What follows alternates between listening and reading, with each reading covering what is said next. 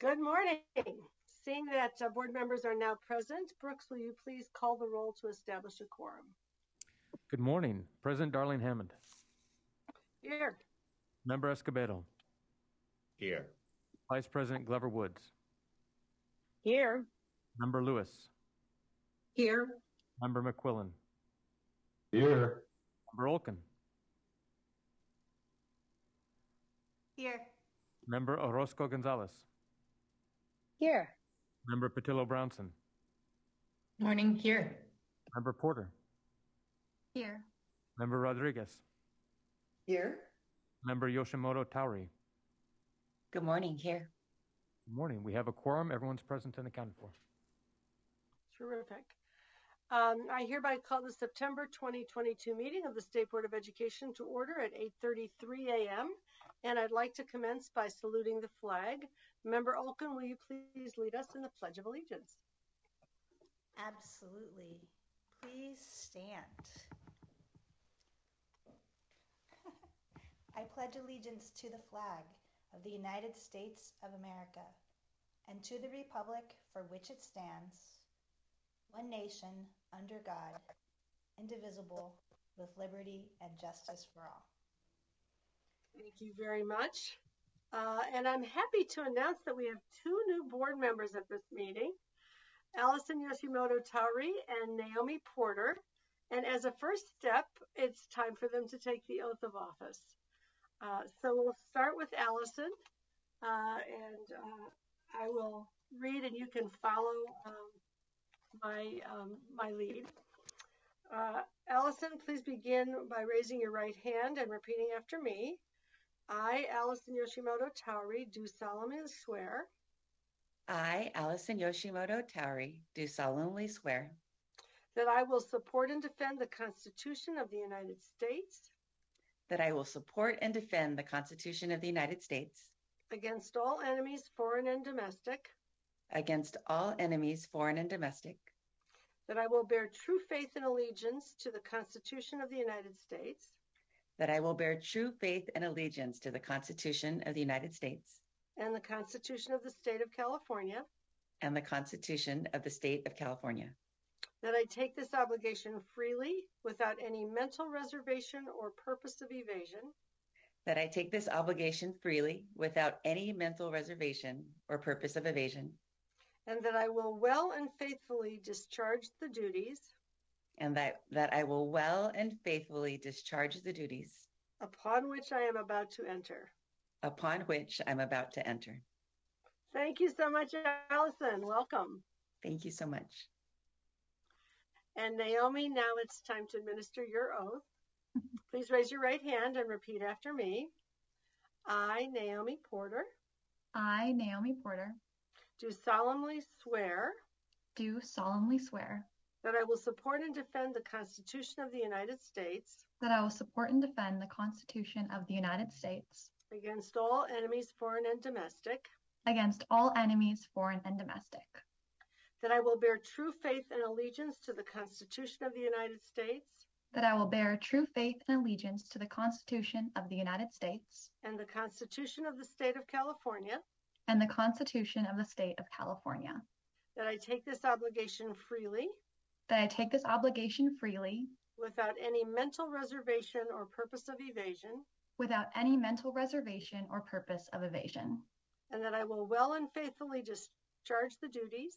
And that I will well and faithfully discharge the duties. Upon which I am about to enter. Upon which I am about to enter. Thank you, Naomi, and welcome. Thank you. We'd love to give you an opportunity, each of you, to say a few words. Allison, would you like to begin? Thank you so much. I just wanted to say how honored I am to have the opportunity to be with you all today and to serve on the state board. In reflection, my great-grandparents arrived to this country about over 100 years ago, speaking no English and, being multilingual learners and without a high school education. And yet they were very wise. So I believe that our communities have many assets to bring, and really the journey of our students and families are so important, but also in doing so, the journeys of our educators and our school leaders. And as someone who began as a teacher's assistant, fostering that pipeline and opportunities for folks, and really just the entire ecosystem in the state of California to make collective impact. So thank you again for the opportunity. Terrific. Wonderful to have you. Naomi, would you like to say a few words? Yes. So thank you so much, President Darling-Hammond, and to my fellow board members. It's really an honor to be here with all of you today, and I do look forward to our work together throughout my term. So for those of you who don't know me, my name is Naomi Porter, and I'm a senior from Palos Verdes Peninsula High School in Los Angeles. So all of us here this morning, we really have one thing in common. We have a vested interest in the success of California students, and we want them to have endless opportunities available to them. We believe in the importance of supporting each other and putting kids first. We want our schools to be a safe and welcoming environment for all students. And I wouldn't be where I am today without my teachers who unlocked my lifelong love for learning and who really cultivated my commitment to civic stewardship. And so to the countless teachers and administrators in our schools, thank you for your commitment to continue to lead with integrity. To my fellow students watching this, thank you for trusting me with this responsibility. My job is to listen to you and to learn from you, and student voice is truly so crucial to the decisions made in Sacramento because we are the ones who live with the policies that are passed. And so to my fellow students, there really is no better time than now to have your voice heard. I invite you to connect with me and other members of the board, as well as I urge you to get involved in state and local task forces and committees where your voice and perspective is so needed. And so whether it's voicing your opinion at your local school board meeting or joining an advocacy group, there are really many ways to influence our education system. And lastly, to my fellow board members, I really do look forward to working with all of you throughout my term to ensure that we continue to center student needs at the forefront of our work. So thank you. Terrific. Wonderful to have you. And with that, we'll start into our very busy day with some general announcements. The proposed waiver consent items are W1 through W9. The proposed regular consent items are items 5 through 8. There's one public hearing on the agenda. That is item 12, the appeal of the denial of a petition for the establishment of a classroom-based charter school pursuant to California Education Code Section 47605K2, consideration of the allegations of abuse of discretion made by Mayakamas Charter Middle School, which was denied by the Napa Valley Unified School District and the Napa County Board of Education. We have a couple of changes in the agenda. We'll be taking up item 4 ahead of item 3, and then we will reopen item 1, State Board of Education Priorities, later this afternoon to take action on the July 2022 minutes and to take up State Board liaison reports.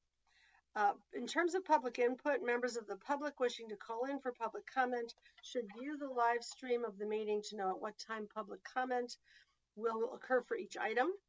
Public comment may be provided by dialing the phone number, entering a participant access code, and then following each of the operator's prompts. Upon dialing in, callers will be added to a caller queue. The operator will notify callers when it is their turn to provide public comment. We'll also ask callers to please turn down the speaker volume of their computers if they're following the live webcast to avoid an echoing effect. Public comment is limited to 1 minute for each speaker.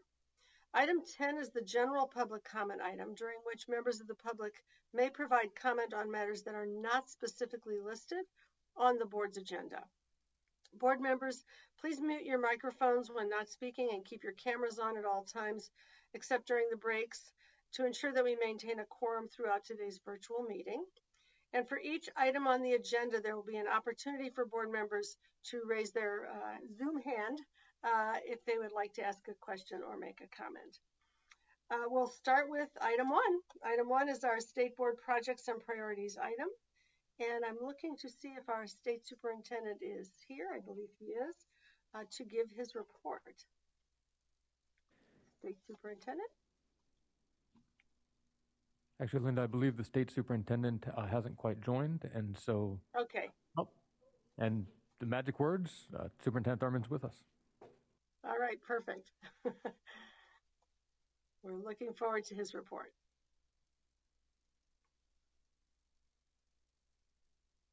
Apologies, Superintendent, I believe it's still on mute. Thank you. Good morning, President Darling Hammond and members of the board. I'm happy to greet you here in September. Let me first welcome our new student board member, Naomi Porter. We look forward to the contributions that we know that you will be sharing. And congratulations on your appointment. And also to board member Allison Yoshimoto Tauri. Thank you for your incredible work and also for the work that you've provided in addition to other members of the board, including our state board president and many others who have supported, and Dr. Escobedo, who have supported the work of our task force on reading by third grade and helping to improve literacy and biliteracy in the state. And we're excited to work with you in your new capacity and grateful to have you here on the board.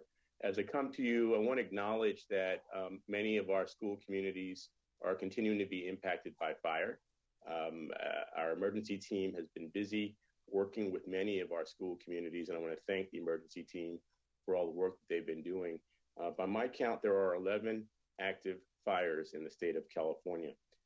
This means that some 20 schools have been closed due to the conditions, and that's impacting more than 5,700 students in our state. And so I ask that you continue to support our schools who are trying to manage all forms of challenge, from wildfire to heat and other challenges. And again, our hearts go out to those who've lost their lives due to the Hemet fire. And we continue to support those who've lost a school or a home. Our team has been busy sending resources to help with food and water and housing support to those who've been impacted in many of our communities.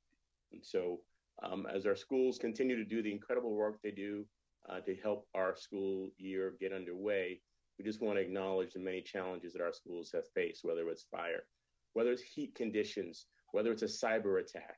Our schools continue to find ways to support California students to make sure that they're in a position to learn and to avail themselves to the many resources that have been provided for universal preschool, for expanded learning, for universal meals, all the things that our schools are doing right now to support student achievement and to help address some of the learning gaps that have been exacerbated during the pandemic. I'd like to also acknowledge that September is the month where we recognize suicide prevention awareness, and that we like to just acknowledge how difficult the pandemic has been for the entire world, feeling the trauma that they do. And to remind folks in our state that last month we officially launched a new text line and call line that can be helpful to anyone who's experiencing crisis. And just a reminder to a student or a staff member, a parent, just to remind you that you can simply call or text 988 to get support 24 hours, 7 days a week from trained counselors who are available to support you and to help you. As the board members know, we've been working hard on this issue of expanding mental health supports. Very proud of our work that we've done through legislation this past year and now in the budget to secure funding to help us recruit 10,000 new mental health clinicians over the next several years. And so that is an effort that we will be engaged in, and we have been engaged in recruitment of staff, teachers and classified staff and counselors, so that we can continue to try to support our schools as they work through staffing issues. We invite the board members to join us in some of our efforts. We are working on a number of projects related to dealing with declining enrollment, dealing with student and staff support issues. We'll be putting on a webinar that talks about how we support our school staff. As we should be doing, we're always talking about how we meet the needs of our students, but we should also talk about the ways to meet the needs of the staff who are supporting our students. So look forward to some updates about our future webinar. On that note, let me just thank all those who are working in our schools for your resilience and for making this a great start of a school year with high expectations and hopeful expectations for a better year than we've had and for great opportunities going forward. Just want to acknowledge, as always, our students and family members for their resilience, our teachers and classified staff, and our administrators. We invite you to stay tuned for what will be the first of many parent conversations that we'll be hosting this year. We will be hosting a back-to-school parent town hall, statewide town hall on September the 28th. We'll also be hosting a statewide Zoom to promote new money in the state budget for schools to provide financial literacy to our students. And so we invite you to participate with us, and we'll make sure that you receive information about these upcoming events. The last thing I'd like to share is a welcome to our new Director of State Schools, who is not new to our work or new to our state schools. And I'm coming to you today from a great state school and our School for the Deaf in Riverside. I want to acknowledge our School for the Deaf in Fremont, our School for Blind Students also in Fremont. But Nancy Heblock-Amon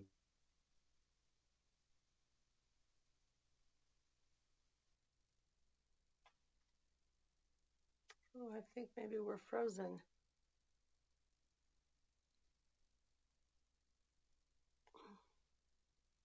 questions, Madam President, from you or any of the members of the board. Thank you so much. You know, you froze for just a moment for us as you were announcing the new person who's taking on that role. Would you like to go back to that point and complete your remarks so that we can hear them all? Thank you. Yes, Nancy Heblock-Iman is taking on the role as Director of State Special Schools. Many of you know her. She served for many years and served well as the Superintendent of the California School for the Deaf here in Riverside. Terrific. Thank you so much. And it's great to see you. It's wonderful that you're there. I'd like to hear more about that. Building on the superintendent's remarks, I want to congratulate our teachers, principals, staff, and families for a wonderfully welcoming start of the school this year. I know that months of planning go into successful fall openings, and I want to thank everyone who worked so hard to get our schools ready and welcome back students in the continuing number of unexpected challenges that we continue to face in the state. This year took more planning than previous years because school teams were working to launch initiatives like universal meals and expanded after school and learning recovery programs and later school start times and expanded transitional kindergarten. And in some parts of the state, community school planning and a variety of other things that are being done for our students. That hard work will definitely pay off throughout the year and in the years to come as we have fewer hungry and sleepy children in our classrooms and more young learners ready for kindergarten and more personalized supports and enrichment for learning for all students. And we know that this causes all of our members of our education community to go above and beyond, the routines, and we really appreciate it. All children must have the opportunity to access learning and free meals and mental health supports, as Superintendent Thurman mentioned, medical attention, social, emotional, and wellness programs. All of these services set the stage for academic improvements. Expanded tutoring along with literacy and math supports take advantage of that readiness. So all of these are investments in learning. And I'm also grateful to our educators and families that worked hard to mitigate the impacts of last week's awful weather events so that students could continue to learn despite the searing heat.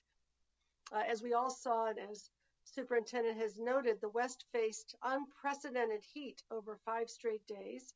California saw temperatures in ranges never experienced before, and we may continue to experience these kinds of events. And in anticipation of the heat dome, staff from several agencies came together, including public health, including the Department of Education, including the state board, to create and push out guidance for schools to help them make safety decisions about sports and other strenuous outside activities. And that guidance was very well received. It is not hyperbole to say that it may have saved lives. And it's a testament to our joint team's hard work that they were able to do that so quickly and to respond to the school's needs. And as you know, the heat event was unfortunately accompanied by fires, which generated smoke, and the two have combined to lead to school closures. We're all hoping that these fires are brought under control as soon as possible. And this is all related to how the climate is changing. Climate change is happening faster and is affecting more people around the globe much sooner than many people had anticipated. As educators, we need to ensure that students are receiving instruction and curriculum aligned with the next generation science standards, which include learning about climate change, how it can be addressed by changing human behavior. Last year, the state took an important step in ensuring that teachers have curriculum aligned with the standards when it provided $6 million in funding to the San Mateo County Office of Education to develop open access climate change and environmental justice curricula for all grades. We hope people will reach out and tap and use those curricula across the state. This year, the budget signed by Governor Newsom includes $85 million to create pre-K through 12 educator resources and professional learning to implement the STEM standards, including those that include environmental learning. The budget also included $1.5 billion over 3 years to support greening school fleets through programs that will be operated by the California Air Resources Board and the California Energy Commission, and $500 million to support the development of pathway programs for high school students focused on technology, including green technology and computer science and engineering, as well as education and our need for teachers. So we're addressing the climate needs rapidly. You probably know that the state of California has also set goals for all vehicles to be electric within a relatively short period of time. But we have a lot to do. We have a lot to do in our schools, and we have a lot to do in our state to ensure that these events that we're experiencing do not become even more exacerbated. These programs, of course, are predicated on developing local partnerships that bring together school systems, higher education institutions, employers, other relevant community stakeholders.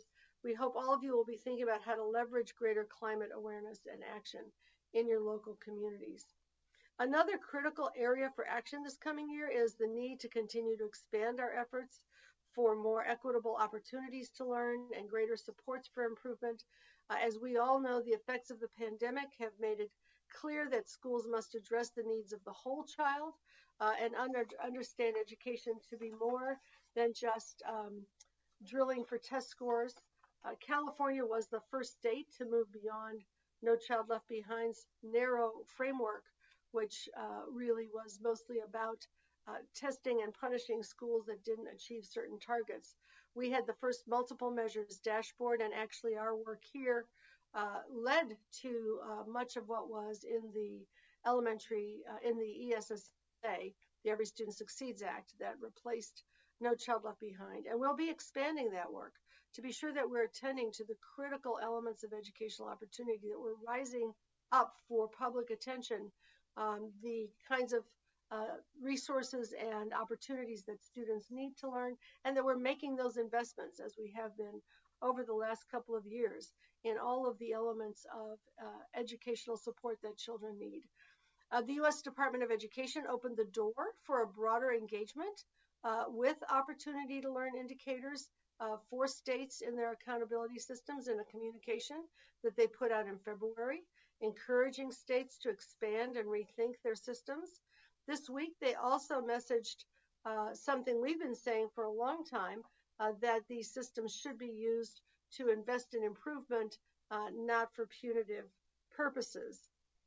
We'll be talking more about our next steps in today's meeting and in the months to come. And you'll see in the first items on the agenda a discussion of where we may want to be leaning in on our own ways of looking at opportunities to learn. I was privileged to be part of a bipartisan group of state leaders who were convened by the Aspen Institute to look at this question and to see if there are common principles that could guide the work that we do to rethink and redesign what assessment and accountability can look like in the country. And there were 9 principles that emerged from that conversation, which are principles that we are already engaged in enacting in various ways, but we will be returning to, I think, as we deepen our work. The first is that all students deserve the opportunity to develop their character, talents, and interests while receiving supports to address individual learning needs. We've been doing a lot to really think about how we need to personalize and individualize learning supports for students. We have new centers across the state providing professional development for learning acceleration for that purpose. The second principle is that all students deserve opportunities to prepare them to succeed in the future of work. And we've been developing new pathways programs. We have a college and career ready index that encourages schools to be thinking about how students get access to those opportunities. Principle 3, that all students deserve opportunities that prepare them to fully participate in American democracy. We began the work to think about a civic engagement, a seal of civic engagement. That work will be picked up again this year, and we'll be furthering our conversations about how to be sure that we're enabling young people to engage civically in productive ways. Fourth, that all students deserve safe and healthy environments that are conducive to academic learning. We'll be talking more about efforts that we've made and may make more deeply in measuring and supporting positive school climates in which all students are identity safe and included and feeling a sense of belonging. The fifth is that all students deserve access to caring adults with expertise in creating quality learning environments and experiences. We've done a lot of work at the state level around strengthening the educator workforce, addressing shortages, creating a more diverse teacher workforce. And the superintendent's had a task force on that, which emerged with a variety of very helpful recommendations that can help us continue to deepen that work. All students in number 6 deserve instruction and tasks that are worthy of their effort, aligned to state standards and relevant to the skills they will need to succeed in life. We'll be continuing to talk about ways to enable our assessment systems to flag the kinds of tasks worth teaching to so that students are getting work that is worthy of their effort. 7 is that states establish essential policy context and enabling conditions regarding all students' opportunities to learn. And that really is what our efforts in the both dashboard that highlight for us where we are on opportunities to learn and investments that seek to enact more productive opportunities have been going and will continue to go. 8th, that schools and public education systems need partnerships with other public agencies and service providers to adequately understand and address student needs, opportunities, and outcomes. You'll be hearing more about the work that we are doing in collaboration with the Department of Public Health and with Health and Human Services around connecting the mental health provision that Superintendent Thurman spoke about to the ways in which schools operate in much deeper and more integrated ways. And of course, our Community Schools Initiative seeks to create and tend those partnerships. There's a lot to do to break down the silos that exist. And finally, that states should strategically collect and use data to illuminate the extent to which schools are providing all students with opportunities to learn. When you hear from Cindy Kazanis in a little while and the staff from the Accountability Division, will be taking up that question and it will be part of our work in the year to come. So with that, I just want to also note that we also heard yesterday from our governor about the executive order directing state agencies and departments to take additional actions to embed equity analysis and considerations in their mission, policies, and practices. This action will help expand opportunity for all by addressing disparities for historically underserved and marginalized communities, addressing unequal circumstances that help drive equal outcomes so that all Californians have the chance to reach their full potential and lead healthy and rewarding lives, and all California communities can thrive and prosper.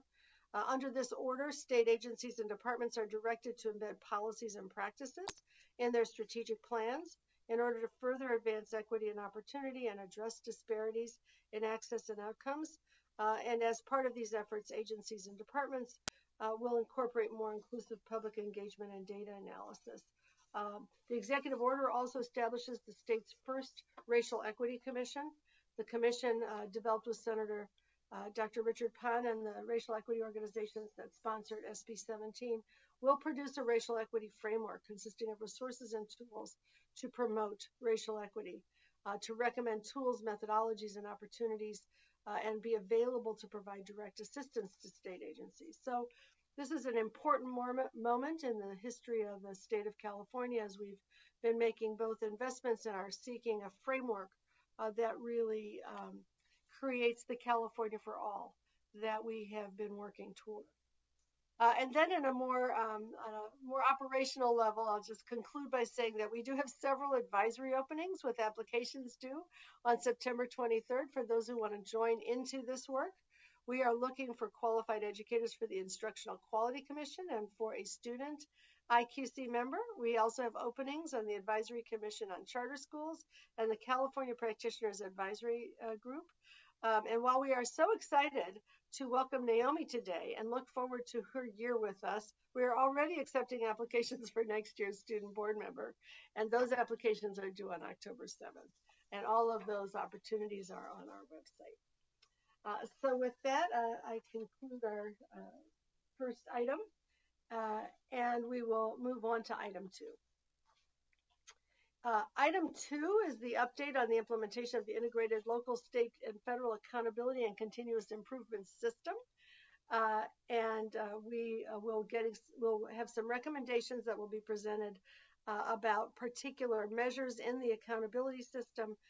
But as I foreshadowed, we'll also be talking about the shape of the system and the commitments that we want to be making around how we develop and use our dashboard in the future. This will be presented by Cindy Kazanis of the department. And Cindy, please begin. Thank you very much, and welcome to our newest board members. I'm Cindy Kazanis. I'm the Director of the Analysis, Measurement, and Accountability Reporting Division for the California Department of Education.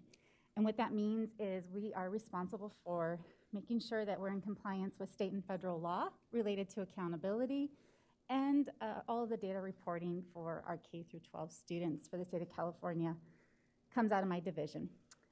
This is going to be a bit of a long presentation, so we may actually go through the 11 o'clock hour, depending on interest in the topics and board member discussion and public comment. But I am going to be joined today by a couple of guest speakers, so I wanted to let you know it's not just going to be me speaking today. We will pause after each topic. I'll defer back to President Darlene Hammond. If you have questions, clarifying questions, or feedback, she will lead that piece of the conversation. So just as far as logistics for the item, we won't take everything all at once. There will be opportunity at the very end, though, for public comment. So to get started, we are covering 5 different topics today. The first, you're going to hear about the California School Dashboard principles that are proposed. Attachment 2, we will cover the English Learner Student Group and our academic indicator. Attachment 3, we are going to be talking about changes for differentiated assistance, eligibility criteria for this coming school year, this current school year rather. And then attachments 4 and 5 are really the other pieces of your action item, which are proposals to place links on the dashboard to make sure that the public is aware of 2 very important pieces of data: information about our teacher assignment, monitoring outcomes data, as well as information about our science assessments. And specifically, the item recommendation, the action today before you, is that the California Department of Education is seeking approval to first use the lowest status level as a proxy for RED, as reported on the 2022 dashboard to determine county offices of education and districts eligible for differentiated assistance. The second, to include a link on the dashboard to the teacher assignment data that is supported through DataQuest. And then finally, number 3, to include a link on the dashboard to the science results that is supported through the CAS website. So we're going to get started today with attachment 1, the California School Dashboard Principles. And specifically, for those of you, none of you were around in 2015 in your current roles, so and I was actually not even in my role. I moved into the role in 2016. But we were definitely watching the board and the development, or rather the implementation of the local control funding formula. And specifically, the board had a very stated purpose to put together a new accountability system. And in order to develop that process, they used a set of principles that actually was developed in part in cooperation with West Ed to frame conversations and decisions when developing the accountability system, which was a multi-year process, as you heard back in July from our very long presentation. And so thinking about that, the work that was done back in 2015, there was interest from the board to look at how we can improve upon those components. And so what you see today is a set of principles based on the 2015 frame, but we want to make sure that they are meeting the needs of the board. And so we are bringing this forward for information, for conversation, and then potentially for adoption in November of 2022. And really the purpose of the principles is to support, we have a lot of decisions that will be coming before you in 2023 and beyond. And so thinking about how these may contribute to your decision-making moving forward, as they can serve as guardrails, or they can serve as a framework as we make additions to our dashboard, whether it be our state or local indicators or something entirely outside of those two pieces of information. So this, wanted to make sure that you were aware, the California Petitioners Advisory Group, which advises you on Title I issues, met in August of 2022. They had a very robust conversation about the principles, and we actually got some very good feedback from the public as well during that meeting. And specifically the feedback that they provided, and I want to make sure I say this specifically, they don't take votes on any items. They simply are a consensus group. They talk about things and provide advice, but there is no official vote that is ever taken at that meeting. But specifically their feedback were that the principles were useful to understand the development and the background of the dashboard, especially as we think about, again, those future changes that are coming down the road. And also that the dashboard and its principles, it should be considered an integral and useful tool for continuous improvement. So we're not wedded to everything being the same all the time. We need to make sure that we can roll with the changes, as we've seen with our COVID years and not being able to produce a dashboard. We've seen that with legislation that's come before us as well that actually prohibits us from reporting out on certain information during the last 2 years. But also that the dashboard shouldn't be thought of as a compliance-based tool, but the value to parents and teachers and school boards is that it provides some information that is actionable. And then finally, there is definitely a strong contingent in the field that wants to see the dashboard expanded to include science assessments, and graduation profiles came up a couple of times as well.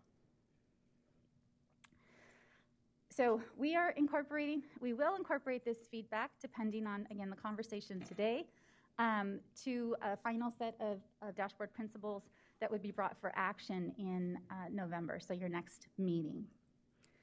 And with that, let me just get us started with a little bit of a framing. For those of you who haven't been on the dashboard recently, I think it's always helpful to start with really why do we have a dashboard? What is its purpose? And this is found on the homepage of the dashboard. So the California School Dashboard's purpose is to provide parents and educators with meaningful information on school and district progress so they can participate in decisions to improve student learning. And with that frame in mind, I'm going to turn it over to my colleague, who is actually a former California Department of Education employee, but is now a longstanding, probably 2-decade Region 15 Comprehensive Center staff person, Eric Crane, who's graciously agreed to help us with this piece of the presentation. Welcome. Thank you, Director Cazanes.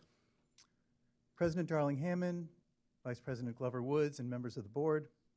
I'm Eric Crane, and today I'm representing the Region 15 Comprehensive Center at West Ed.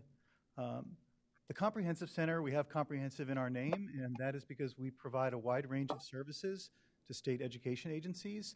The intent is that we support the states with capacity building and with a focus on evidence-based programs, practices, and interventions that support what's going on at the state office and in local school districts. So it's with that that I address you today. Just to set some context, we at the Comprehensive Center, we receive kind of outreach. We have ongoing conversation about the accountability issues in the states we serve. And in speaking with California, there was discussion about the history and the context with accountability. There had been some turnover in key positions at the CDE team. And of course, there's a semi-regular cycle of turnover in the state board, which you all are well acquainted with. And because of that turnover, some of the key history about the California system deserves to be kind of elevated and spotlighted. And so the department reached out to the Comp Center to facilitate conversation and kind of document, well, what really are those bedrock dashboard principles? And what you've got in front of you today is that conversation. The request, in part, was informed by a very successful enumeration of principles back in 2017 when the department and board were thinking about the development of a growth model. Identifying, I think it was 6 key principles back then, really did help frame the work, set guidelines to the work. And so the department asked the Comprehensive Center to provide content expertise, to facilitate conversation about the principles with CDE leadership, to present this information in front of groups such as the Technical Design Group and the California Practitioners Advisory Group, to take the lead in documenting the discussion and revising the principles, and to present to this board. And so, as Director Cazanes said, today we come with information with the intent that there would be action at the November meeting. Let me just say one more thing before we get into this. In my work at WestEd, I'm privileged to do a lot of work with state accountability systems, and that includes a convening that we do, a community of practice with state staff, specifically about state accountability systems. We launched that a couple of years ago, and already we've had 90 distinct educators and staff from various SEAs, and I think our running count of SEAs that have participated in at least one meeting is 37 or 38. So it's a really interesting conversation. They get peer-to-peer support and get to bring problems of practice. And so it's helped me with something of a national perspective on state accountability systems. One thing I'll say on that is that while many states describe their systems, the adoption of principles is something that you really don't see. So once again, California is placing themselves in the forefront of thinking about best practice around accountability. So with that, I want to go into the principles one by one. Dashboard Principle 1 is that the system focuses on elements that express the state's priorities for a well-rounded, well-supported education and make space for what's valued locally. So, the latest incarnation of the dashboard was heavily informed by the LCFF priorities. I want to make sure that we have that distinction clear. We're talking about dashboard principles today and not the LCFF priorities. But this broad set of indicators that's highlighting key aspects of school and student performance, as well as making space for local indicators. Principle 1. Principle 2, the system promotes equity through focus on student group opportunities and performance. So the calling out and reporting of progress of 13 different student groups, as long as that student group has at least 11 students, has been a part of the dashboard. And each of the indicators that are in the dashboard have an equity report that further talks about the performance of the student groups. Principle 3 gives equal weight to each indicator. So California has experience with boiling down all of the different indicators with various weightings to a single one-number summary of school and district performance. We've been down that road, and we know what that gained for us, what its positives were, but we also know that that very reduction to a single number brought with it some negative unintended consequences. And so at the time that California moved to the dashboard system, this idea of replacing a single one-number summary with colors for each indicators was a way to foster more discussion about the indicators. And really, a key part of accountability is the conversations, the data-informed, data-based conversations about performance that can result. And so this spotlighting of colors and elevating all indicators does get us away from that. There are some folks that want to see a single one-number summary of performance, but California's system gives equal weight to indicators by reporting results separately and in a non-summative manner. And I'll just say again, while we're on this one, I'll say that probably no aspect of the California system, in my experience, gets as much interest from other states as this one. The questions have the form, what, you don't boil it down to a single number, or you don't wait to kind of add it all up to a single score for schools? How does that work? So I think this is an aspect that many states are intrigued by and is something that separates California from the pack. Principle 4 is this concept of separating performance and growth. The way that colors are arrived at is a combination of status, current year, and change, difference from prior year. Principle 5, the system reports transparently and comprehensively at the state, district, school, and student group levels. So in the accountability conversation, it's so important to be able to adjust your lens of analysis and to be able to look at these different levels. And California has made a commitment to that by reporting at all the different levels so long as the student group has at least 11 students. Principle 6, that the system promotes effective visualization, clear communication, and thorough documentation. So, by the time that the department reports out on performance, there's a lot of background work that's happened to ensure that there are effective visualizations. The number of discussions that I've been in, while nowhere near the full number, but the number about how to present the information, cards, gauges, color.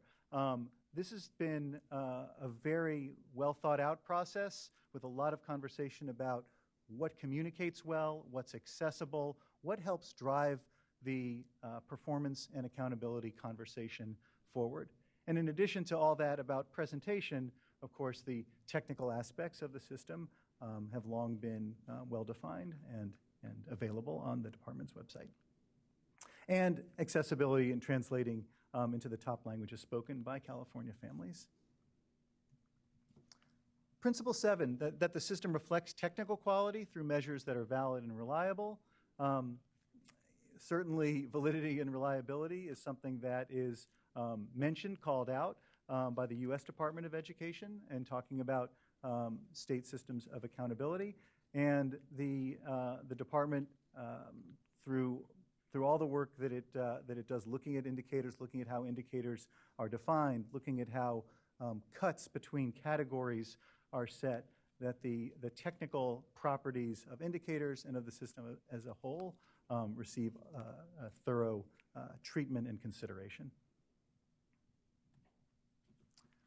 Principle 8, that the dashboard system leverages the expertise and perspectives of a broad set of educational partners and community members. So I'd mentioned that part of the ask for me was to present this information before groups such as the Technical Design Group and CPAG. But besides those groups, the the chance to connect with other experts, thinkers about how the system will play and perform in the field is a key principle. So the psychometrics, the school leaders, the various players who interact, parents, advocates that interact with the dashboard system is something that is taken seriously and that the system is built upon. Principle 9, that the system promotes coherence between data reporting and support and improvement programs.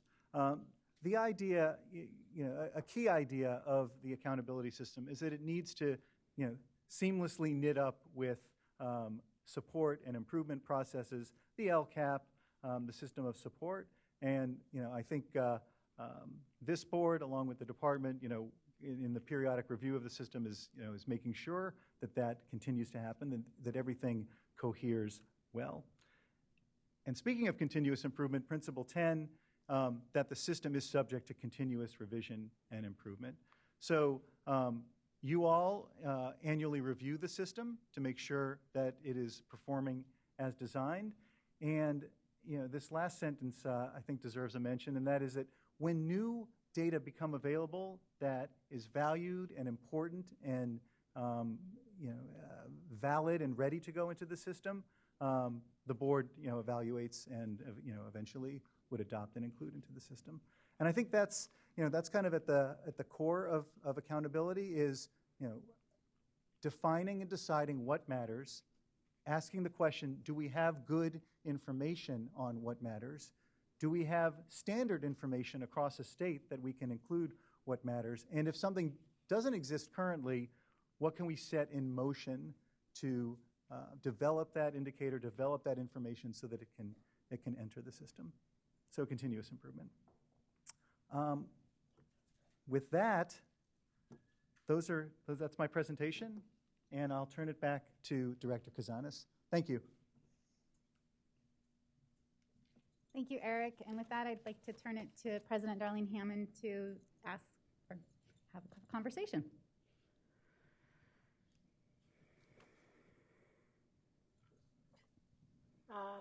Do you want us to just ask clarifying questions at this point, or can we take this up more broadly?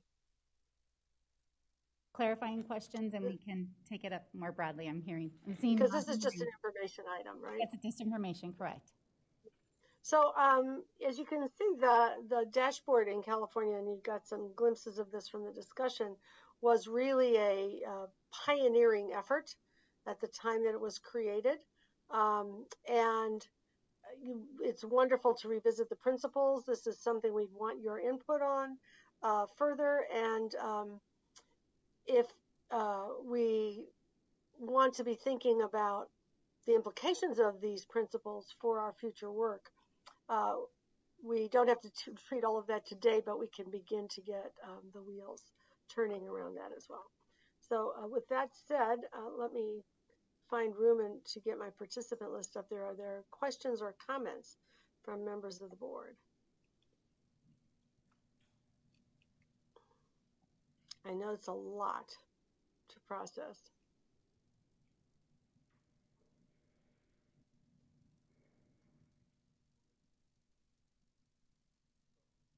All right, I'm not seeing any comments at this point, Cindy, so I know as you go along in the presentation, there will be other things that link back to this, so we will keep this in mind as we're proceeding.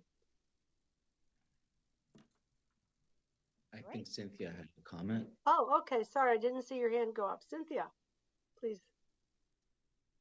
Thank you, and I just wanted to, again, emphasize the level of conversations that have taken place around the dashboard principles and just how important they are as we consider future actions along that idea of continuous improvement and revision for the dashboard. So I'll really, again, appreciate all of the comments that have been made in formal meetings as well as comments we've received outside of those meetings and in correspondence, and look forward to how we will anchor our decisions to these principles for future actions. Thank you.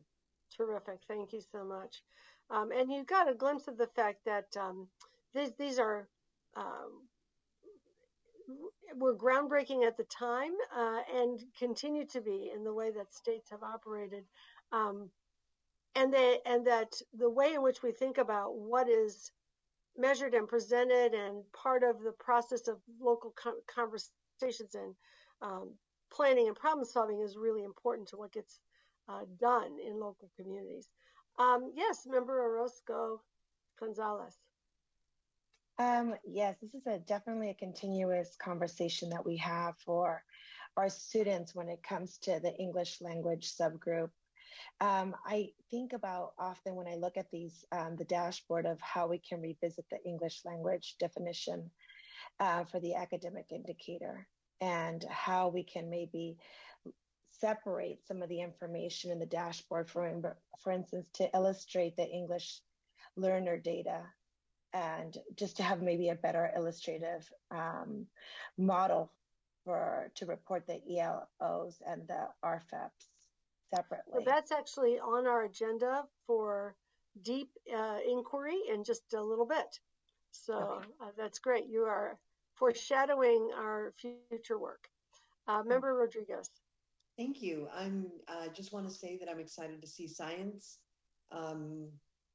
be talked about in the dashboards, and I'd also like to echo Member Orozco's comments regarding what we're going to be talking about in a little bit. Terrific. And I see Kenji Hakuda on the screen. Hi, Kenji. He's going to be part of that conversation. Member Yoshimoto Tari. Hi. I first just wanted to say I'm very complimentary of the fact that we have principles. I think guiding principles are anchors that really provide a good foundation for the dashboard as a whole. And I look forward, I know I'm a new member today, I look forward before the November meeting. I'd like to get a little bit more information on Principle 3, not today necessarily, but just about sort of the tensions, right, between, or the opportunities between having a single indicators with equal weights versus perhaps a more complex system that looks at a balance of different indicators. So I just want to become more knowledgeable about that. And then I would, particularly because of Principle 6, right, which talks about ease of understanding. And then for Principle 2, have we ever given any thought to identifying and calling out specifically closing opportunity or performance gaps over time? And I just commend, again, the board for having an equity focus. I think that was the underlying consideration and concern around having progress indicators, right? You may recall back in the NCLB era, it was status indicators only and very little attention to progress that was being made for both the overall and for groups within that. And so that has been an intention, for the way that we have approached it.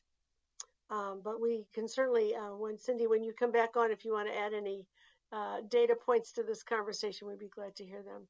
Member Lewis, I think I saw your hand go up. And just to remind folks that if you want to, you can go into reactions on your Zoom keyboard at the bottom, and you'll be able to raise your hand there also.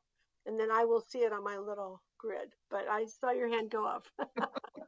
Thank you, President Darling Hammond. I'm having difficulty finding my little hand, so thank you for recognizing that. I get it. But I too would like to echo my fellow board member on wanting a little bit more information about adding the phrase, because I saw that in the correspondence that we received about closing opportunities and performance gaps over time, the implications of that, and maybe adding that to principle number 2. And then a little more information. I know our presenter talked a little bit about why there's no single score for schools and giving equal weight to each indicator. I'd like a little bit more information as we go into making a decision in November about the possibility of giving weight between the state and the federal indicators. Just a little, what the impact of that might be. I'm not sure what you're asking about state and federal, but before we do that, before we get to that, Member Lewis, I'd love for us to go ask Cindy to put the slide back on Principle 2, which you referenced, so that everybody's following. And if you could make, again, the point that you were wanting to make about Principle 2. Okay, there was a lot in the correspondence. I think it's more about transparency, and one of the board members also mentioned about closing the achievement gap, and they were more concerned about the English learners and the transparency of the differentiation between English learners and RFIPs. I believe, if I remember, there was a lot of correspondence, a lot of them echoing the same thing.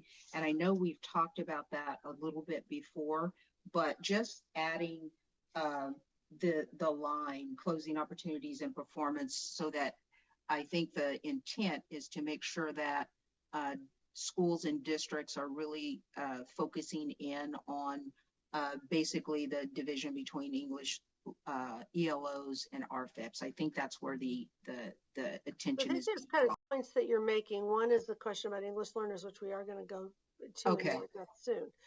The other is around, which I think I heard as well from Member Yoshimoto Tari, was that we may want to be explicit about closing gaps in the language of this principle. So I think that's a good piece of concrete advice that I wanted to be sure that we hold up. And then you had a second point, and I'm sorry, I wanted to get the first one nailed before we went on to the other point that you were making, Member Lewis. I think the other one was just giving equal weight to each indicator, just a little bit more background on that. Yeah, I think between the two. Okay. A little walk down history lane for those of you who are younger and maybe not recall, but back in the 1990s, I guess it would have been, and early 2000s, we had an API system which did give every school a number. And you were a 6 or you were an 8 or you were, and it was highly correlated, about 0.9 correlation between the number that you got and the socioeconomic needs of your student population. And it was really just based on the test score and the status of the level of the score. So there was not a lot of encouragement in that system for people to pay attention to progress, for people to get credit for the investments they were making in student gains. For students with greater needs, there was not a lot of attention to the level of need of students. There was not a lot of attention to the other needs of students beyond academic achievement or to their opportunities to learn.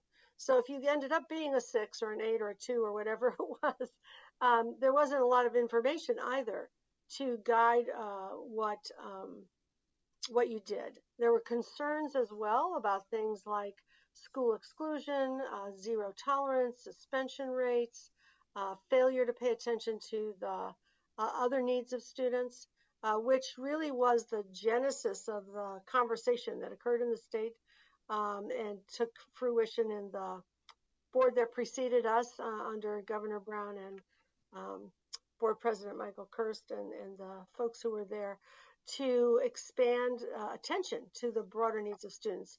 The legislature also put in place with the local control funding formula 8 state priorities, because they were getting so much negative feedback about the system that we had.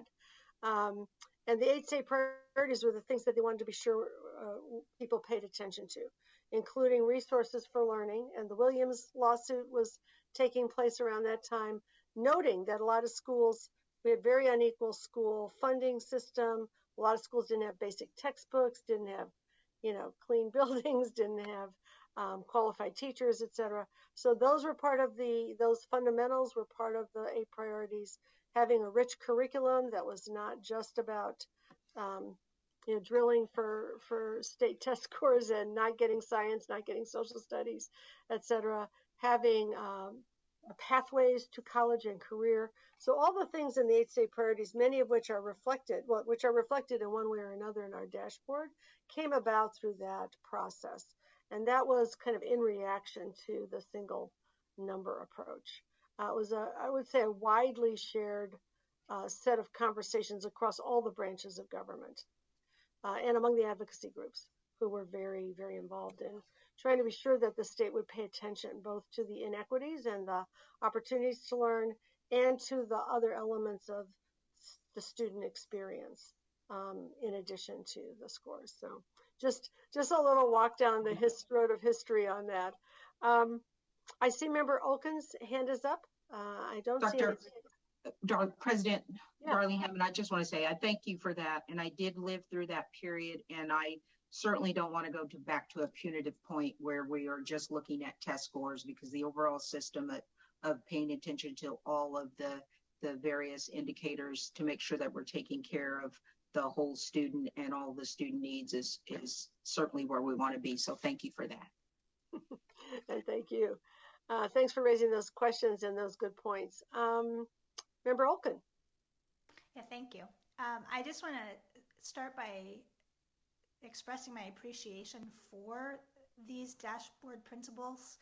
I said, I think it was in our last state board meeting, that in my experience back in the 90s and early 2000s, I always thought of accountability as a long 4-letter word.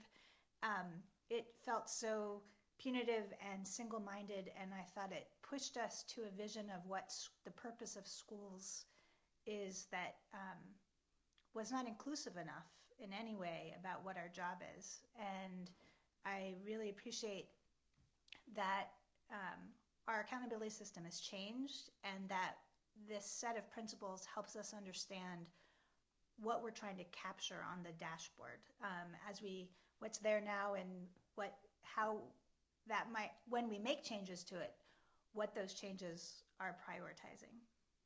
And with that, I just want to say that the principle that stands out to me is the first one, because it really articulates, by referencing the state priorities that are really broad in the types of things we're trying to accomplish in our schools on behalf of our students, by referencing those, and also referencing that there's still space for what is valued locally.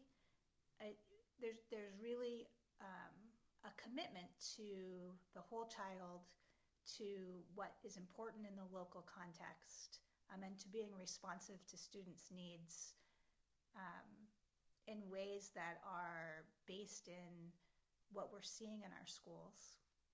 And my only comment or thought on that is, I could be wrong, but I think it's that priority is the only place where the state priorities are referenced. And the state priorities are truly so important in helping schools focus on the whole child and all sorts of ways that we can support young people and their growth. And so I wonder if there's a way to even further call out in that principle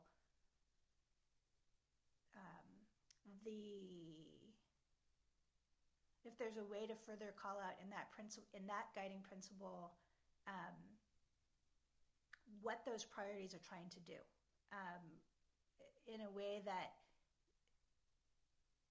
it's really helps move us away from a punitive approach to schools and a very single-minded focus on test scores and that type of understanding the quality of schools.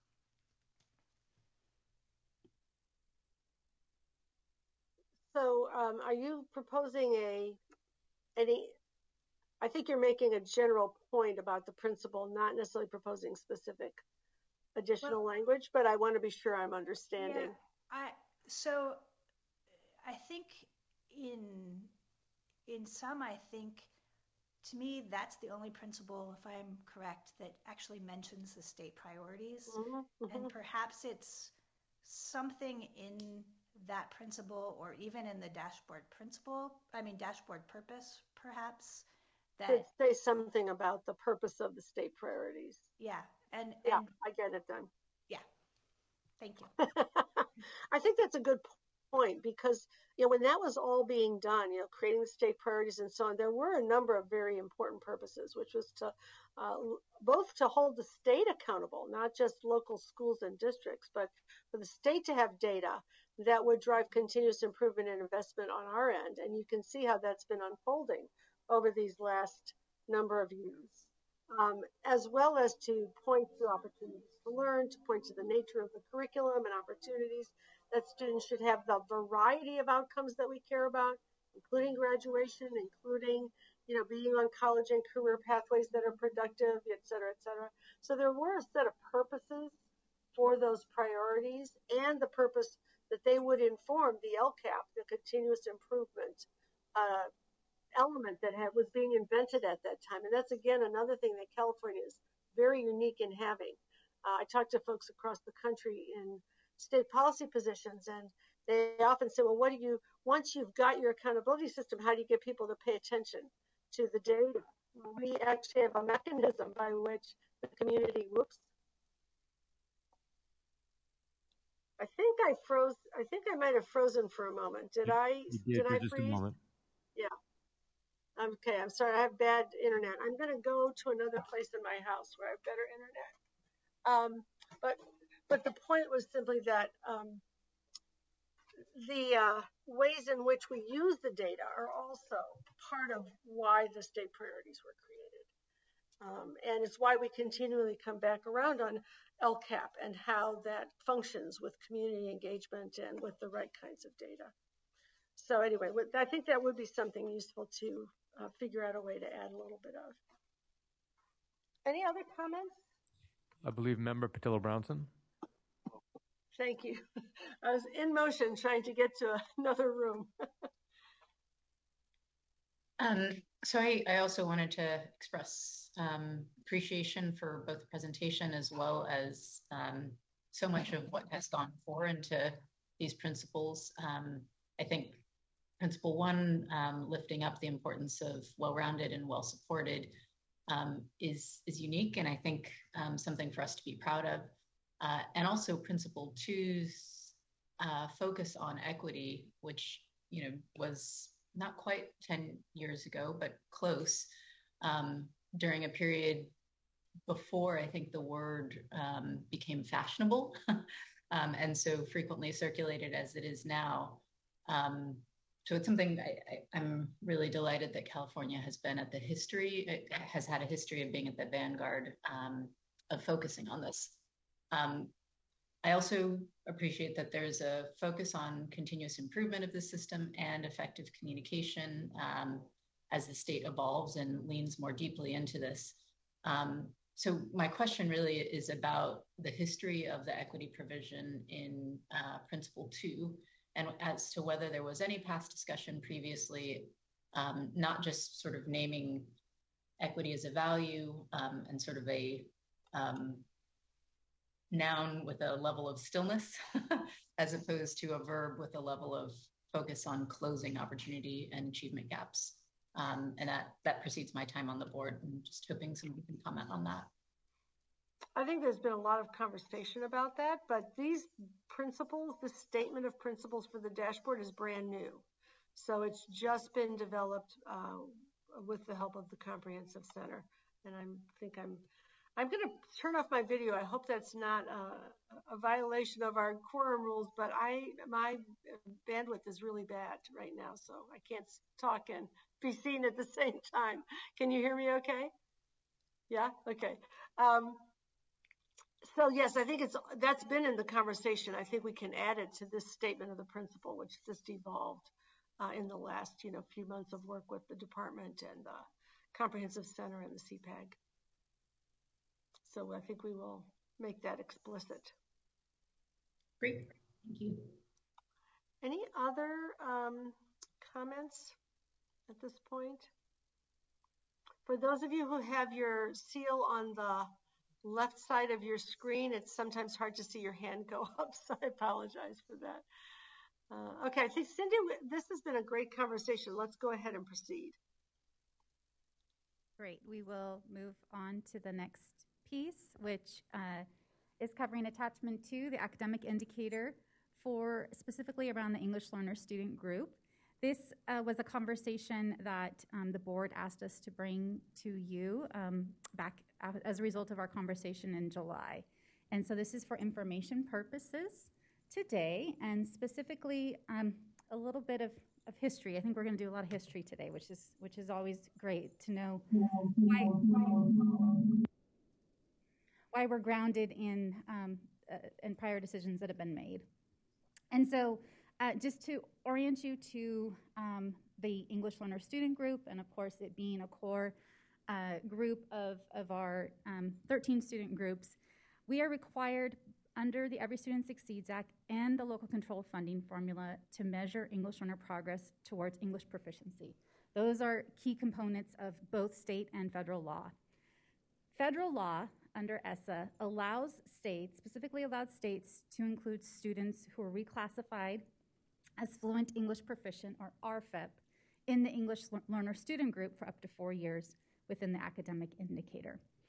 And specifically to meet those requirements, not only under state but federal law, the EL student group is reported out as a student group in every single state indicator. It's further should be noted that the English learner student group is the only student group in the one indicator, which is its own, the English learner progress indicator. So the board took action on this decision over 5 years ago in January of 2017. And specifically based on technical work that was done by the department, as well as policy considerations that came from national experts, and you're going to hear from one today, the board approved the inclusion of current English learners in the definition and English learners who have been reclassified for 4 years or less. And this action is specific to the academic indicator. So we look at graduation rate, if we look at suspension, if we look at chronic, that will only see current English learners. This is the only one, again, under ESSA that we were allowed to deviate under. And so the conversation today is around, why is that in ESSA to begin with? What is the history behind the inclusion of RFEPs? And then we will show you some current data from this student group, and hopefully that will inform the conversation. So to get us started, I'm going to turn it over to a very esteemed researcher in this area, Kenji Hakuda from Stanford University, who has graciously agreed to join us this morning and prepared some slides to walk us through this conversation. Dr. Hakuda, the floor is yours. Thank you. And members of the board, board president Linda Darling Hammond, great to see you, and thank you for this opportunity to have this conversation and provide some of the historical background. I realize that in policy, the devil is often in the detail, and you're obviously having to consider a lot of that. But it's also important to think about how the details and the decisions that lead to that really fit within kind of the larger policy picture and the history and so forth. And I'm really here to share with you some of the big picture so that you can kind of use that as ways of thinking about the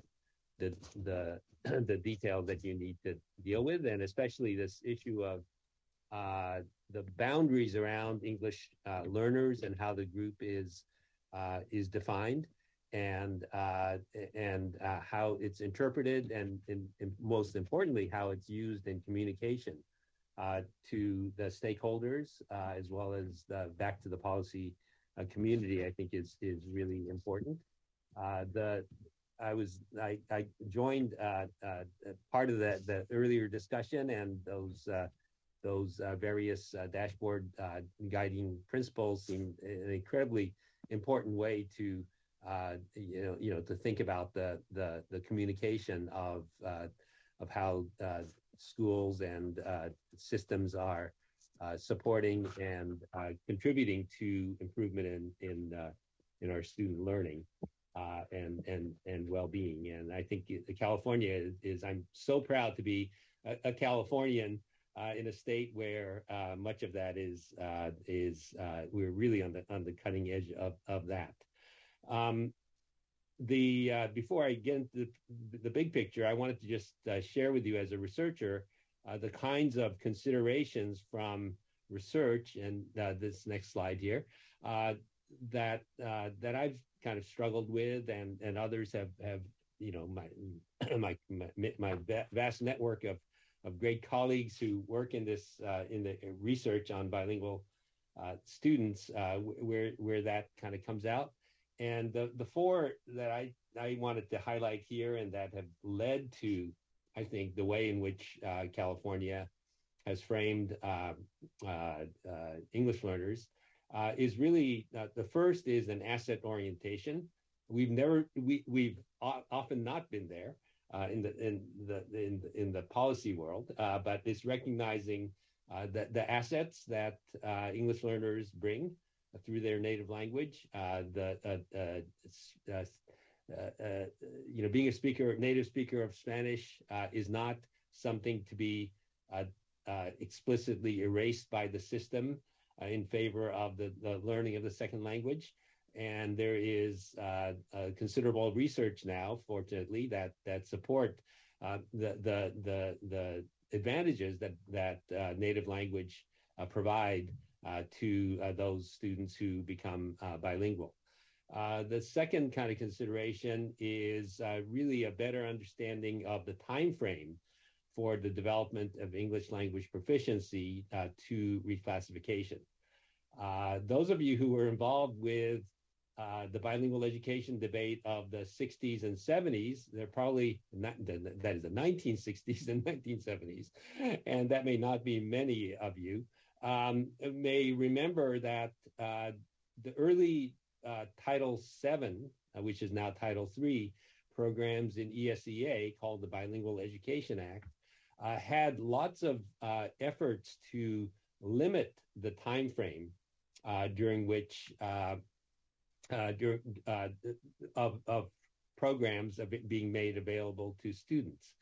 I remember a conversation I had with Senator Claiborne Pell of Rhode Island back in the 80s, in which I after a testimony, we had a little side conversation where he sort of said, "Professor, I was very intimidated by the situation here, but as a young assistant professor from Yale, and he's a professor, how long do you think it takes children to learn English?" And I sort of, at that time, we didn't have a whole lot of data, but basically I hemmed and hawed and said, well, something like, 5-6 years. And he said, "I disagree. It should be 6 months." And that was, and he was actually behind a proposal to limit participation in Title VII funded programs to 6 months. That did not come to law, but there were, kind of voices around that, and sort of a better understanding of that the development of English language proficiency to full bilingualism is really something that takes a long period, much longer period of time than policy allows, and policy has often violated that understanding. Those of you who remember Proposition 227, which was passed by many Californian voters, called for a time frame of 1 year for a period of special programs, immersion programs for kids to learn English. So anyway, that's the second consideration. The third is really the relationship between English language proficiency and academic progress. Fortunately, there's a lot better understanding now that, really one of the drivers of academic progress is progress in English language proficiency. and especially in English language proficiency that is related to academic learning. And we've made a lot of progress in aligning the kinds of language that is English language proficiency that's measured in our assessment systems to essentially academic uses of language over more conversational and sort of things. Senator Pell, bless his heart, what he was basing his 6 months view was when he took his kids to Europe. You know, he'd see his kids playing with their French friends almost instantly, right? They were able to communicate in some form, and that was the kind of language that he had in mind. The fourth is really, this gets to kind of the heart of the issues is, kind of an understanding of the consequences of the inclusion or exclusion, or how you include and consider former English learners, those who have become successfully bilingual, in the English learner subgroup, and there's clearly a relationship there as well. But before I kind of get into a little bit more of the weeds there, let me just sort of give you a little bit of the historical background here. And in 1987, I was recruited from Yale University to the University of California system through the, I kind of flew over Stanford and went to University of California at Santa Cruz to join the education department there with a good colleague of mine, or several of them, Eugene Garcia and Barry McLaughlin, and UC, and this was back in 1987. And the University of California had a program called the Language Minority Research Project, which eventually expanded to become called the UCLMRI, Language Minority Research Institute. And that was in recognition of the growing numbers of English learners and so forth. But at the same time, I was really kind of intimidated by coming to an environment in California, those of you who were here during that time, in the 80s, California was defined by these kinds of things that are in this slide here. The bilingual wars, when Secretary of Education Bennett, under Reagan, came in to dismantle the U.S. Department of Education, he chose the Bilingual Education Act as the thing to attack. And that was kind of that version of culture wars in those days. California had passed Proposition 63, the English-only initiative, overwhelmingly and supported by Senator Hayakawa. Governor Wilson at that time pushed the initiative, Proposition 187, and there were conversations about letting California, which was among the first states to have state bilingual laws, sunsetted the law. And so that was kind of the environment. And in that context of the culture wars for these kinds of programs, essentially they were English learners were outside of accountability. They were just sort of in a program that could be attacked through culture wars and so forth. And so the battle was really to somehow include them in the larger picture. So the next slide will show kind of some graphics from the battle over inclusion. And I would say that the beginnings of standards-based reform, which began with the Goals 2000 and the Improving America's Schools Act under Clinton, was kind of the first beginnings when people started talking about having standards and what does it mean to include English learners in those the standards efforts and so forth. The National Academies of Sciences issued a report, Improving Schooling for Language Minority Children, which looked at still the sparse research in this area and tried to kind of gather the sort of basically advocate for the need for greater research around a broad array of issues in that for English learners that would inform the standards-based efforts. And of course that, resulted in No Child Left Behind,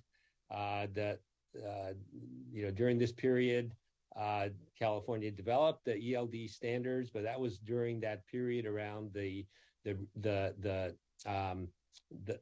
reading wars, and those standards were aligned to very much the efforts around ELA standards of those days, and then of course the bilingual sort of the culture wars around bilingual education continued.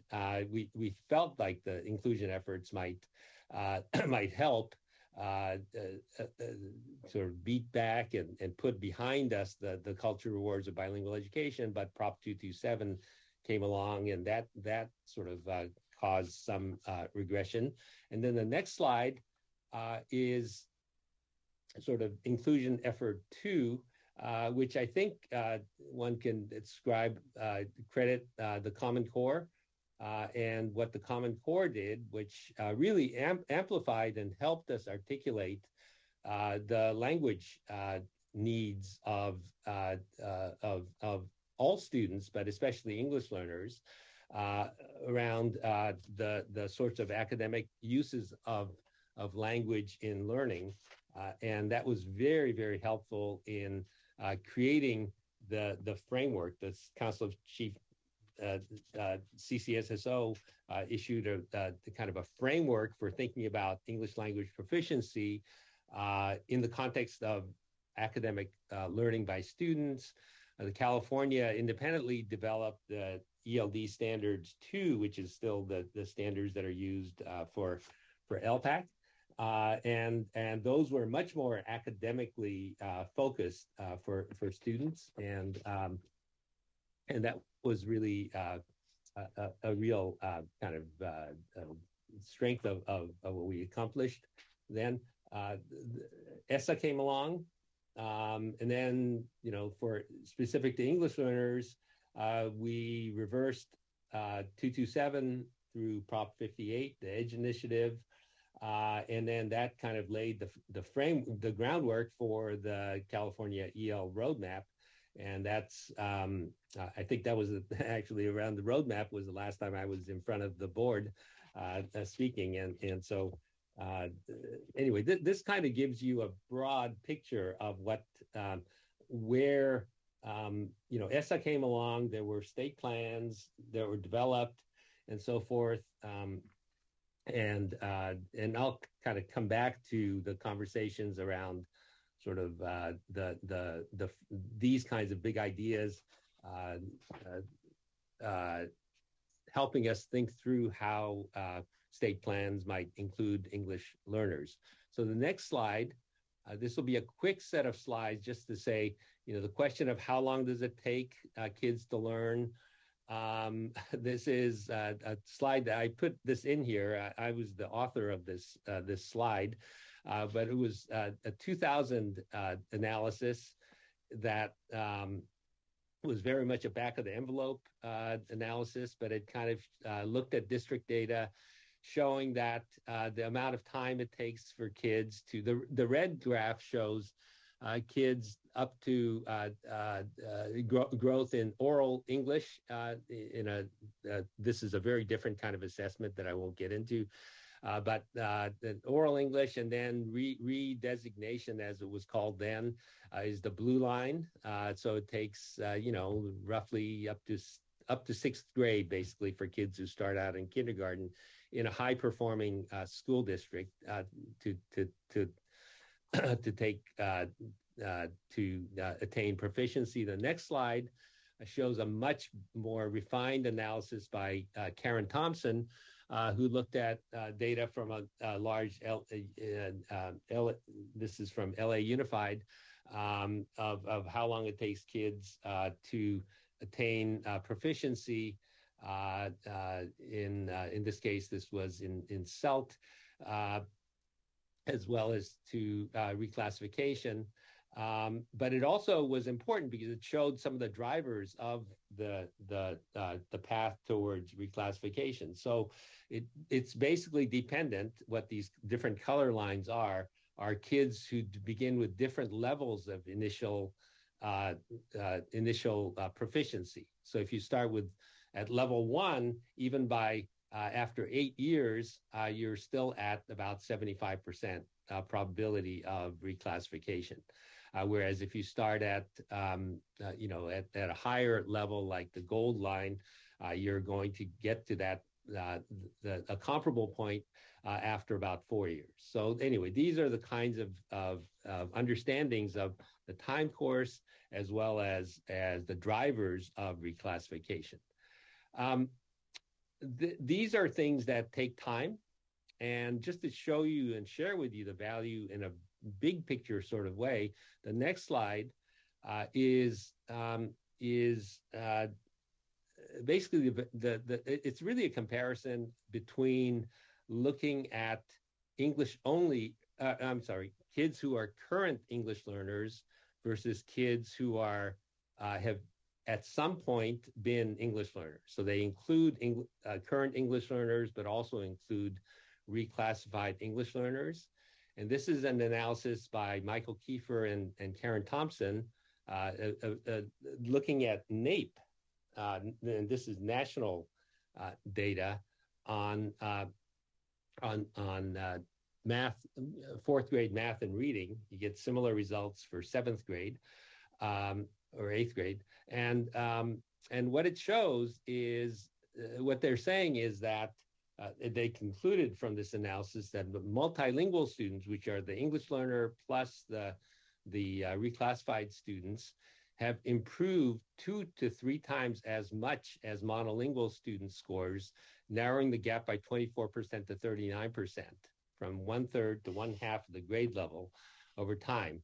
And this is the kind of important improvements in performance.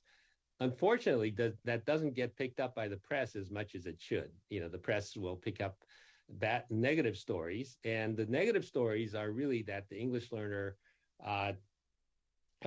evidence, which is that bottom line, is if you look at the current English learners, the trend is flat, right? So this is really again, this is not accountability. This is just the nation's report card.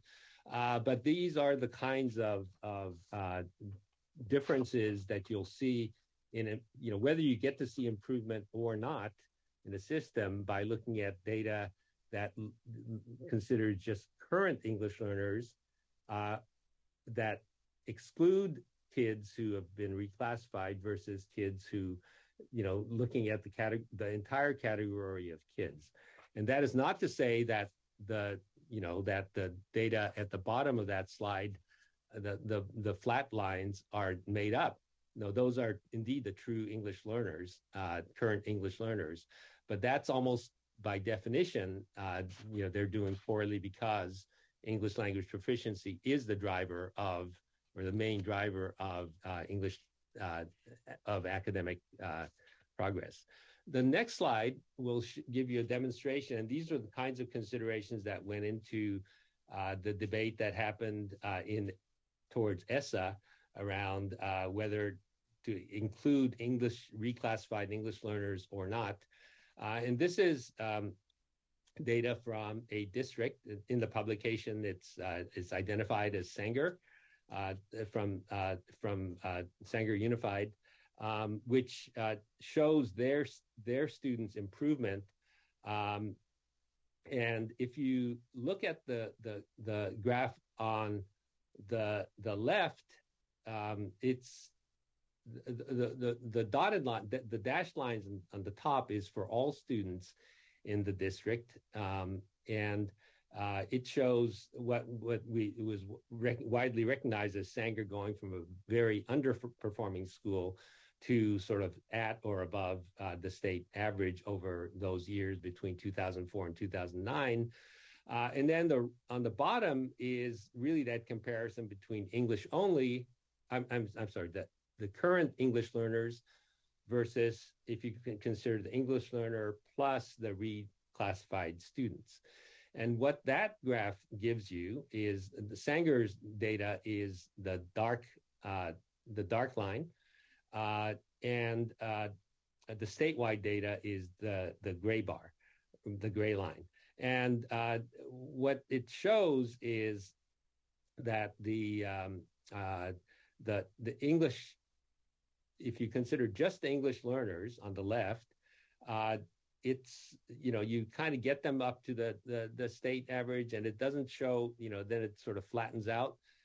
Whereas what on the right bar, what you see is the sort of the reclassified and the current EL students start below the state, and then after 2006 go and exceed the state average. So that's the kind of system performance for the students who have ever been considered English learners that kind of get masked if you look just at the English learner data. That's not to say that you should not look at the English learner, the current English learner data, but you want to be able to look at this kind of system improvement. The final next graph here, and then I'll stop showing graphs, but this graph here is just another plug for keeping a long-term vision for English learners. And this is, it's really the best argument for the value of bilingual education programs. And this is a district in which the California district, I don't know if I can mention it or not, so I won't. But it's long-term data on kids who are in either English immersion programs, transitional bilingual education programs that replace English for the native language, a maintenance-oriented program that maintains the native language, and then a dual immersion program, which is a program that includes participation of native English speakers as a goal of bilingualism for all students. And what this shows is that if you look just at the first grades up until middle school, what you would conclude from there, and this is on reclassification of the English learners who participate in these programs, kids who are in English immersion programs and transitional programs will outperform the students who are in the bilingual or maintenance programs. If you look, though, over the years and by middle school and high school, the maintenance and the dual immersion programs overtake the students who have been in the English immersion bilingual and transitional programs. So again, how you conclude, what you conclude about the value of the program really has to do with, just think about it as being kind of the window size of the lifespan of the development of an English learner student. All right, so next slide here, this will get to more the points that led to the decisions about inclusion of reclassified students. Delia Pompa from Migration Policy Institute and Pete Goldschmidt from Cal State Northridge and myself were recruited by the Council of Chief State School Officers to essentially provide guidance, advice, kind of facilitation of states to look at and consider it as they develop their state accountability systems. We wrote some papers, which I know California used, we were like ping pong balls bouncing from state capital to state capital. We visited between us, I think, 48 of the state capitals and talked to the teams and so forth. And to me, it was a real dream come true in the sense that the conversations that every state, of course, states varied, but they were actually having conversations about English language learners and how they would be included in their state accountability systems because they had to, but they were having conversations, and what we were really tried to encourage the states to do, and we did this by doing simulated data simulations and so forth, and showing what the effects of these considerations are, is I'll mention the last point, the last bullet here is that, state context matters, but you really should look at your own data. You should examine what's going on in your state as you create your plan, and really use that to guide your decisions. And some of the things that you'll discover as you do that are, what are the drivers of English language proficiency development? What's the growth model that makes sense in your state context? What's your theory of action for English learners? Choose a model that enables you to include as many schools with English learners while maintaining the stability of the model. So the N size question comes up here quite a bit. This is especially true in states where you have very small English compared to California, relative to the state, relative to California. But even within California, it would be true for districts that have smaller numbers of English learners. So N size and so forth. But we really encouraged looking at the data. The next slide shows, for example, if you looked at the academic performance as a function of English language development level, you'll see that driver here. The 6 on the far right, 6 is for reclassified students, and you'll see that actually the reclassified students exceed the state average for English language arts and so forth. The next slide, this is a bit of a looking at bats hanging off ceiling kind of graph. It really should be the other way around, but my friend Pete, who produced this graph, thinks of things differently, and it's sort of. But anyway, what this shows is, and we demonstrated this and encouraged states to look at their own data and so forth. But in our simulated data, what we showed was, for example, that depending on your N size, whether you choose N size of 10 or 20 or 30 or 40, you're going to have different percent of schools that are held accountable. This would be true for districts as well, but here I have schools. And so obviously, if you have a large N size, you're going to have fewer schools that are held accountable. So you want to have smaller N sizes, but then you've got all these other sort of confidentiality considerations and so forth. So, those are important issues as well. And then the different colors within each of those different N sizes shows what would happen if you looked at only the current English learners versus if you included reclassified students for 1 year, 2 years, 3 years, or all the way up to 4 years, and that the percentage of schools that would be held accountable would vary. And so that's it's a logical thing from the data, but we felt it was really important for states to think about that, but even more importantly, think about what are the consequences of making these decisions in terms of is it important to look for percentage of schools that are held accountable? Is that an important consideration?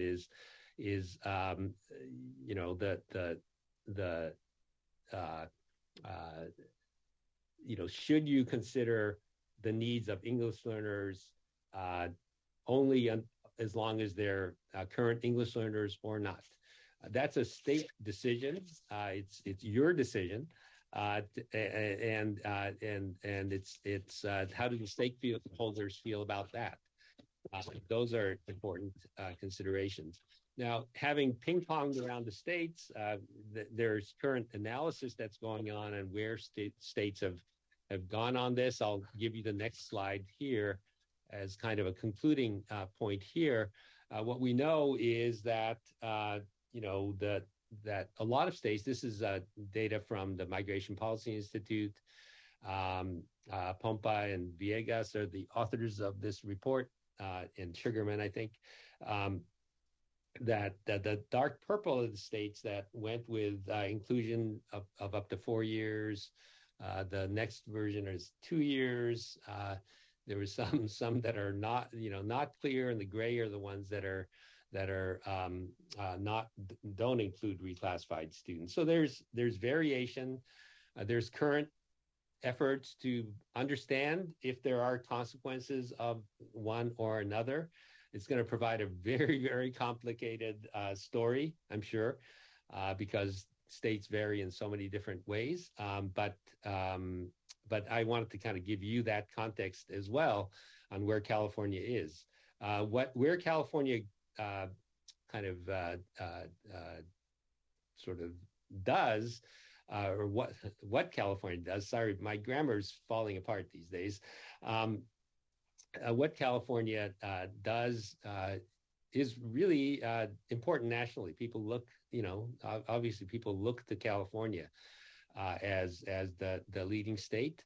Unfortunately, they look to us for Prop 227. But what we do really matters, and so that's why it's important to me, even as a as a California resident for sure, but as a state leader, the decisions are important. But even more importantly, I think, are the deliberations that go into this. The thoughtfulness, the what does this mean in terms of communication? What kind of data should be on the dashboard that people look for? How do we show, to me, I think having lived through these issues over so long, and seeing the swings back and forth, we beat back 227, but, this is like those bad sci-fi movies. These things have a way of coming back. The current, if you look nationally, you can get pretty scared. Plyler is under threat.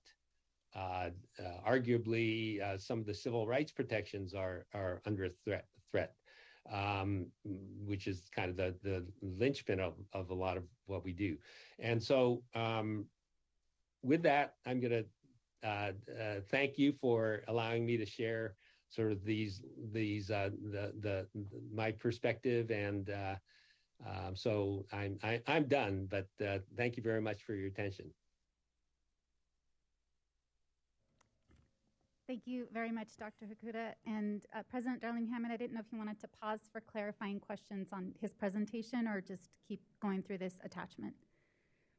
I think some of the questions are going to be addressed by things that you're about to show. So if Dr. Hakuda can hang in there with us till you get to the end of that, maybe we could take all the questions at once. Would that be sure? Okay? I'll find my mute button. All right, good. Thank you for the history lesson this morning. I learned something through that presentation for sure, and I very much appreciate your being here today, Dr. Hakuda. So transitioning over to the current system in California of the academic indicator and the EL student group, before I get into the slide deck, one thing that I realized isn't really articulated in the slides today that Dr. Hakuda touched on was this N size of 30. And that was, it is defined in our Every Student Succeeds Act state plan. So we had to get that approved by the U.S. Department of Education. It was a metric that the board decided on based on technical analysis from the department as well as policy considerations. And so I realized, again, back in July, it wasn't necessarily a focus of conversation, but it's going to come up in some of the slide decks slides you're going to see in just a moment. So I just wanted to make sure that I said that. very distinctly. And sorry, we have some noise in the boardroom, so hopefully you can hear me.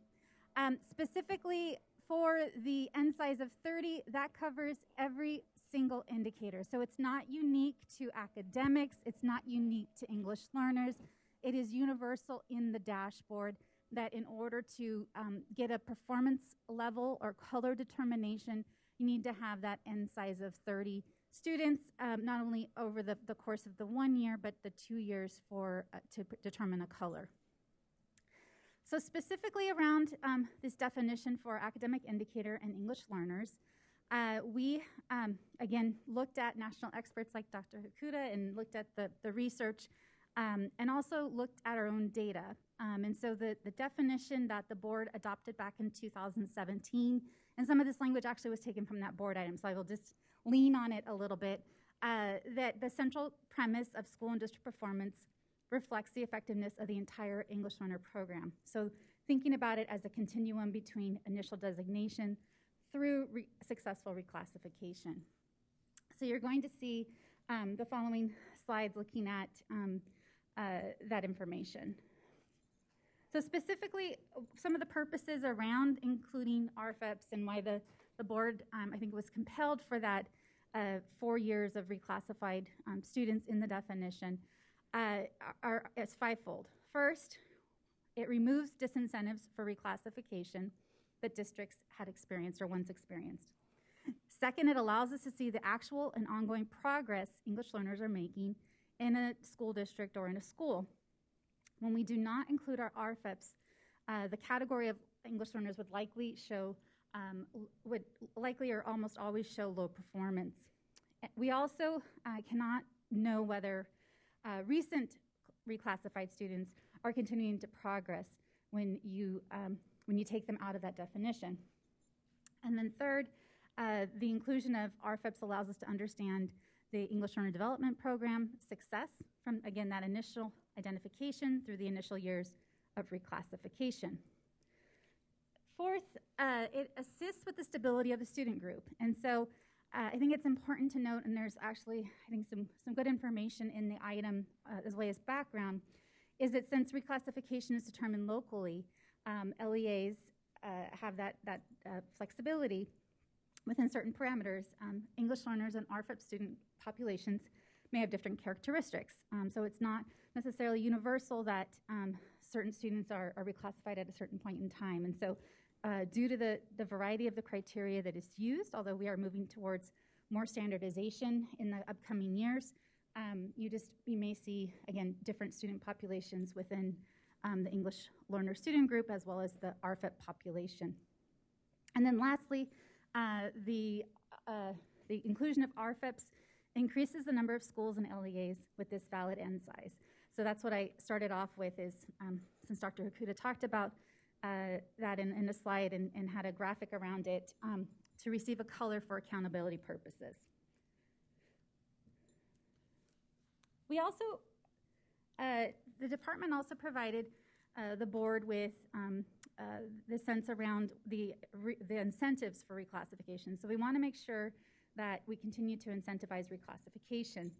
And if we exclude RFEPs, we may result in few schools being able to achieve green or blue. And we really, the outset and the principles talk about making sure that we have a wide range of performance on the dashboard, and that's partially how, or rather, that was one of the ways that cut scores were determined, is to make sure that we had student groups show up in each of those performance categories.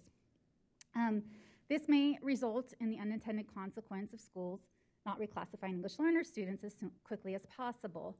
And when we did analysis on schools with green and blue performance with English learner student groups, we saw that those groups comprised, or rather that a large number of those EL-only students, were comprised of large numbers of EL-only students who scored, met, or exceeded standard on the statewide assessment. So that's what we saw in those very small schools that achieved the green and blue when we excluded RFEPs. And as mentioned in the last line, in many other LEAs, these students would have been reclassified. So again, going back to that standardization of reclassification statewide.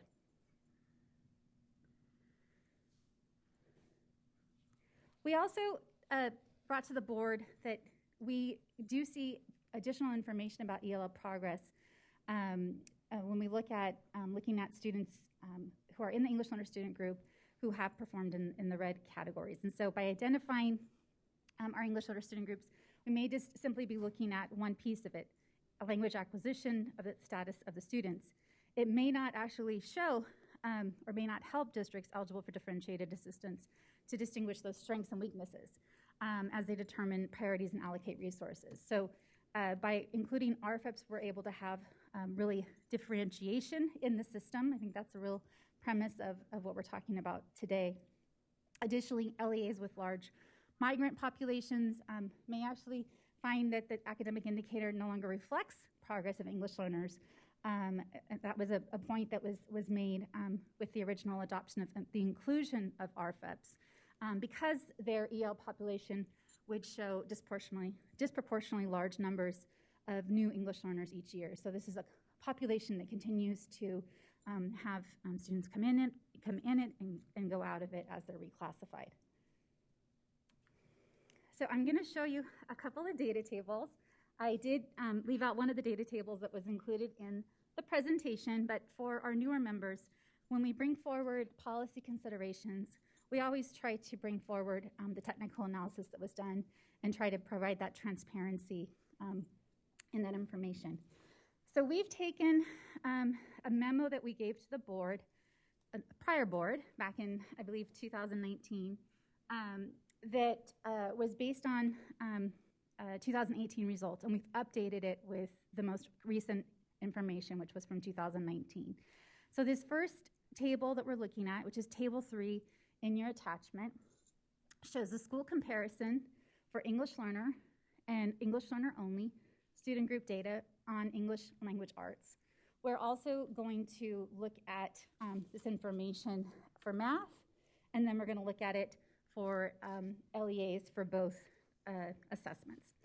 So just to orient you to this chart, on the left-hand side, we see at the top English learners and then the years in which RFEPs were considered. So this was, again, something that the board asked us to do after the adoption of the original definition to see how students were performing and whether or not it was still important to include the reclassified students in the definition, which was a decision that the board has maintained since 2017.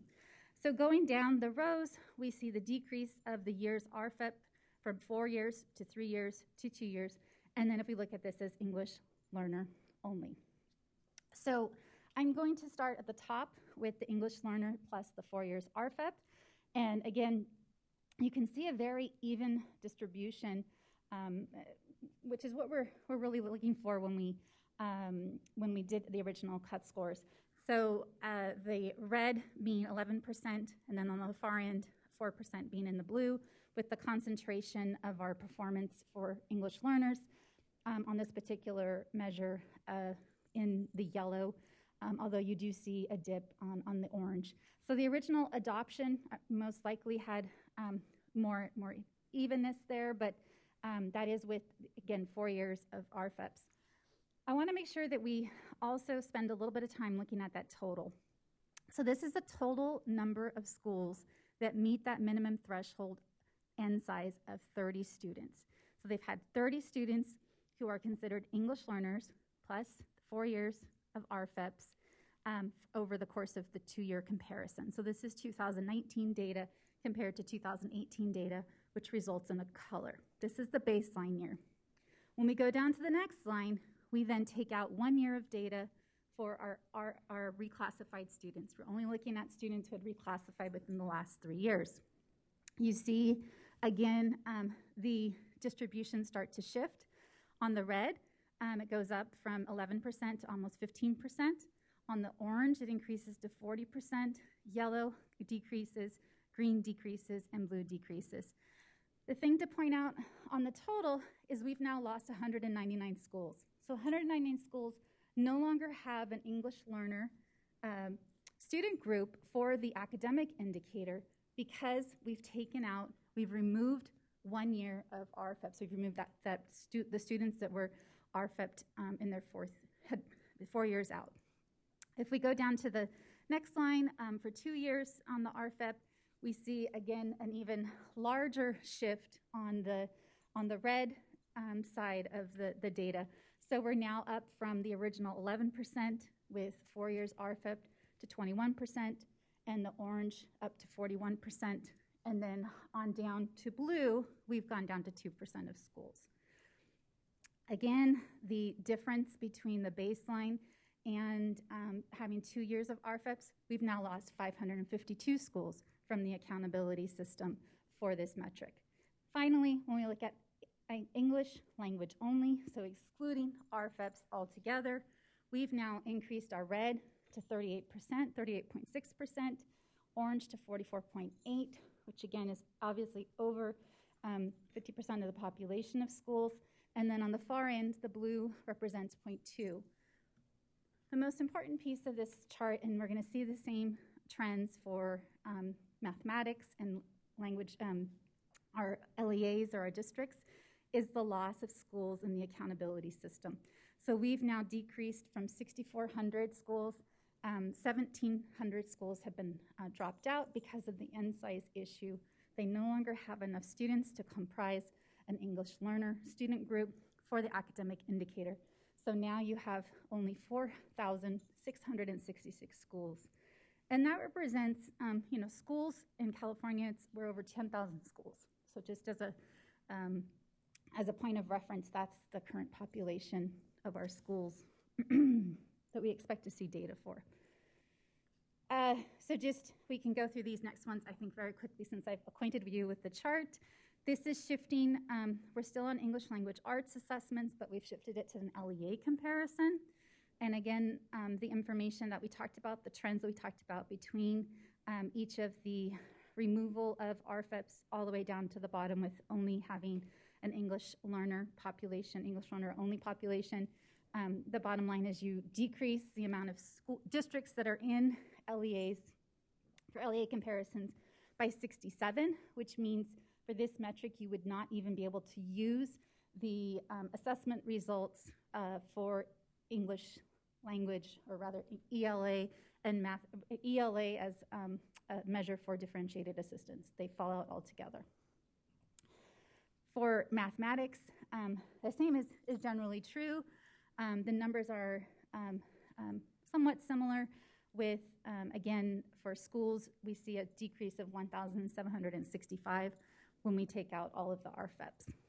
And then finally, for districts similar to the English language arts, we're seeing a decrease of 66 districts that would have results for mathematics if RFEPs were taken out of the definition. So what does all this mean, and what does this data analysis show?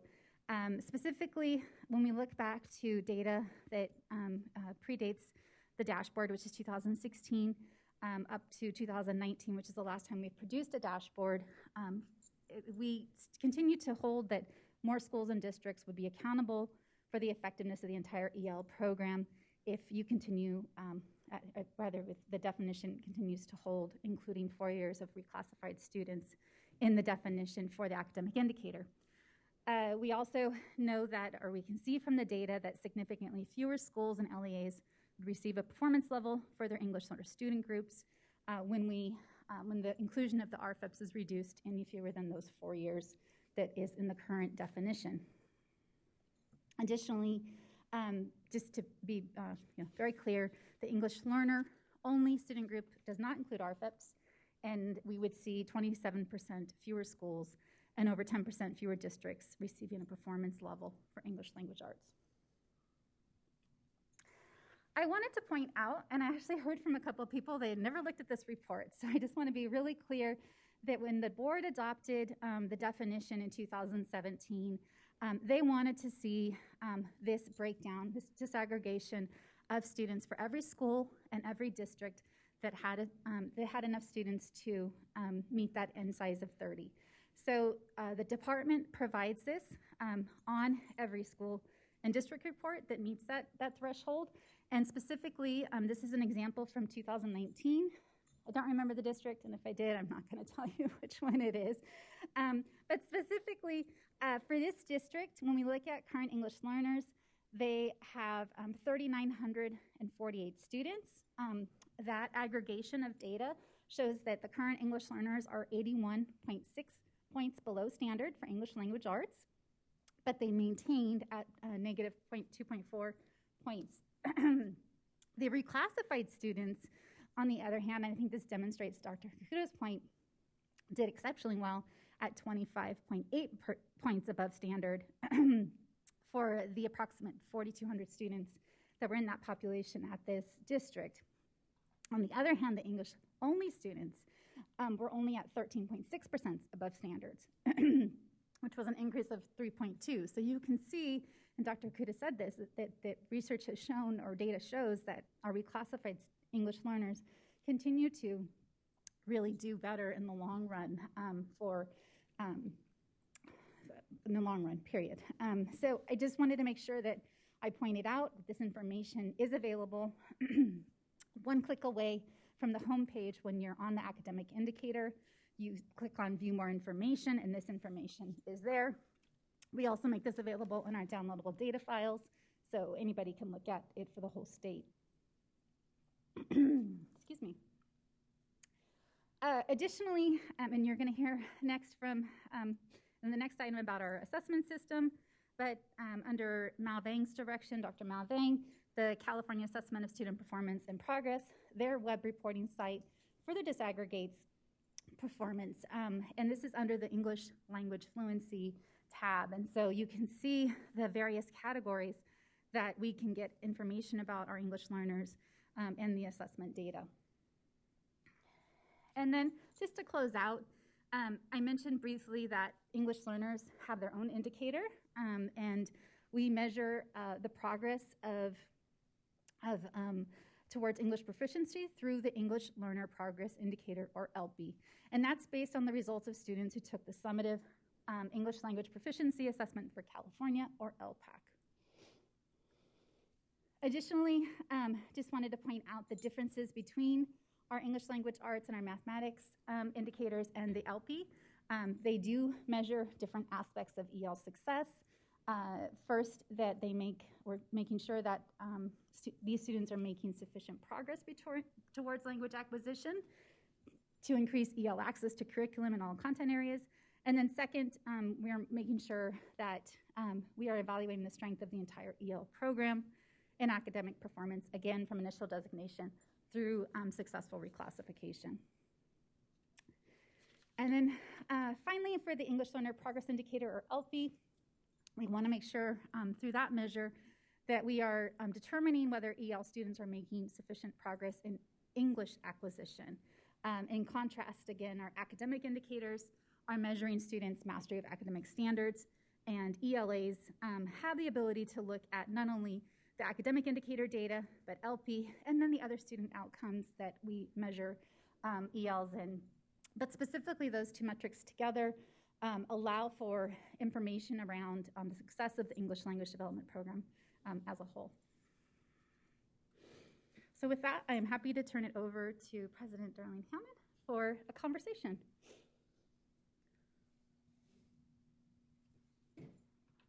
Off of mute. And thank Cindy and Dr. Hakuda for all of that information. You may feel like your brain is full. This is a time for us to talk through some of the questions that may have arisen. And so I'm going to get my participant banner up here. I see hands up already. So Member Escobedo and then Member Glover Woods, you can kick us off. Well, I truly appreciate the comprehensiveness of the presentations. And we've come a long way in California, you know, from an exclusionary way of looking at English learners to, yeah, they're part of the fabric of our public school systems. And that's not always the case in some of the states that I work in. But as a former superintendent, I really appreciate the inclusion of of our FEP students. And because we can't mask the effect of great teaching that's happening with our English learners. However, when I was superintendent, I did see about 10-20% of our English learners not progressing. And I think Dr. Hokuda showed a very important slide, especially those students that started at level 1. And many of them become long-term English learners. And what we as a district had to do is really bolster our designated ELD for that particular population. And we saw some amazing results because of that.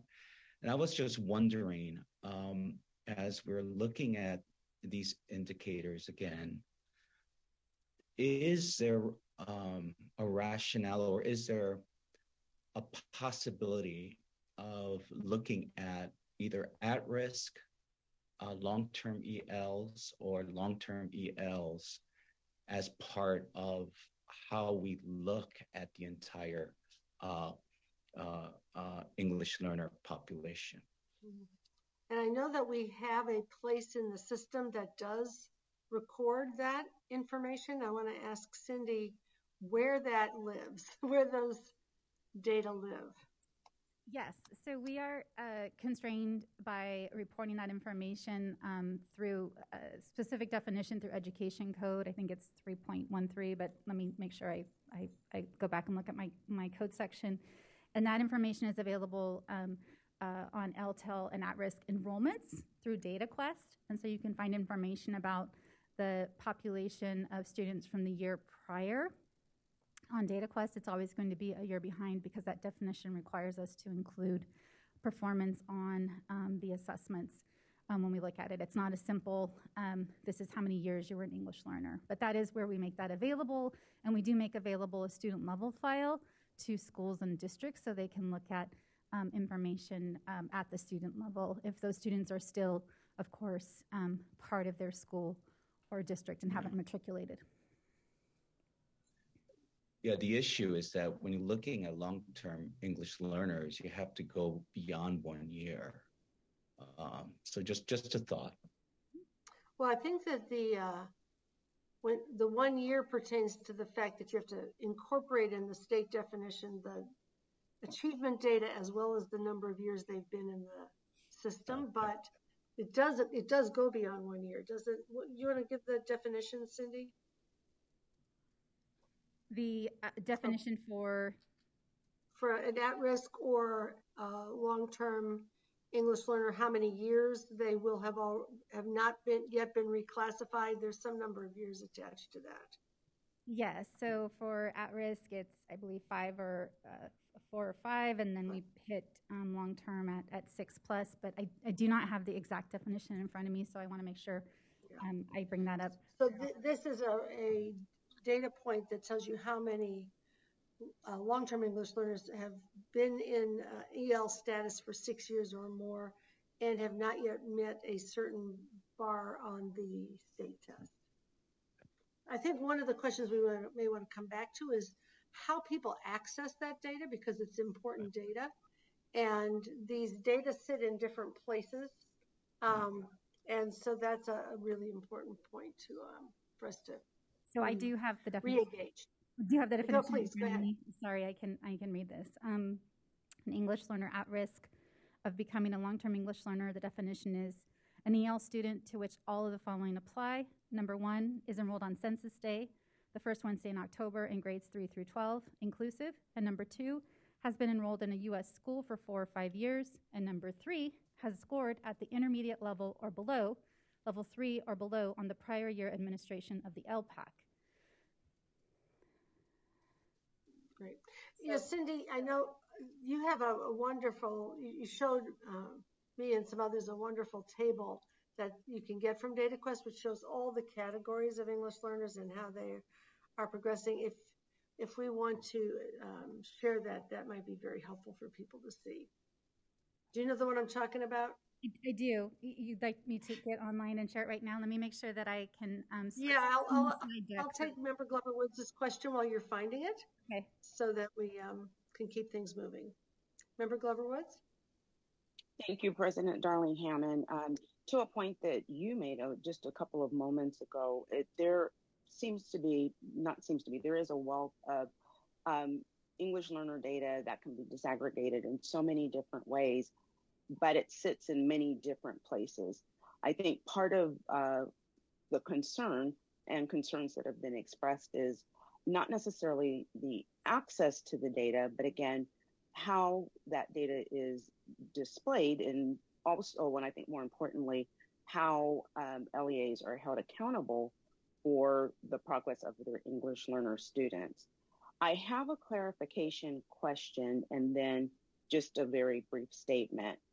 And Cindy, I know you're looking for another slide and another chart, so I apologize for giving this question to you, but I wanted to be sure that I understood tables 3 through 6 in the presentation you shared that showed the number of schools and the number of LEAs that were, in a sense, lost out of the accountability box, if you will, when the definition of English learner was changed from including the 4 years of RFEP all the way to not. So my question is just to be sure that I'm understanding correctly.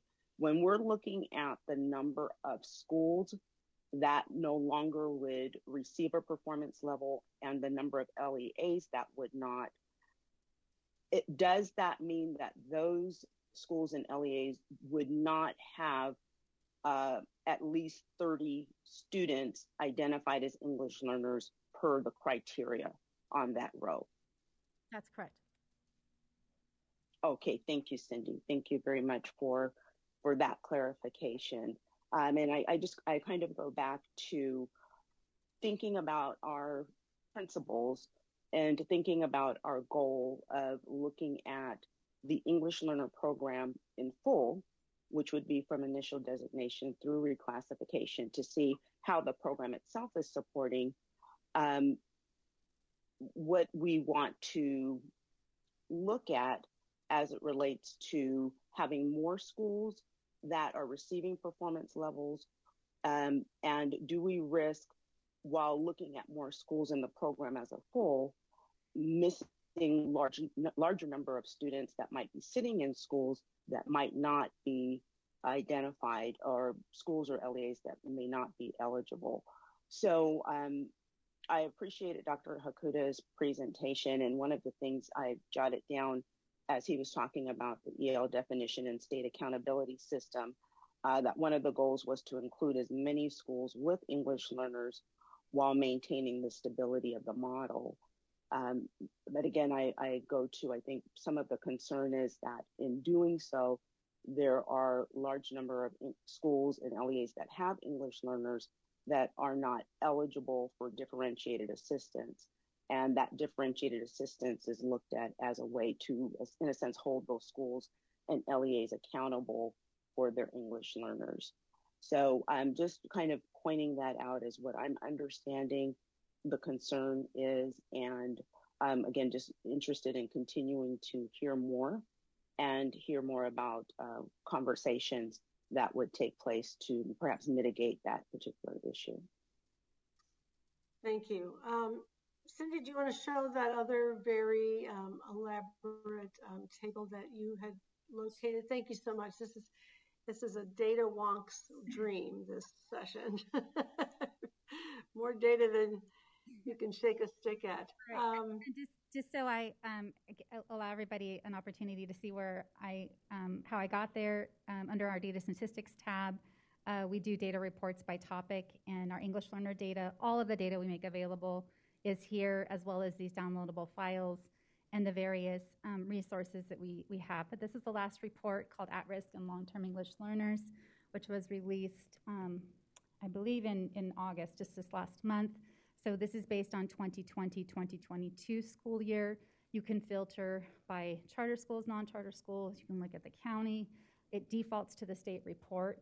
You also have the opportunity to look at within these students, these students, whether or not they're socioeconomically disadvantaged, whether or not they're migrant, foster, homeless. And so you will see, obviously, different enrollment information, but this is really simply the enrollment reports statewide for, first of all, English learners, and then for our populations of RFEPs as well as our every else. So to acquaint you to the chart, this is a grade level chart because we know that, of course, if you're a kindergartner, you shouldn't be an LTEL, right? You have not been in the system for 6+ years. So that's why the chart very distinctly shows, where we see entry in the largest population of our English learners is absolutely in those first couple of grades. We also see a lot of progress to RFEPs in those grades as well. So you can see ELs by 0 to 3 years, the at-risk definition that I mentioned, and then the LTEL definition, which is 6+ years, plus the assessment pieces that are included in that. The glossary, I want to make sure I point out, it's very thorough. It talks through each of these metrics, and it does have the education code section quoted here. It's 3.3, which was what I mentioned, but it's 0.1A. You can see the piece here. So that is to Member Escobedo's point about how do you know who's in this. You know that if you had the same population of students in 4th grade, you knew that they were 3rd graders the prior year, which is the data we were looking at on those charts, that they would have most likely they would have been required to take the assessments. And so that is just, again, one more piece of information around English learners that the state supports and providing to the field and to the community as a whole.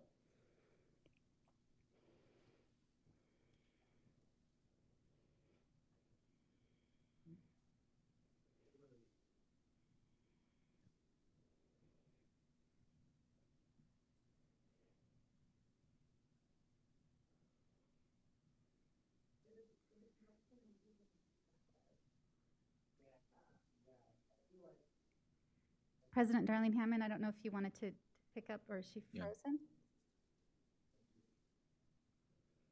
I think she might be frozen. Yeah, she might be. It appears she is. I see that Member Yoshimura Tauri may have a question. Thank you. I had a question that built off of Vice President Glover Wood's question. And do we know, and if not today, can we find out the number of students, the number of English learners, and the number of reclassified students that are attending schools that have 29 or less English learners in them? In other words, they're not being identified or counted on the dashboard. I think today we got the number of schools. But to clarify, you want to see this total student population that would not be represented, or that is represented? That isn't represented. Is not represented. They're right. There's number of, in both classifications, current ELs and reclassified, who are not represented because they're at a school that has 29 or less English learners.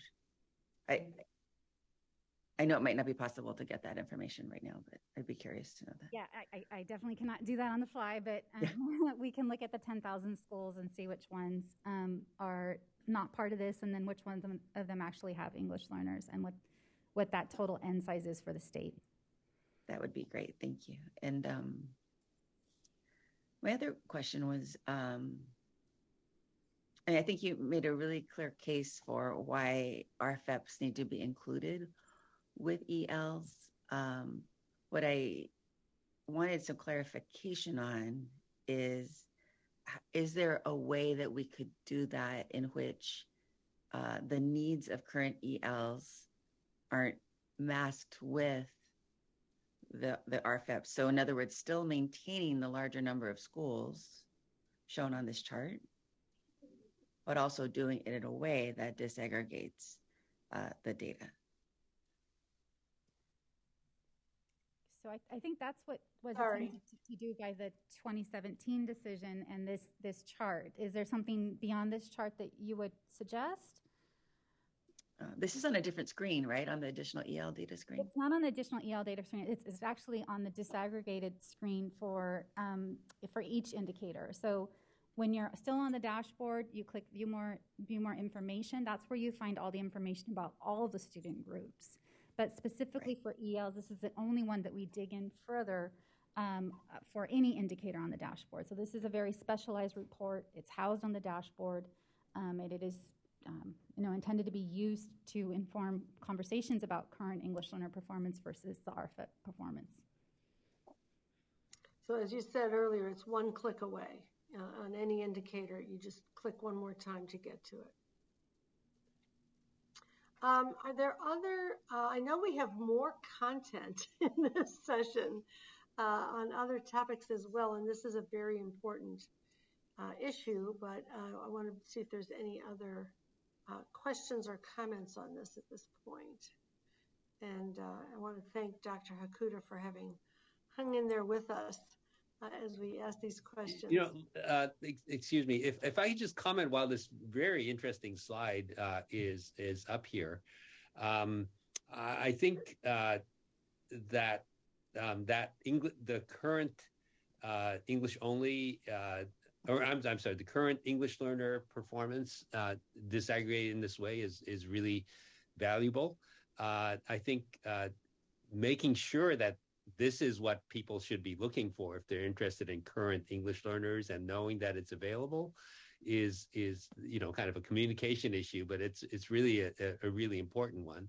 But the other thing I would encourage you to do is to think simultaneously with how those current English learners are doing on the ELPI, on the English Learner Performance Indicator, because that's going to be the best predictor of their future performance.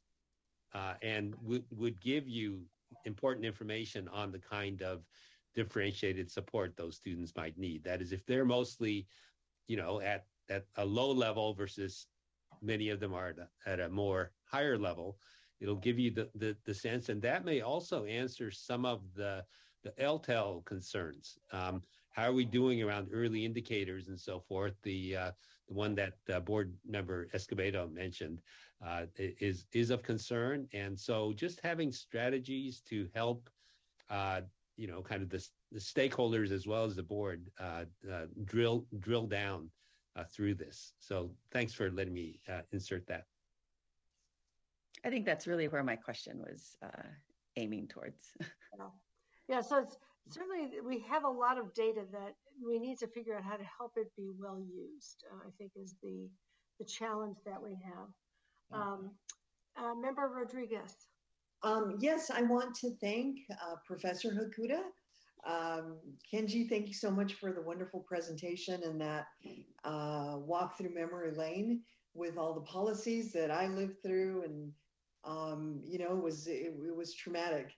And I want to say that having grown up on a border town, we were all bilingual. Everybody spoke English and Spanish, and it was just very natural. When I moved 12 miles north, it was English only. And so it was a real shock to me. Luckily, I had already passed my formative years, which, when we talk about the LTELs and students who are struggling, it occurs to me that with all of what California is doing, especially with TK, I think that that's very promising for supporting a lot of the students who struggle because of, could be vocabulary in English and or Spanish or other languages. So again, thank you so much, Professor Hakuda. Really loved this presentation. I'm very proud to share all the battle scars with you, ID. Okay. Well, I'm glad we had this really rich conversation. And just to kind of put one more frame on the big issues that Dr. Hakuda helped us to recognize, when we were only using the EL category, of course, as soon as students become more proficient, they leave the category. So the category can never improve as a category if you eliminate English learners on an accountability basis as soon as they become reclassified. If you're particularly in a migrant community, you're always going to have new people coming in, and they will always be bounded. And that, as part of the big picture, under No Child Left Behind, there was sort of an identified by researchers, there was a diversity penalty identified that schools that had more groups, and particularly if they had English learners with that definition, that they could never see improvement in the accountability system, had the effect of encouraging push out. Let's get rid of the kids, encourage them to drop out. It had the effect of discouraging integration of schools, because if you let the ELs in, they're going to bring your accountability metrics down, and in the category, even if the kids were improving, you could never get credit for the improvement in those schools. So Dr. Hakuda mentioned the ways in which our current policies around multilingual education, which we are really leaning into right now, are under threat across the country in a variety of states, and even in the federal judicial branch, because Plyler may be made vulnerable at this point. And in some ways, public education is under threat in many places. So the view that English learners never progress, which was fed by that way of measuring EL group progress for accountability purposes, feeds the public perception that they can't be taught, or that schools are doing the wrong thing. It feeds the perception that we should go back to English-only programs. And so it's important to have a way to look at English learner progress that, in fact, gives districts credit for the progress that they are enabling people to make, allows us to see what that progress is, but then also does identify the problem of long-term English learners in a way that we can address it and invest in the resources that they need. So I think at the end of the day, we need to get to a place where we take all of these data and make them available in the right ways, and encourage a recognition of both the progress that multilingual learners are making on the one hand, and that schools are enabling them to make, and the problem of long-term English learners who need more investment, who need more support in a way that gets readily recognized. So we'll continue to need to work on this agenda and figure out how to use all of the data that we have in the ways that get the results that we want. And with that, I just want to hand it back to you, Cindy, for I think there's yet another topic that we need to take up. There is another topic, but you're going to get a break from hearing from me, and you're going to hear from one of my colleagues, Kimberly Munhank, who is going to be presenting the next 3 attachments, which I think they are for action. So let me just phrase that appropriately there. They're for action, and she'll take you through what's before you for a decision.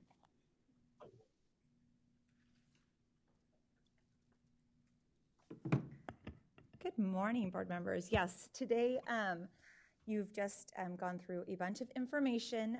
However, the following 3 attachments do have actions attached to each one of them. So I will walk through, and I will pause after each one for questions, just as we did here, but we will be able to then get through the rest of the presentation.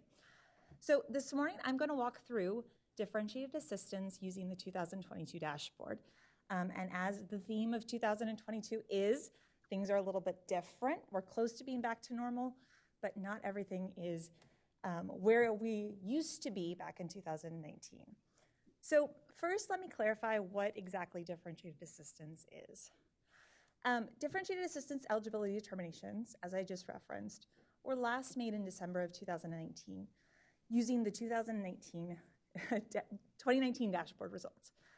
Sorry about my mask. Due to the COVID-19 pandemic, LEAs eligible for differentiated assistance back when we made those determinations have remained in differentiated assistance since then. And based on those results, back then, there were 333 districts and county offices of education and 23 charter schools that were eligible for differentiated assistance and have remained in that assistance level since 2019. Now, when I mention levels of assistance, this is what I mean. The system of support provides 3 separate levels of assistance. Level 1, which is support for all. Level 2, differentiated assistance, or DA, which some of us also refer to it as. and level 3, intensive intervention. Level 1, support for all, is what every district, charter school, and county office of education receives, as everyone is eligible for general assistance within the system of support. Level 2, differentiated assistance, provides districts, charter schools, and county offices of education who have been identified as eligible to receive this level based on their performance in each local control funding formula, or LCFF, state priority area. And finally, level 3, intensive intervention, which I want to point out has not been activated within the state yet, is a specific level of intensive intervention for persistent performance issues over a period of time. Today, we're going to walk through the eligibility requirements and how we look at eligibility for 2022 differentiated assistance. Now, this second tier, again, one off from the general level 1 assistance, is where one or more agencies are required by statute to provide support to LEAs that meet certain eligibility criteria.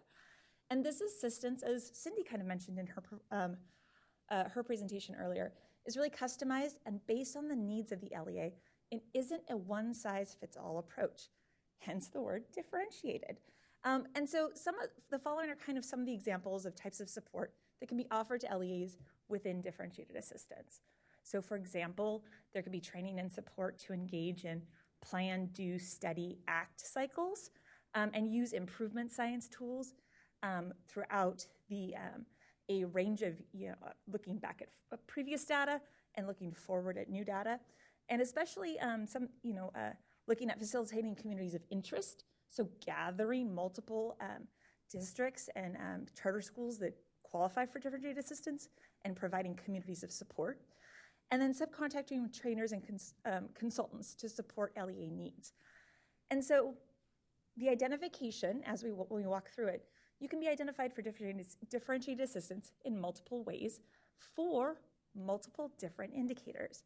And so when you're looking at the level of support that's provided back to you, that can also be differentiated specific to those needs and the reasons for why you were identified for that support. Now, differentiated assistance eligibility determinations are made annually, and this follows the release of the dashboard each year. And just to clarify, and it's a little bit different than our federal assistance and previous years of identification for support. Differentiated assistance isn't a status.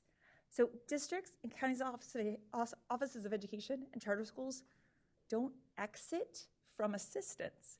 Because you have level 1 assistance for all schools and opportunities, even though if you're previously identified and you say, you no longer meet the eligibility criteria, you are still eligible for level 1 support throughout everything. And you still may have access to some of those same supports that were available for you under differentiated assistance. They may still exist under level 1 support as well. Now, both state and local indicators go towards the determination for differentiated assistance eligibility. And the results for each priority area are reported on the dashboard and used to determine this eligibility for both districts and county offices of education. And I'm going to walk through the following tables to identify the student group criteria for each priority area that's used to make the LCFF eligibility for assistance determinations. There are 10 priority areas, and I will walk through what this looks like for priority areas 1 through 10. Our first 3 priorities, 1, 2, and 3, basics, implementation of state academic standards, and parent and family engagement, these are all local indicators. So as you can see, the criteria for becoming eligible for assistance is that you have not met for 2 or more years your local performance criteria. For priority numbers 4 and 5, we have pupil achievement and pupil engagement.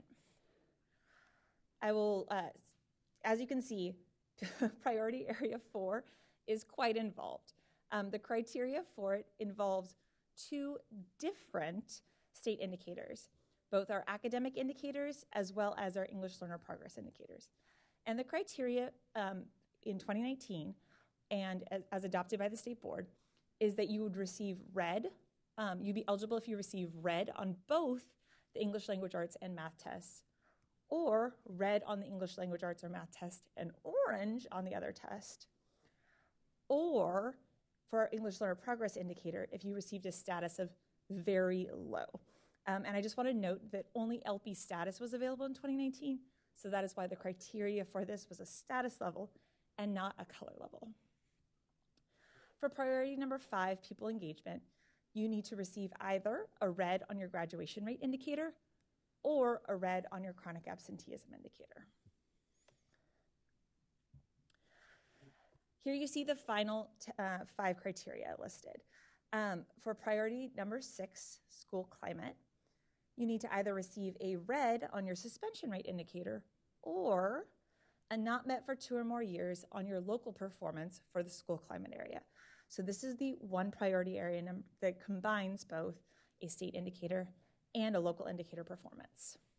Priority number 7, access to a broad course of study, is not met for 2 or more years on local performance. Priority number 8, outcomes in a broad course of study, you need to receive a red on the college/career indicator in order to be eligible under this priority. And finally, priority numbers 9 and 10, coordination for services of expelled pupils and coordination of services for foster youth. Those are both only qualify for county offices of education. Those are both local indicators, and therefore the eligibility criteria is that you have been not met for 2 or more years on local performance.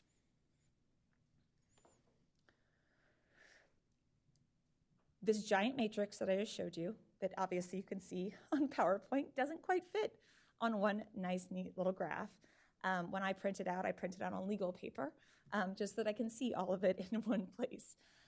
There's 3 different ways that you can be identified using the combination of these indicators. One is that you look at just state indicators only. And so that's method 1. What you need is across all of those priority areas, one student group needs to meet the eligibility criteria across 2 different priority areas.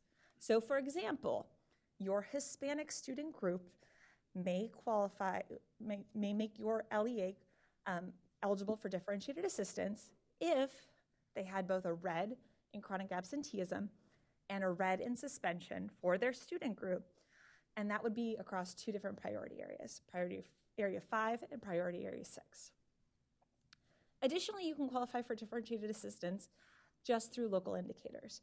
So if you receive a not met for 2 or more years criteria in at least 2 different priority areas, so example, priority areas 1 and 2, then you would also qualify for differentiated assistance. And then finally, we have the combination of state and local indicators, or method 3. And this is where you would have 1 or more student group meet a criteria in one priority area. So for example, students with disabilities receiving a red for graduation rate in priority area 5, and then the LEA or County Offices of Education meets the not met for 2 or more years on only one local indicator in a different priority area. So for example, parent engagement on priority area 3. Now this table, we're going back 3 years, and we're going to be looking at what differentiated assistance looked like in 2019. And this outlines how, utilizing those 3 different methods that I just spoke to, LEAs were eligible for differentiated assistance. Now, as you can see, overwhelmingly, 331 LEAs were identified for differentiated assistance based on state indicator performance. Therefore, that meaning 1 student group met the criteria in at least 2 or more priority areas. People often ask, what if we have more than 1 student group that qualifies us for? That doesn't get you further into differentiated assistance in this area. It just means that you have more than 1 student group that has made you eligible. And again, within the differentiated assistance process, you'll be able to have support provided for all of those student groups that met that criteria. We had 2 LEAs that did qualify under the local indicators method, method 2, and we did not have any LEAs that qualified under method 3. So this is how we arrived at our total of 333 LEAs that qualified for differentiated assistance. How this breaks down by student groups that provided this eligibility criteria are as follows. For Black and African American student groups, there were 53 LEAs that met differentiated assistance criteria utilizing the state methodology. American Indian and Alaska Native, 28. Asian American and Filipino, there were no LEAs identified under these student groups. Hispanic had 42, Pacific Islander 8, white 31, and 2 or more races 9. For our program groups, homeless students qualified LEAs for 98 LEAs qualified with the homeless students. English learner students had 57, foster youth students 101, students with disabilities overwhelmingly had the largest share with 187, and socioeconomically disadvantaged students had 62.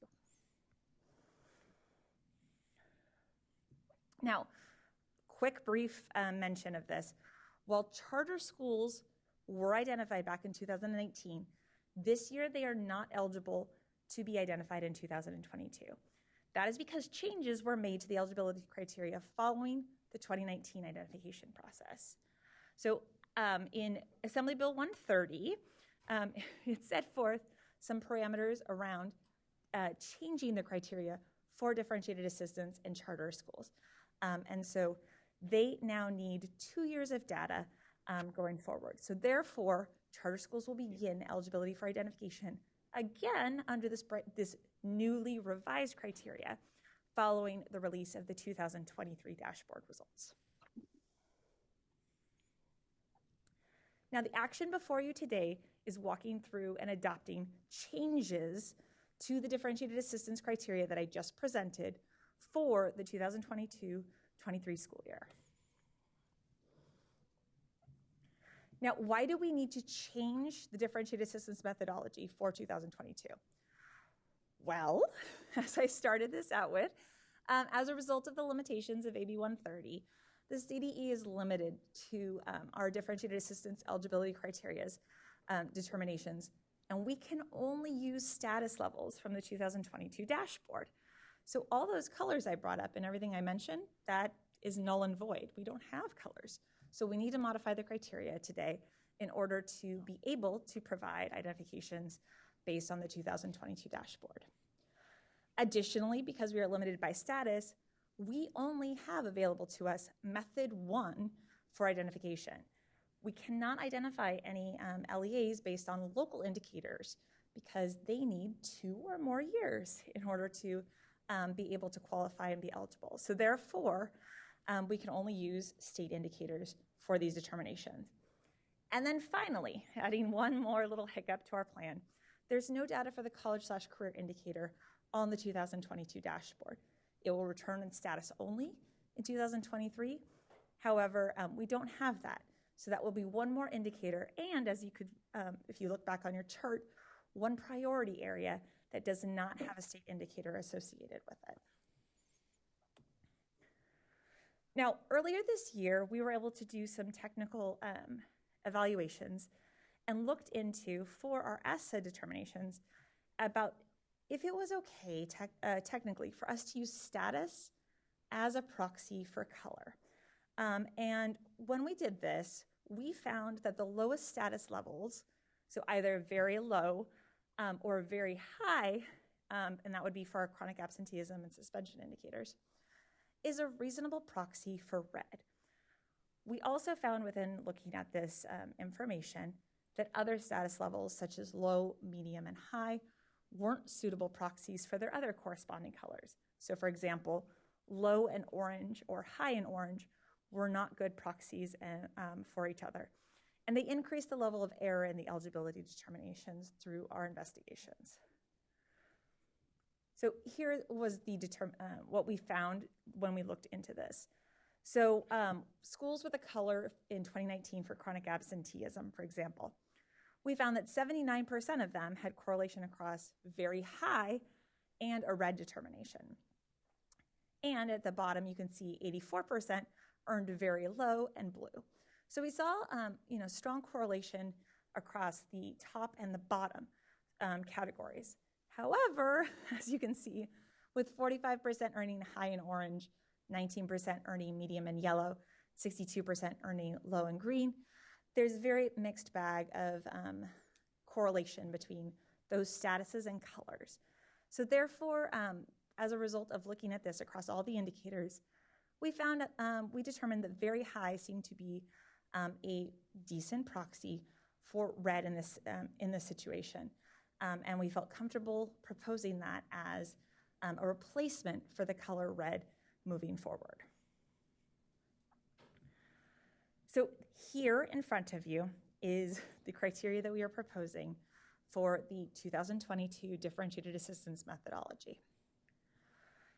It is limited to 4 priority areas and not 10, as you can see from before, because these are the only priority areas with indicators available on the 2022 dashboard. For priority 4, pupil achievement, we are proposing that you will be eligible for differentiated assistance if your student group receives a very low on both English language arts and the math academic indicator, or they receive a very low on the LP. For priority 5, pupil engagement, the proposed criteria is very low on the graduation rate indicator or very high on the chronic absenteeism indicator. And finally, for priority 6, school climate, our proposed eligibility is very high on the suspension rate indicator. We went through and modeled what this data would look like, using this proposed criteria, what that would look like if we did that on our 2019 dashboard. So in the table in front of you are the results of that data simulation. We talked about before in 2019 that the differentiated assistance method 1 results identified 331 LEAs eligible for differentiated assistance. If we take out the CCI, as it won't be available on the 2022 dashboard, and we adjust that in 2019, we can see that the number of LEAs eligible would be reduced to 297. If we utilize status rather, instead of colors, and use all of the criteria that I just proposed on the previous slide, we would see 399 LEs eligible for differentiated assistance utilizing status for priority areas 4, 5, and 6. How this breaks out by student group is available on the next 2 slides. So you can see across all of the student groups, except for Hispanics, the number of LEAs that are eligible for differentiated assistance utilizing this new criteria for 2022 increases across every student group. So you can see Black African Americans goes from 53 to 80, American Indian Alaska Native goes from 28 to 41, Asian Americans are identified for where they were not previously. There's still no Filipino student group. Hispanics reduces from 52 to 31. Pacific Islander goes from 8 to 10. White goes from 31 to 33. And two or more races goes from 9 to 16. We did include in the center column the adjustments for what it looks like without CCI. Is as you can see for Hispanic student group and others, you can see that the numbers reduce, right, for multiple student groups that were identified utilizing the CCI criteria. When we look at our program groups, these numbers also increase across the board. Homeless students go from 98 to 149. English learner students decrease from 57 to 46. Foster youth students go from 101 to 144. Students with disabilities go from 187 to 283. And socioeconomically disadvantaged students go from 62 to 73.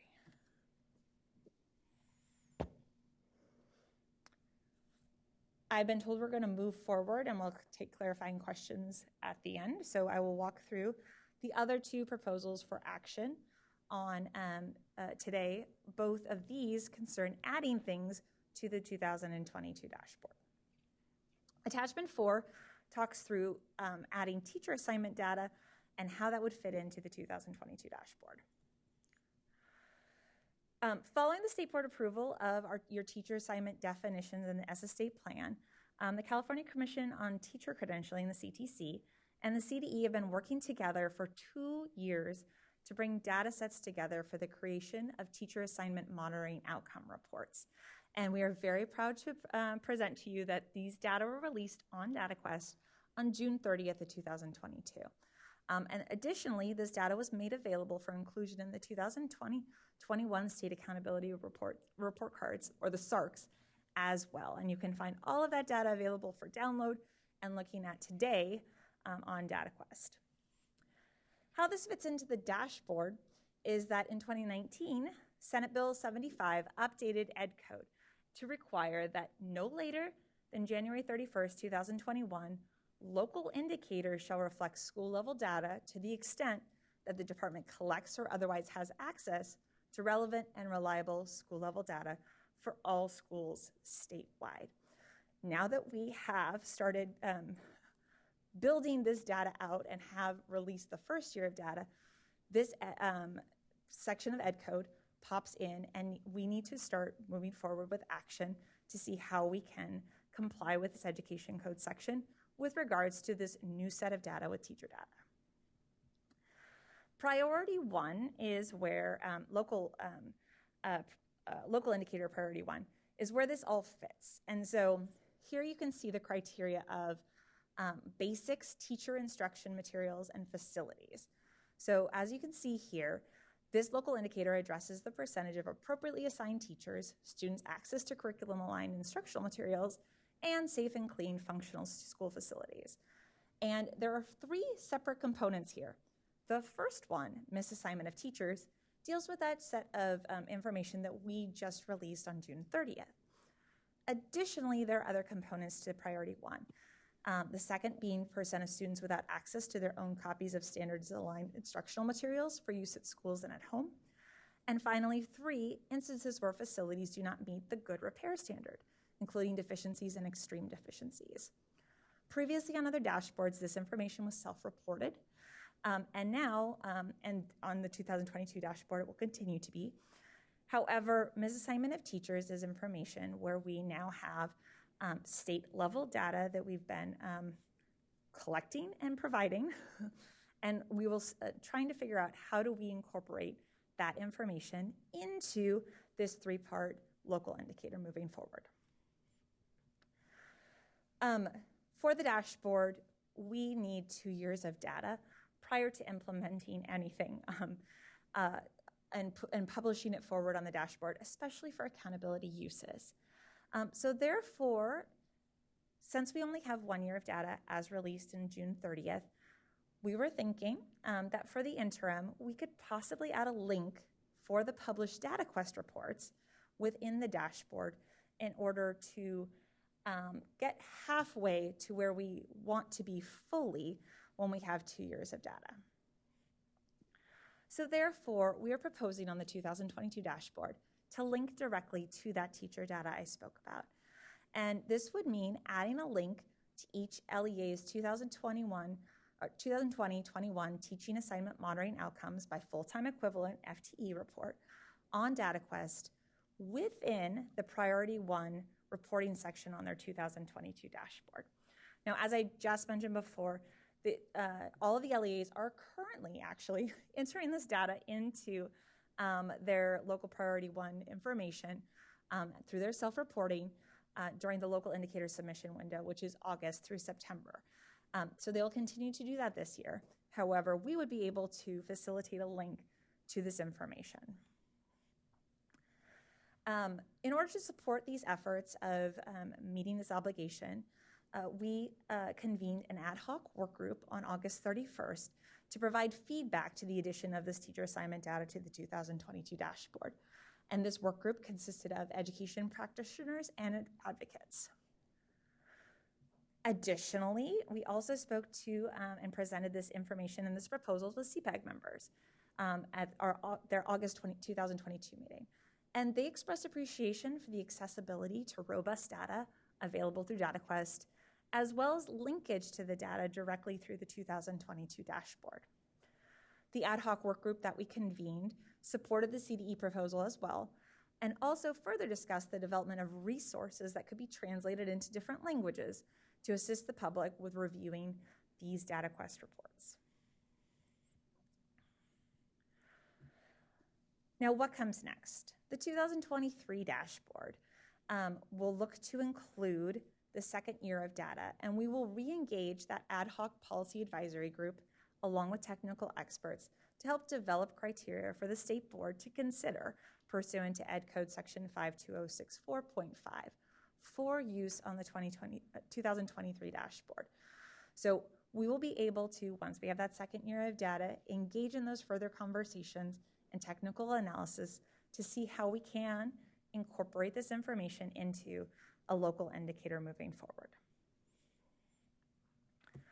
Our final piece of action for today is Attachment 5, the California Science Test CAST and the 2022 dashboard.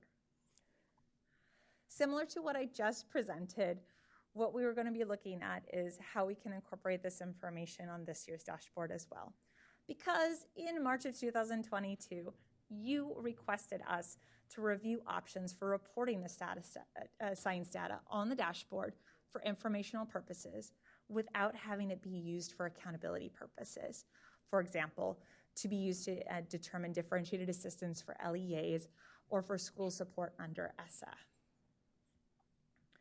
Now, implementing the CAST is a really important piece of our accountability system and what we're looking forward to and what the state board has reflected in their priorities.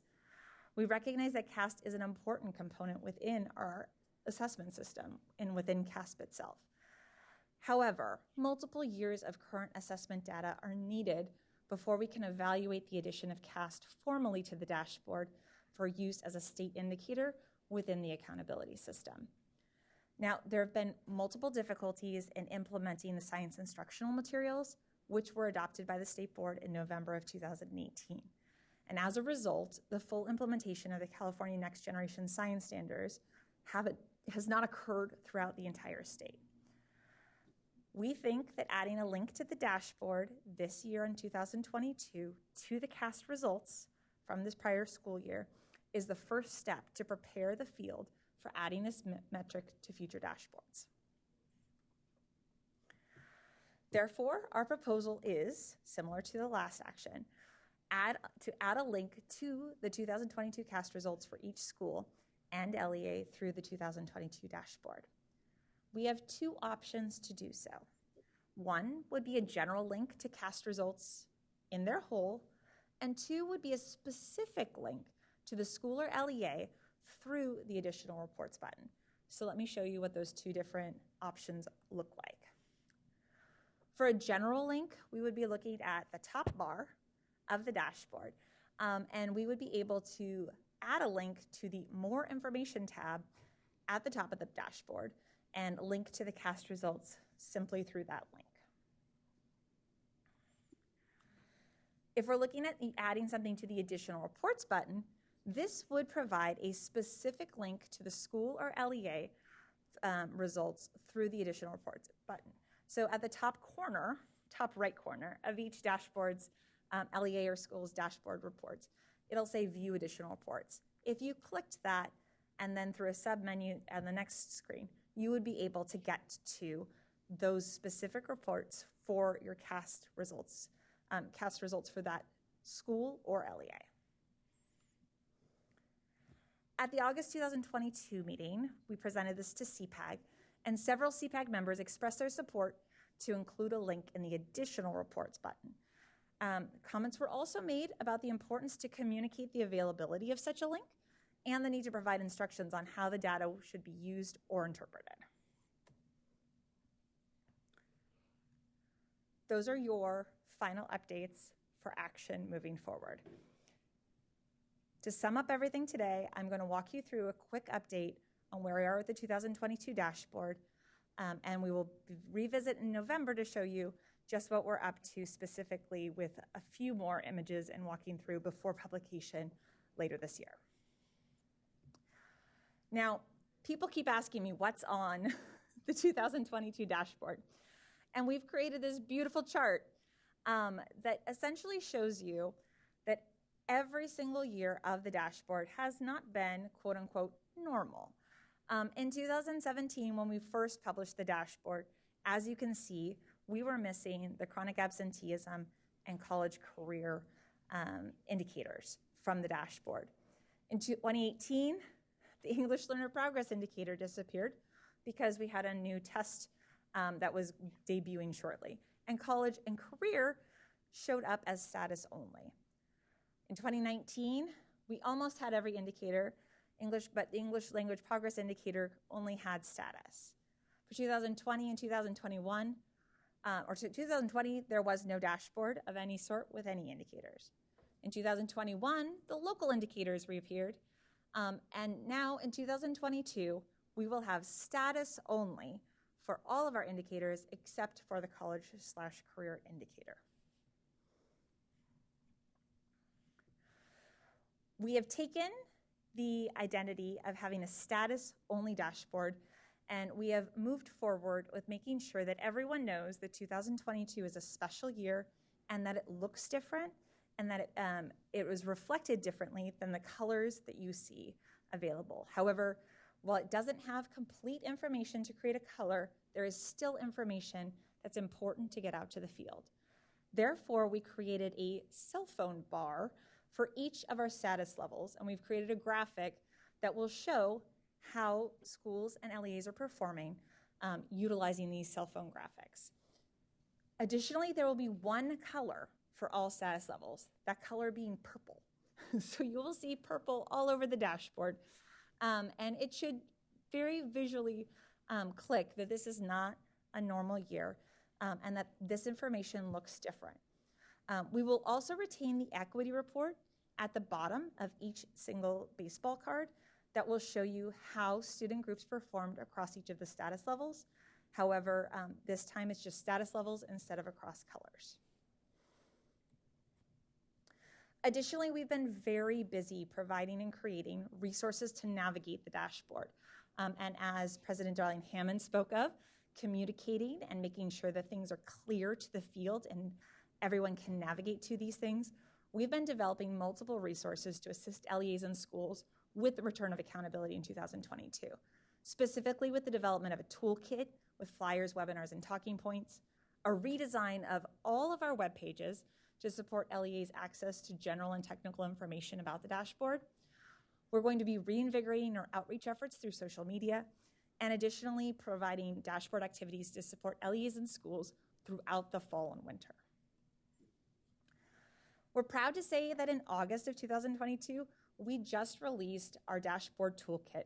And normally this is information that we release with the dashboard in December and January. However, we released it in August, nice and early, so that people have access to this information.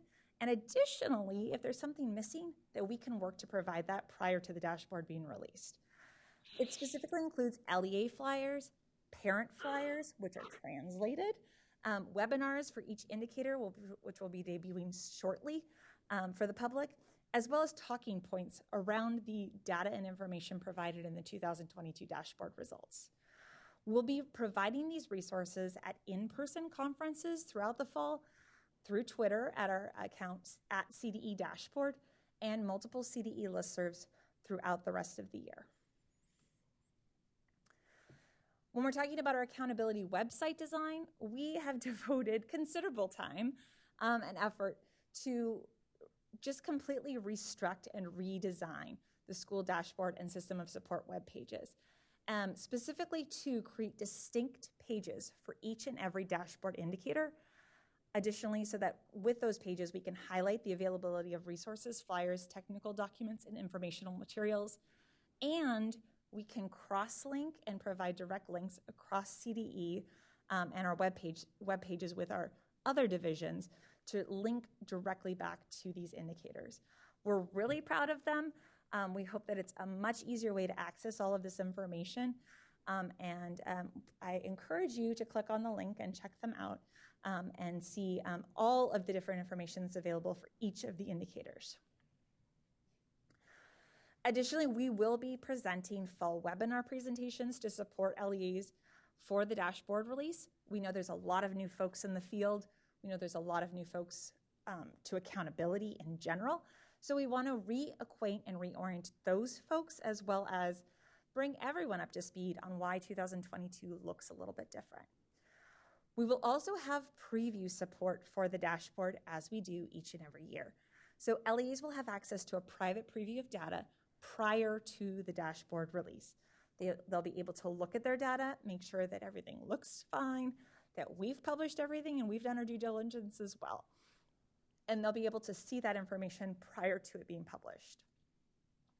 And then finally, we have public release support, and we have decided to clean house a little bit, and we have a new dashboard email address, which is simply dashboard@cde.ca.gov. This is your one-stop shop to get in touch with anyone concerning anything around accountability. And we've seen that it's very easy to talk about and get a hold of us. So if anyone needs any resources of any sort, you can contact us there, and that's your first shop, and we will get your answers back to you and find the resources that you need to be able to do your jobs in the field as well. And with that, the recommendations for today. Do you want to go through them, Cindy? Okay. I will read through all of the recommendations for these 3 actions. The California Department of Education, CDE, is seeking approval to 1, use the lowest status level as a proxy for RED as reported on the 2022 dashboard to determine county offices of education and districts eligible for differentiated assistance. 2, to include a link on the dashboard to the teacher assignment data that is supported through DataQuest. And 3, include a link on the dashboard to the science results that's supported through the CASP website.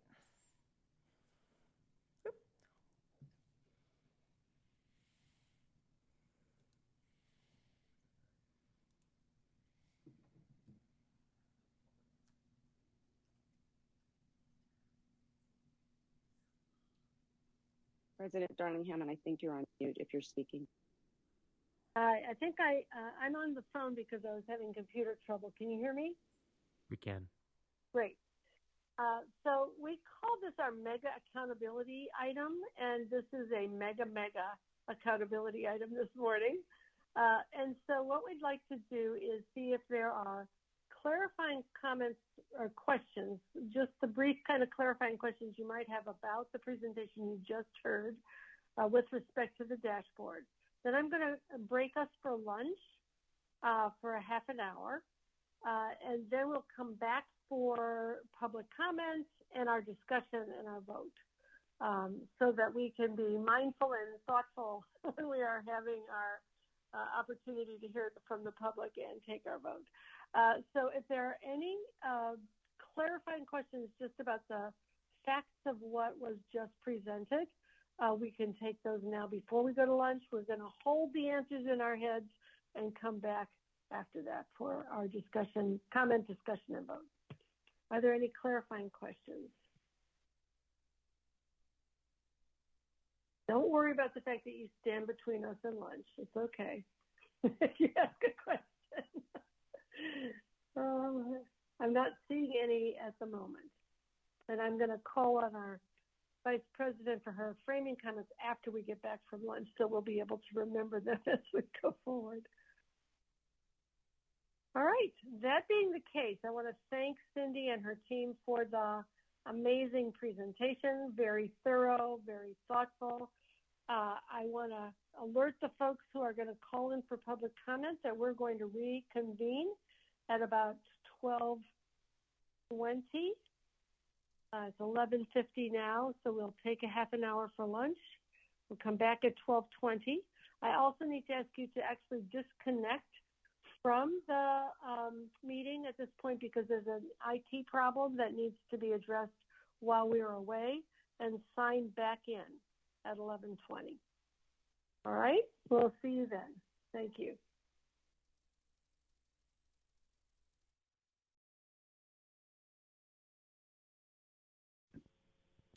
Welcome back. In order to establish a quorum, I'll ask Brooks to call the roll. President Darling Hammond. Here. Member Escobedo. Here. Vice President Glover Woods. Here. Member Lewis. Here. Member McQuillan. Present. Member Olken. Present. Member Orozco Gonzalez. Here. Member Patillo Brownson. Here. Member Porter. Here. Member Rodriguez. Here. Member Yoshimoto Tauri. Here. We have a quorum. All right, terrific. So we are continuing our work on the mega assessment item, mega accountability item, and we are now ready to enter our sort of public comment and then board discussion phase. I'm going to ask Vice President Glover Woods if she would like to make framing comments before we go to public comment, as she is our liaison for this item. Thank you, President Darling Hammond. And I'd like to first start my comments by thanking Cindy and her phenomenal team for the presentation we received today and all the work that went into preparing this item and today's presentation. So thank you, Cindy, and thank you to everyone who shared with us today and all those who were working behind the scenes. Just a few things that I'd like to share as we get ready to go into public comment. And that is that, as we know, the areas that are covered in this particular item are very important as we align ourselves to that principle of continuous improvement. So what we want to always be sure that we're doing is continuing to take action that's going to strengthen our accountability system so that our LEAs receive the data and the support that they need to best serve students. So as we're looking at the recommendations that were before us regarding providing links to the current science assessment results and the teacher assignment data, we know that's an important first step to including access to these important sets of data on our dashboard. And in addition, ensuring that our differentiated assistance eligibility criteria is utilizing the most current data that we have for the 2022-23 school year is essential, and needing to go to status only to ensure that we can do that, again, is very important. While our conversation regarding the definition of the English learner student group for the academic indicator was for information only, I believe it's important to remember that we want to have as many schools as possible receiving a performance level so that we can be sure that the EL program in its entirety, from initial designation through reclassification, is identified and reviewed for how it is best supporting English learners. Equally important, however, is further exploration on how we can ensure that our LEAs are able to access and utilize the wealth of disaggregated English learner data that is currently available, with the goal of ensuring that we are identifying and meeting the needs as it relates to our long-term English learners, as well as current English learners that are not progressing.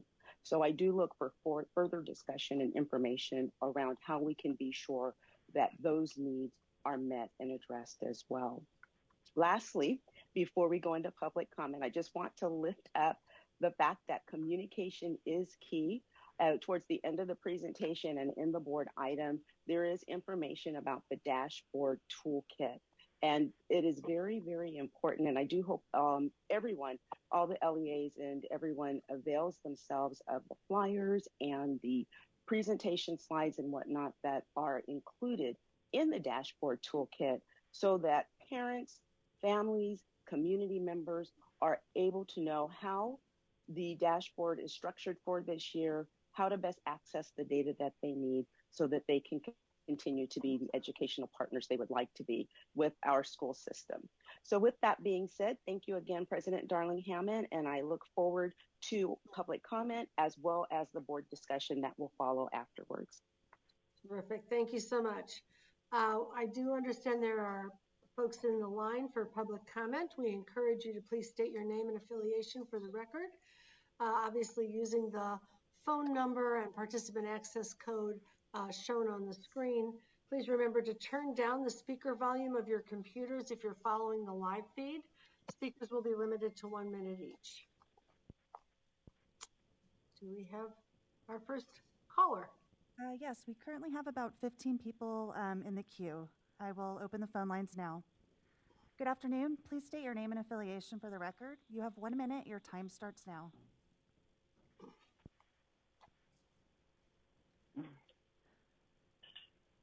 caller, you are live. Please start your public comment now.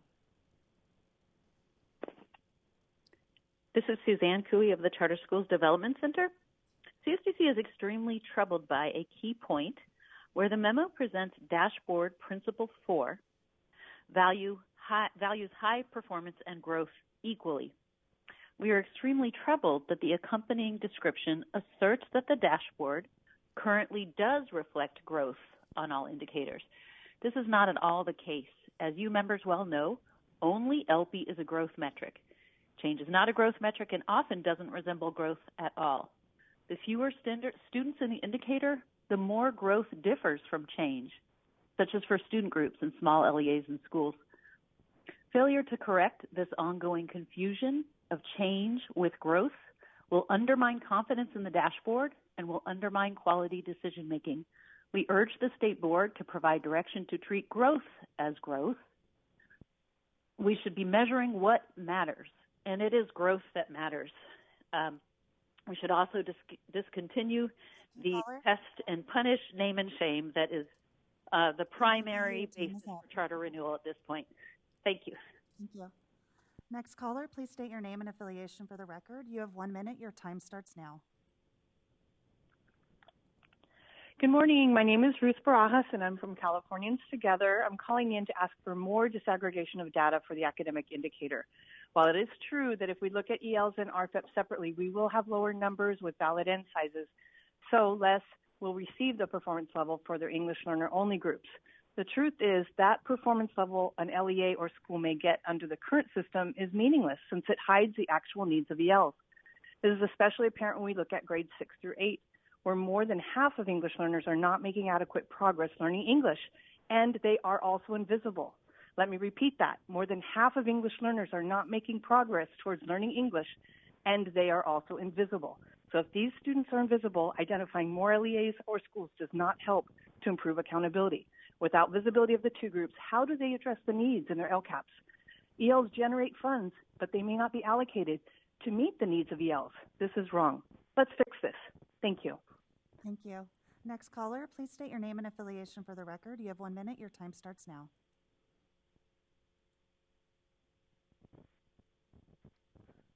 Caller, ending in the last 4 digits, 8820. You are live. Please start your public comment now.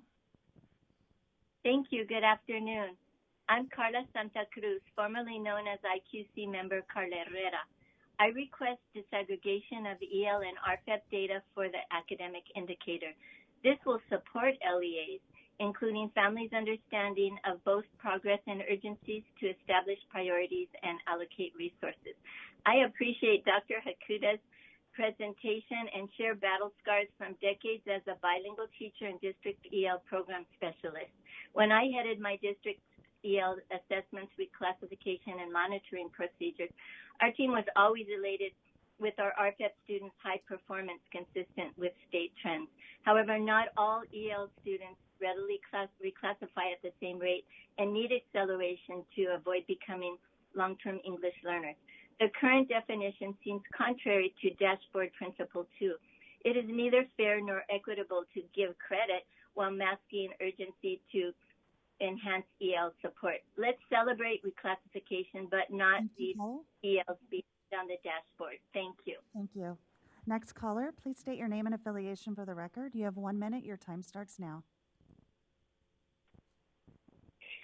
Yes, President Darling Hammond, board members Shelley Spiegel Coleman, Californians Together. In the name of continuous improvement, your Principle 10, we urge the board to revisit the EL definition of the academic indicator and the LP cut scores. While we understand the rationale that led to these decisions, there's evidence that change is needed. Only 2 districts have to include a goal for English learners in their 22-23 LCAPs. Only 46 LEAs would be eligible for differentiated assistance, not even 1 district per county.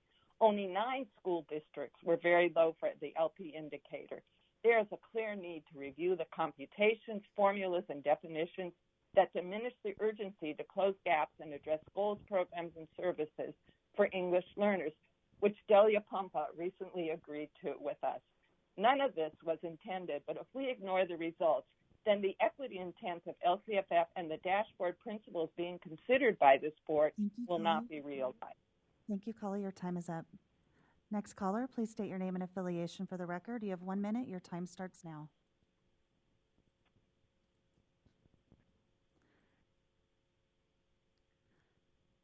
Next caller, please state your name and affiliation for the record. Your time starts now. Hello, my name is Crystal, and I am with Californians Together, and I'm calling in to list a few recommendations. The academic indicator must be revised to report English learner only and reclassify fluent English proficiency separately for accountability.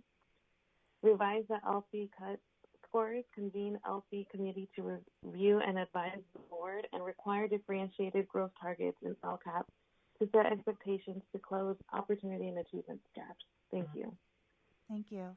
Next caller, please state your name and affiliation for the record. Your time starts now. You have 1 minute. Good afternoon. My name is Lucero Chavez with the Parent Institute for Quality Education, or PIQUE.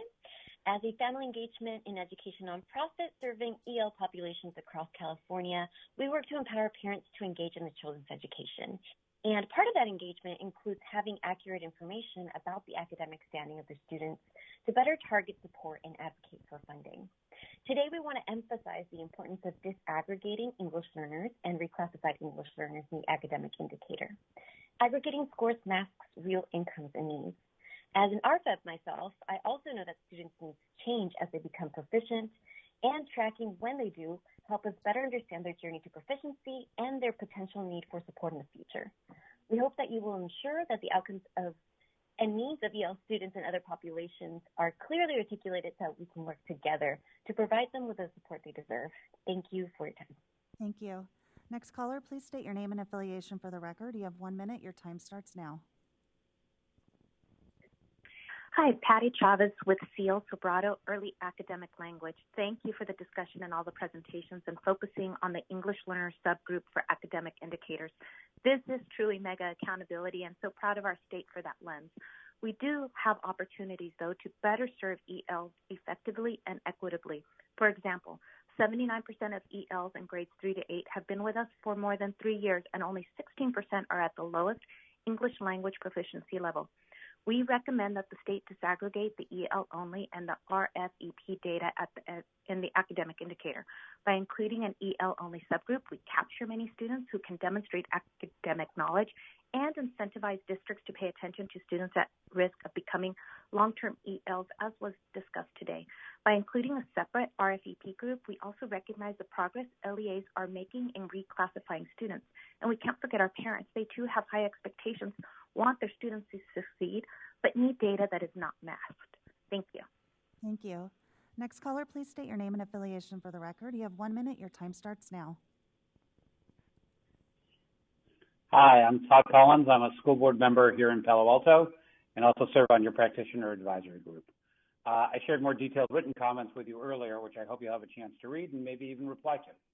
My main point is, despite obviously good intentions, our dashboard does not actually help school board members and parents like me answer the most important questions about our districts, where we stand, and whether we're actually improving.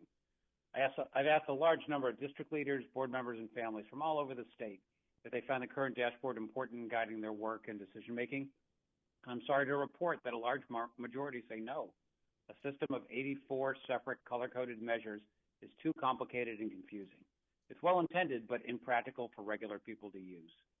Looking back over the documents and listening to Dr. Darling Hammond, it looks like we may have overreacted to weaknesses in the NCLB. A composite measure does not have to be putative. I know we can do better if we try. Thanks for the opportunity to address you, and thanks for your service to California's 6 million students. Thank you. Next caller, please state your name and affiliation for the record. You have 1 minute. Your time starts now. Hi, good afternoon. My name is Tara Clark. I work for the Kern County Superintendent of Schools. And I think one unintended consequence of the current system that we have is that too few districts are required to set goals for ELs and few are designated for differentiated assistance based on EL performance. We know that this identification does not match up with the actual needs. This year in Kern County, where I live and work, 83% of ELs did not meet standards in math or science, and 68% did not meet standards in ELA. Yet only 2 of the 48 districts within the county have been identified for differentiated assistance for ELs, which is less than 5% of all districts. 1 school in the county has been identified for ATSI for EL performance, but no schools have been identified for CSI. The data shows a clear gap in the quality of instruction provided for ELs, and at KCSOS, we have a knowledgeable, dedicated multilingual education team eager to provide support for districts in improving outcomes for ELs, but unless the districts and schools are identified as needing support, they will not take advantage of the resources we as a county office can provide. Without intentional changes to the systems these districts have in place, the performance gap between ELs and EOs will not close. Thank you. Thank you. Next caller, please state your name and affiliation for the record. You have 1 minute. Your time starts now. Hi, Shay Fairchild, IQC alumni, teacher on special assignment, and CASE executive board member. And I'd like to thank the CDE and State Board for your passion and commitment to the students of California. Your voice and action is critical to providing equitable opportunities for our students and creating scientifically literate citizens. We deeply appreciate your voice of support, and now we're asking for some action by placing a science icon on the dashboard. There's a precedence with college and career that multiple years of data is not needed to have the icon. This single action will dramatically affect the trajectory and true implementation of science across the state of California. A large component of the LPAC test is science, and if our students have not had science instruction, how are they going to be successful? With the single action, a shift will focus. The shift will change between district and site administration to create opportunities to require scientifically literate students by graduation. The future and success of our state is dependent upon scientific literacy. Thank you. Thank you. Next caller, please state your name and affiliation for the record. You have 1 minute. Your time starts now. Hi, I'm Pete Ahern, President of the California Association of Science Educators. I'm speaking on behalf of a large coalition of science educators and organizations who submitted a letter to explain our thoughts in detail. We are grateful for the support a science indicator on the dashboard expressed by President Darling Hammond and members Rodriguez and Lewis at the past 2 state board members. We are excited that science test data will finally be linked to the dashboard. We are asking that a science icon be placed on the dashboard that links to science data. This will send a clear signal to districts that science is a core subject area and ensure that districts plan for science in their LCAPs. Burying science data in a drop-down menu or tab will not indicate that science is a priority. Having a strong science education for all students is vital to provide equitable access for STEM career pathways. It's also critical that California has a science-literate workforce and citizenry. As President Darling Hammond expressed earlier, the need to understand climate change is especially critical. Thank you. Thank you. Next caller, please state your name and affiliation for the record. You have 1 minute. Your time starts now. My name is Marta Hernandez, representing Californians Together. And we know that the intent of the accountability system was to support continuous improvement and move away from the punitive branding of schools with high numbers of English learners as failures. However, after nearly a decade of LCFF in examining the dashboard and analyzing LCAPs, it is clear that EL accountability must be re-examined. It is our hope that the board reconsider the EL definition for the academic indicator to disaggregate English learner only and RFEP and provide them a color on the dashboard. I direct your attention to the letter submitted by Dr. Pete Goldschmidt, who concludes that to recognize success and direct support where needed, it is best to disaggregate ELOs and RFEPs. We also need to reevaluate the LP-CUT scores to ensure we have high expectations for annual English proficiency growth. We appreciate the renewed attention to this issue and are hopeful that this attention will bring about improvements that create more accountability for EL. Thank you. Your time is up. Next caller, please state your name and affiliation for the record. You have 1 minute. Your time starts now. Hi, this is Manuel Bonrostro with Californians Together, and I am calling in support of the disaggregation of English learner only and RFIP data in the EL indicator. And also want to talk a little bit about the issue of the stability of the English learner only group and things that can be done and already built into the group that make it a little more stable than folks might think. First, for English language arts, we know that newcomer students and students that have been enrolled for 12 months or less currently take the test but are not included in the calculations. Moreover, the proportion of English learners enrolled for 0 to 3 years is around 9% when we look at sixth grade, and it's around that percent or lower when we look at the upper grades. We also understand the concerns about how disaggregation might not accurately capture achievement. However, it is important to note that for a lot of the subject matter tests, and here I'm going to talk about math specifically, students that speak Spanish do have the option to take the Spanish math. Thank you. Your time is up. Thank you. Next caller, please state your name and affiliation for the record. You have 1 minute. Your time starts now. Hi, my name is Cherise Guerra from the Sobrado Early Academic Language, or Sobrado. Sometimes there are unintended consequences as we develop our accountability system.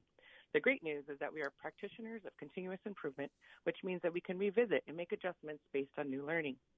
So what have we learned? With our current system, there are a few districts being identified as for differentiated assistance. However, I was an administrator in a district who went through federal program monitoring, or FPM, and decided we had a huge disconnect for our English learner students, even though our dashboard results would indicate otherwise. In partnership with our leadership, we took the time to disaggregate our data and look at where some of the real issues were that we needed to face, and went through the LCAP process. This was a courageous step in trying to close the achievement gap when, based on the dashboard, leadership could have easily communicated we were doing fine. Having an accountability system that is transparent may take additional steps, but ultimately delivers the best sustainable solutions. And isn't that what we want for all of our students? Thank you. Thank you. Next caller, please state your name and affiliation for the record. You have 1 minute. Your time starts now. Good afternoon, Dr. Darling Hammond and board members. Diana Vu on behalf of the Association of California School Administrators. AXA would like to thank CDE for their work on the communication toolkit for the 2022 dashboard. As CDE continues developing the toolkit, we would also request additional resources on the identification methodology for differentiated assistance. In regards to the definition for our English learner student group, AXA believes that including RFEPs within the definition showcases a holistic view of an LEA's EL program and holds them accountable for supporting all of their EL students. Furthermore, LEAs have the ability to disaggregate their EL data. At a local level, they can focus resources on students that need it the most. Including RFEPs as part of the definition in the academic indicator does not prevent this, but does provide the state accountability and oversight of the school and district's EL program. If the state were to consider changing the EL definition, ACT would want to ensure that the input of practitioners who directly oversee EL programs and interact with the students are included. Thank you. Thank you. Next caller, please state your name and affiliation for the record. You have 1 minute. Your time starts now. Madam President, members, this is Eric Premack with the Charter School Center. We're pleased to hear that California has gotten away from the archaic name and shame approach, but unfortunately it remains a central feature of the charter school renewal laws following AB 1505 in 2019. This ill-considered legislation was championed by the Newsom administration and Superintendent Thurmond, and we believe it's incumbent upon the administration, the superintendent, and this board to work with us to fix this mess. We're also concerned that the dashboard is inappropriately punishing charter schools that are using their legal flexibility on teacher credentialing and assignments, and oppose placing this inaccurate data on the dashboard for charter schools, and hope that you will direct the department accordingly. Thank you. Thank you. Next caller, please state your name and affiliation for the record. You have 1 minute. Your time starts now. Good afternoon. This is Sally Fox representing the California Association for Bilingual Education. When I was a district EL resource teacher and later a county office administrator, I learned the definition of EL for dual federal and state purposes. However, now it's time to acknowledge that some consequences of the current definition are having a negative impact in California. One deficiency leads to a failure to identify districts in which ELs are not having sufficient success. This is caused by district data dashboards that conceal the performance of ELs, so districts mistakenly overlook the EL student group. That, in turn, leads to missed opportunities for focused attention and resources since the dashboard is used to complete the LCAP. Surprisingly few districts are being identified for assistance under the current definition. There's a lack of urgency and perhaps a misconception that EL needs are being met when they are very likely not. Therefore, CAVE urges the state board to find a way to revise the EL definition to more accurately represent conditions and more clearly inform and guide our educators. Thank you. Thank you.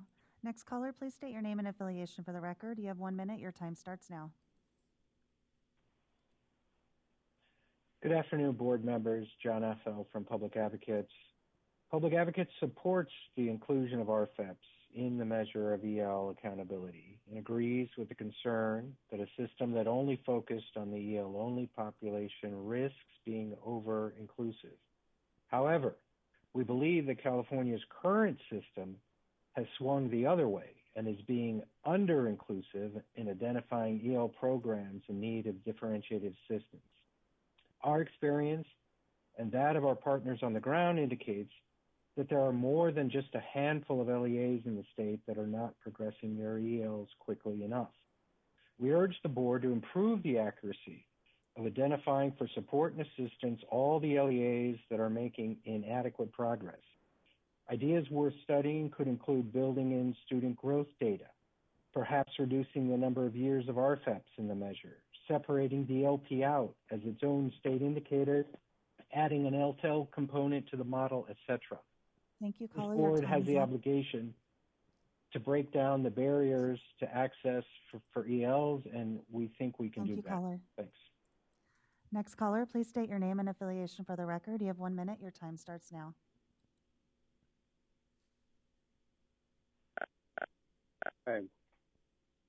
Hi, my name is Mark Lewin. I'm a member of the California Association of Science Educators, Legislative and Environmental Literacy Committees, and currently the Categorical Programs Coordinator for Corning Union Elementary School District in rural far northern California.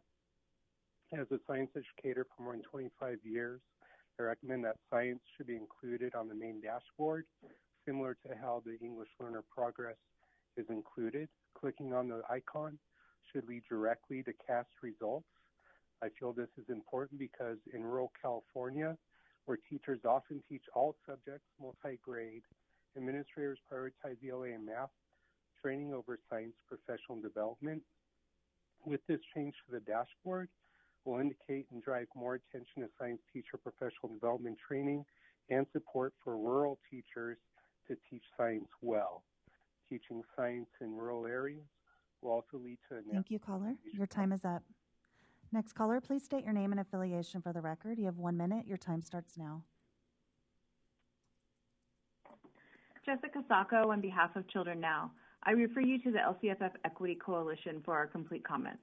Regarding the proposed dashboard principles, I urge the board to specifically consider and modify Principle 2 to address the closing of the achievement gap, and Principle 3 to ensure equal weighting of indicators does not become a barrier to the inclusion of future state-level indicators. Regarding science, I thank you for taking this first step towards the return of science to our state's accountability system. We look forward to the coming year's work on the development of this important indicator. I'd like to give kudos to the team at CDE and CTC for their collaboration, which made the teacher assignment monitoring outcome data possible, including the links proposed in this item. Regarding how English learners are reflected in our accountability system, I align myself with the comments from Californians Together, and I urge the board to continue to dig into this and consider the implementation implications of the current definition. Finally, the proposed cell phone bars. We are concerned with this proposal as full cell phone bars generally signal a desired result. However, this is not applicable for suspension rate and chronic absence rates, which may be confusing for the public. Thank you. Thank you. Next caller, please state your name and affiliation for the record. You have 1 minute. Your time starts now. Hello, Madam President. This is Brian Rivas calling on behalf of the Education Trust. Last two issues for you. We agree with our colleagues in the LCFF Equity Coalition about adding gap closure to the dashboard principles. We think that needs to be explicitly acknowledged and would be useful whenever you and your colleagues consider changes to the dashboard to refer back to that, and it needs to be a reminder so that we can see accelerated growth for students who are lagging behind their peers. Secondly, we support the recommendations from our colleagues and partners, the California Association of Science Educators, to elevate the prominence of science results on the dashboard. We're disappointed by the level of implementation of NGSS, and science achievement scores are low, particularly for African American and Latino students, and that shows up as a barrier, frequently impeding access to A through G completion. Thank you. Thank you. Next caller, please state your name and affiliation for the record. You have 1 minute. Your time starts now. Good afternoon, President Darling Hammond and board members. Liz Guillen, Public Advocates for the LCFF Equity Coalition. We object to the department's proposal to merely provide a link from the dashboard to the DataQuest teacher reports. This DataQuest report is definitely a treasure trove, but it may be confusing to dashboard users, and further explanation to the dashboard user is definitely needed. Depending on the size of your computer screen, the summary table at the bottom is more than a click away. It is why we recommend that the department do more than provide a link from the dashboard to the DataQuest report, but actually cut and paste or copy the DataQuest teacher summary report into the dashboard. We also recommend that the board articulate a plan and schedule for updating the Priority 1 teacher standard early next year so that it fully reflects all three components: fully credentialed, properly assigned for the subject, properly assigned for the student population, the statutory definition from the Williams settlement. We're very appreciative of the department's effort to make all these data available, and now we must begin using it for continuous improvement. Thank you. Thank you. Next caller, please state your name and affiliation for the record. You have 1 minute. Your time starts now. Hi, this is Leticia Garcia on behalf of the Riverside County Superintendent of Schools and the 23 school district superintendents in Riverside County. We support staff's recommendation to help identify eligible school districts for differentiated assistance for 22-23 school year only. In addition, we also continue to believe that the current definition for the English learner student group, which includes RFEP, best balances the needs of the students in school district programs by ensuring that students are identified for support and RFEPs continue to demonstrate proficiency, all the while incentivizing school districts to work towards achieving green and blue performance levels if they reclassify students. Thank you for your time to make a comment. Thank you. Next caller, please state your name and affiliation for the record. You have 1 minute. Your time starts now. Good afternoon, President Darling Hammond and members of the board. Leangela Reed on behalf of the Small School Districts Association. I'd like to thank the board and Cindy Casanis and her team for a great discussion of the dashboard and our accountability system. It was extremely helpful. SSDA would ask that as you move forward in further developing the dashboard, you continue to include our RFEP students within the English learners and don't disaggregate. For small districts with small English learner populations, we're concerned that further decreasing the number of students will cause problems with insight and data accuracy. Thank you. Thank you. Next caller, please state your name and affiliation for the record. You have 1 minute. Your time starts now. My name is Jenny Snyder, Chair of the Curriculum and Instruction Steering Committee with CSESA, calling to support the CDE's recommendation for this item. Regarding the definition of the English learner student group discussion, we would like to weigh in from a practitioner's perspective, which is that we believe including RFEPs provides a holistic picture of an LEA's entire LEA program. Through the work that we do facilitating improvement coaching with districts, we continuously observe that this work takes time. And even though a student may be reclassified, the work needs to continue, which aligns with Dr. Hokuta's research shared this morning, including RFEPs in the definition helps LEAs evaluate the effectiveness of their EL program to ensure that when reclassified, every English learner will continuously demonstrate the knowledge and skills needed to succeed through graduation and beyond. We respectfully request the state continue to provide ample opportunities for LEA input before changes to the dashboard are made. We would like to thank the CDE staff for such a comprehensive presentation and their leadership for the past 2 years without a dashboard. Thank you. Thank you. Next caller, please state your name and affiliation for the record. You have 1 minute. Your time starts now. Hello, my name is Dr. Anya Hurwitz, Executive Director of SEAL Sobrato Early Academic Language. Using a bell curve to set cut scores on the English language proficiency indicator does not serve English learners and does not create an accountability system that is equity focused. Research and state data tell us that it typically takes an English learner 4 to 7 years to reach a sufficient level of academic English proficiency to be reclassified. That is why we have 6 levels of progression on the LPAC, calculating performance based on students moving up at least 1 level per year. If the state's expected growth is at least one level a year, why would we be okay identifying districts as high performers if only 55% of their ELs are making that growth? The cut scores are too low and are not aligned with the research nor the state's interest in creating an equity-focused system. Moving this forward means we continue building systems that deny English learners the education they deserve. Thank you. Thank you. That concludes public comment for item number 2.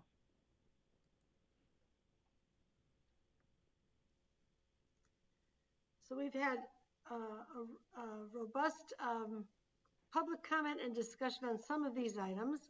I'd like to ask Cindy to put the resolution or the proposed recommendation in front of us again. And I'd like to suggest that some of these items are going to be long-term items that we need to be talking about.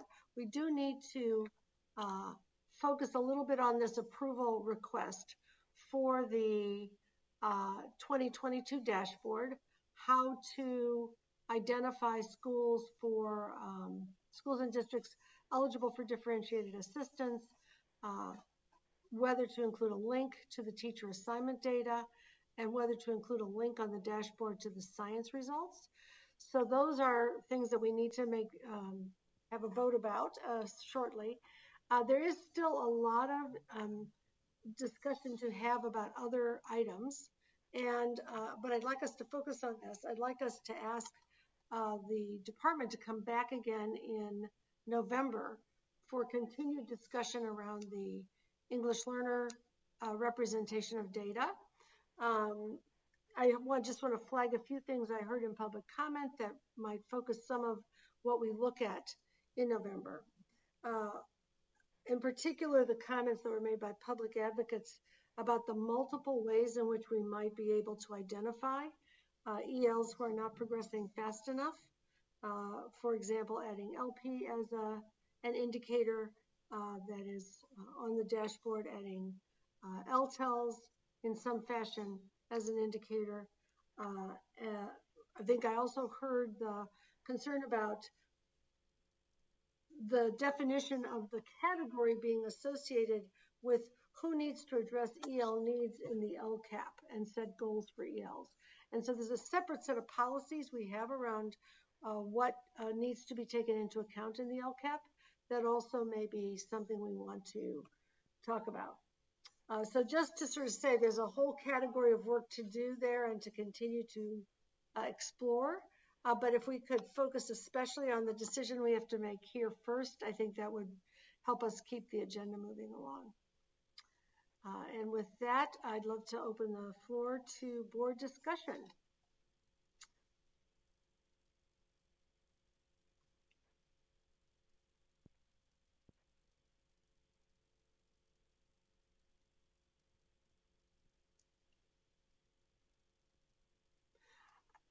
I do want to say, and I will call on Member Orozco Gonzalez in 1 second, that just to frame these particular items that we need to talk about, obviously there's interest in getting the data from the teacher assignment data and the science visible, and the proposal is for a link. That's one thing that they want to talk about. The other is not being able to use progress or change data this year and using the lowest status level as a proxy for red, which I would think we want to take up very explicitly as an interim step, not as something we would be continuing in the future once we have the change data again. Member Orozco Gonzalez, you can kick us off here. I just had a quick clarifying question. I see that the item 3 include a link on the dashboard to the science results that is supported through the CAS website. I know a lot of support came in for science to be included as a graphic on the main dashboard. Is that something we can revisit in November? I think the question might be, Cindy, what can you tell us about the decision to whether it's possible to have an icon? So then we would know whether it's useful to agendize that. Of course.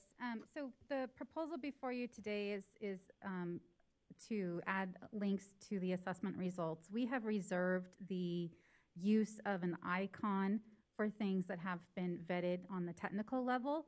And because we don't have 2 years of data to establish not only what we look for to establish status is we're usually looking for a baseline and then an additional year. So absent that additional year of data, the department would not recommend adding an icon because it means something more than what we're able to provide at this point in time. It is absolutely, on our radar for future dashboards. So I would say this is the first step in a very long process. The difference between this and something like the LP is the LP had established data. So we were able to really support the technical aspects behind it. That work has not been done on the science results whatsoever. And we would not be able to do that simply because of lack of data and also just the timing, even if we did have it for November. So. I think the import of the questions that I heard or the comments is that people want it to be visible. So I guess a key may be how we don't know what it would look like, but that it be obvious, even though it may not have a traditional icon yet. Of course, and I think what Kim talked extensively about, and I know that Member Glover Woods also really tried to elevate, is that we have a toolkit that we are rolling out, and we will absolutely have something that is specialized for science. And so if it means that we need to highlight it through our webinar series, which I'm sure we will be including, those are other ways of getting it out. I don't have a way to show you the link on the dashboard at this point in time. I'm happy to bring that piece back in November, but we are really, at this point, really running out of time, and I'm providing you options that are feasible within the time frame that we need to get this information out to the field. And the dashboard is usually released in December. So when Cindy refers to time, that's the time frame she is referring to. Yeah, and I think it's a good idea to start just at least introducing it in the webinar series, like you mentioned, Cindy. So I think just so that educators have an access to it, or at least are aware how to navigate the system to be able to then look at the data that is available for them to then use it for their instruction. Great, thank you. Any other questions or comments, especially focused at the moment on the recommendation?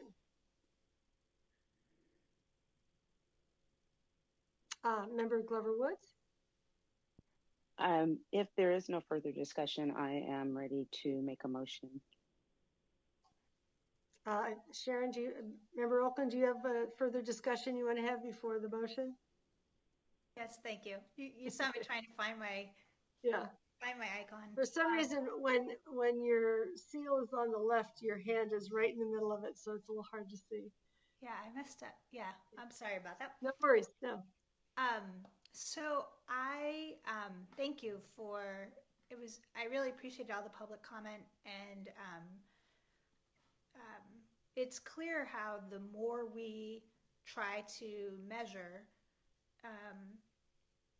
which is important because we want to have multiple measures of student and school success, the more complicated this gets, right? And so it's I appreciate the many perspectives about all that we're trying to elevate, and also in terms of our dashboard, and also wanting to make sure that the data is really vetted and ready. So I hear that tension.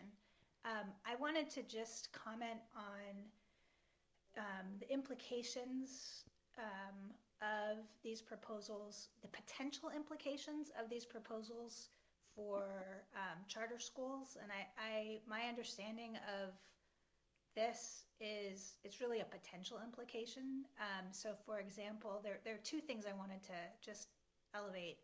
One is the using red for a proxy, or using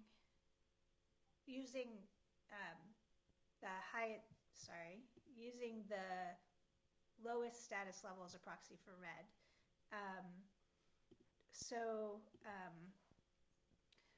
That makes sense, and I appreciate us getting back to a place. Meet Joe. He's an administrator.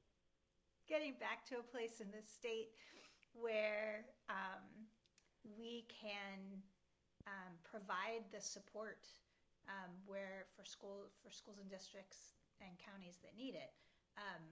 I have some concern about the implication that could have on charter renewal through the new 1505 process, and I think that's just an outstanding question about how that would affect charter renewal. And then similarly, the link to the teacher assignment data. Charter schools at this point have some flexibility because of new rules that were implemented as part of 1505. And so that data will be public and on the dashboard through a link before charter schools are being actually held accountable for it while we're still in this grace period. And I have some concerns about the potential impact that could have on both charter renewal and perception of schools as they're working through this process. I feel like that those two issues are important to raise, but I also think the data that we're talking about is important to highlight. So I just wanted to put those forward. And maybe I could ask if there are any thoughts at this point about how to mitigate those potential concerns. So that's going to be a long conversation. I'll give Cindy a chance to offer any short answer she'd like to that. Yeah, it could be. And I'll just note that even as it exists now, charter schools do have the opportunity to use other measures in their charter renewal processes, including diagnostic tests and other things like that on which they can show growth as well as status, and that is part of the charter renewal affordances. So the dashboard exists, but it is not the only thing that is used. Cindy, do you want to add anything to that? Sure. I think along the lines of the communication around charter schools for 2022. We are working internally to develop a letter to the field from myself and from the Charter School Division Director, Stephanie Farland, to just talk about the 2022 school year and the release of the dashboard.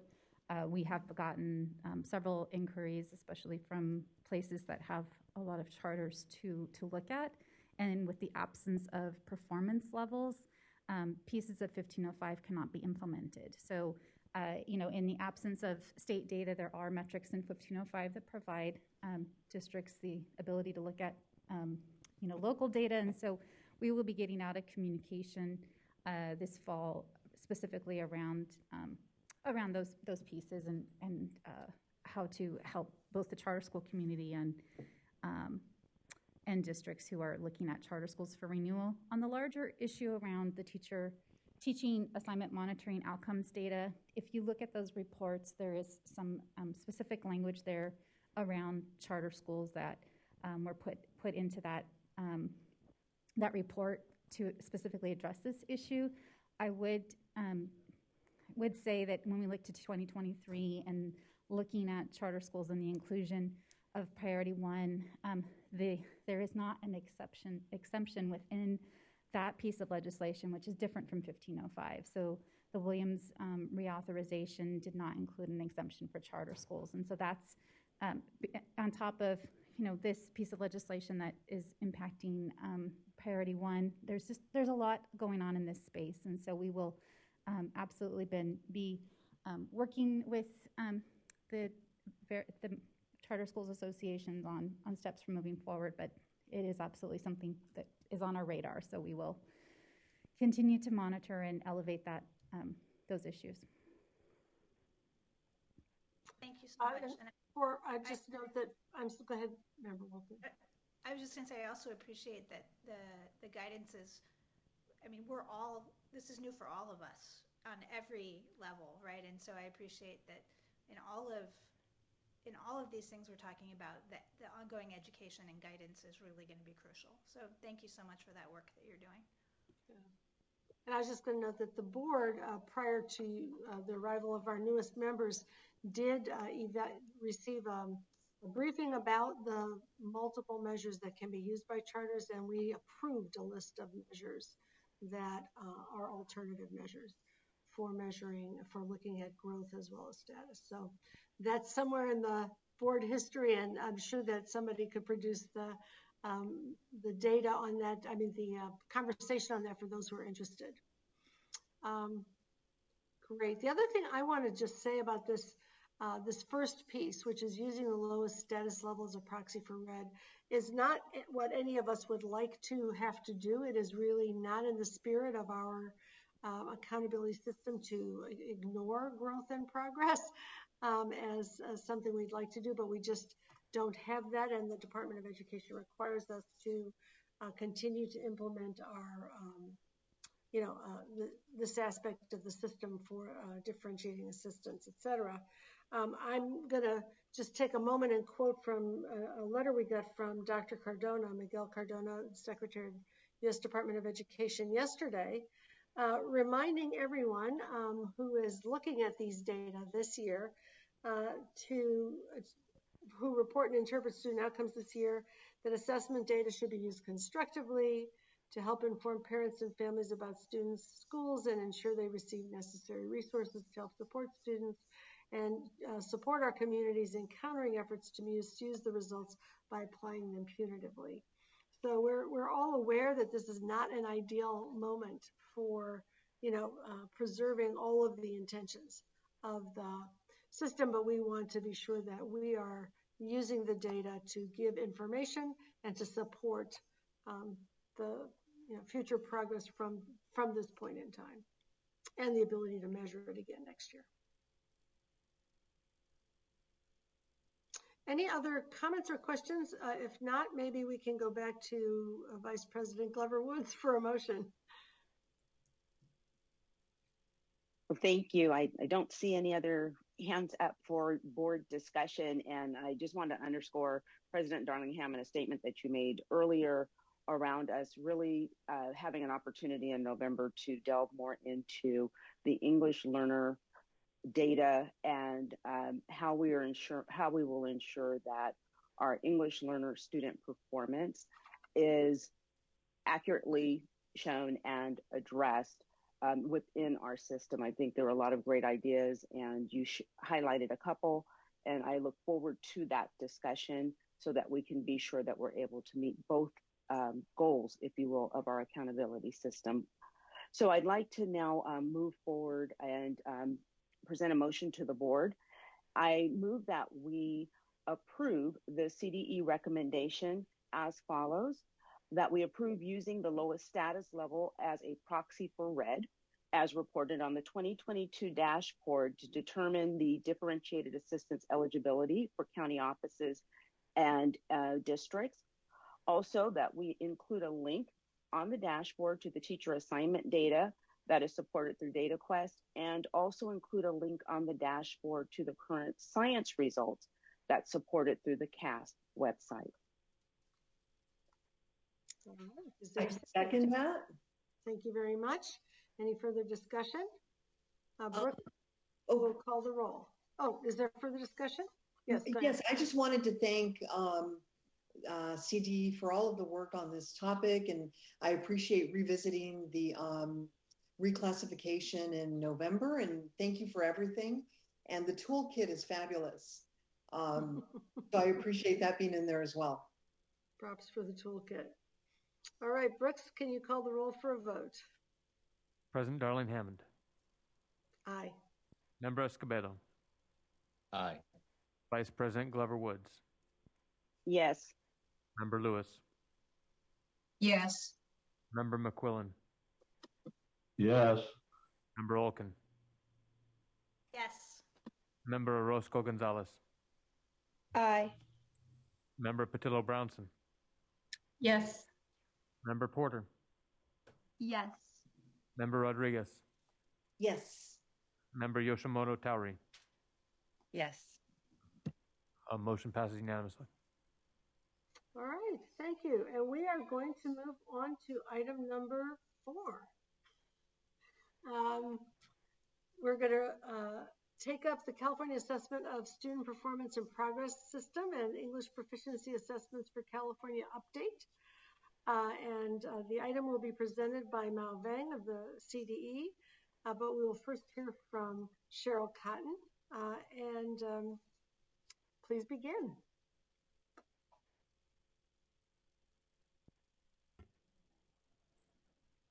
Superintendent Thurmond, President Darling Hammond, Vice President Glover Woods, and board members. I'm Cheryl Cotton, Deputy Superintendent of the Instruction, Measurement, and Administration Branch.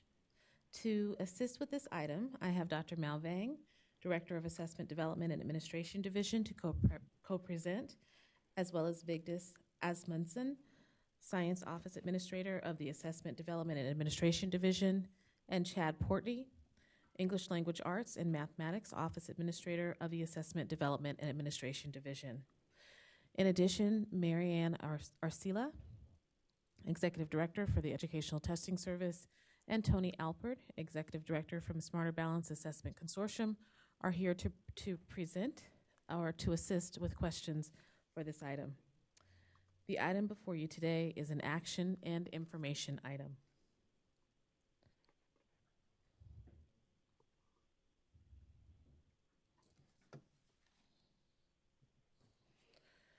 Today's presentation will cover the following. We will provide an overview of the California Department of Education's recommendation for approval, the proposed California Alternate Assessment, or CAA, for science threshold scores, the Smarter Balance Summative Assessments for English Language Arts Literacy, or ELA, and Mathematics Adjusted Forms Blueprints, and the 2022-23 California Assessment of Student Performance and Progress, or the CASP, and the English Language Proficiency Assessments for California, the LPAC, Student Score Reports, or SSRs. Then we will go over some of our CASP and LPAC updates, as well as an update on national and international assessments.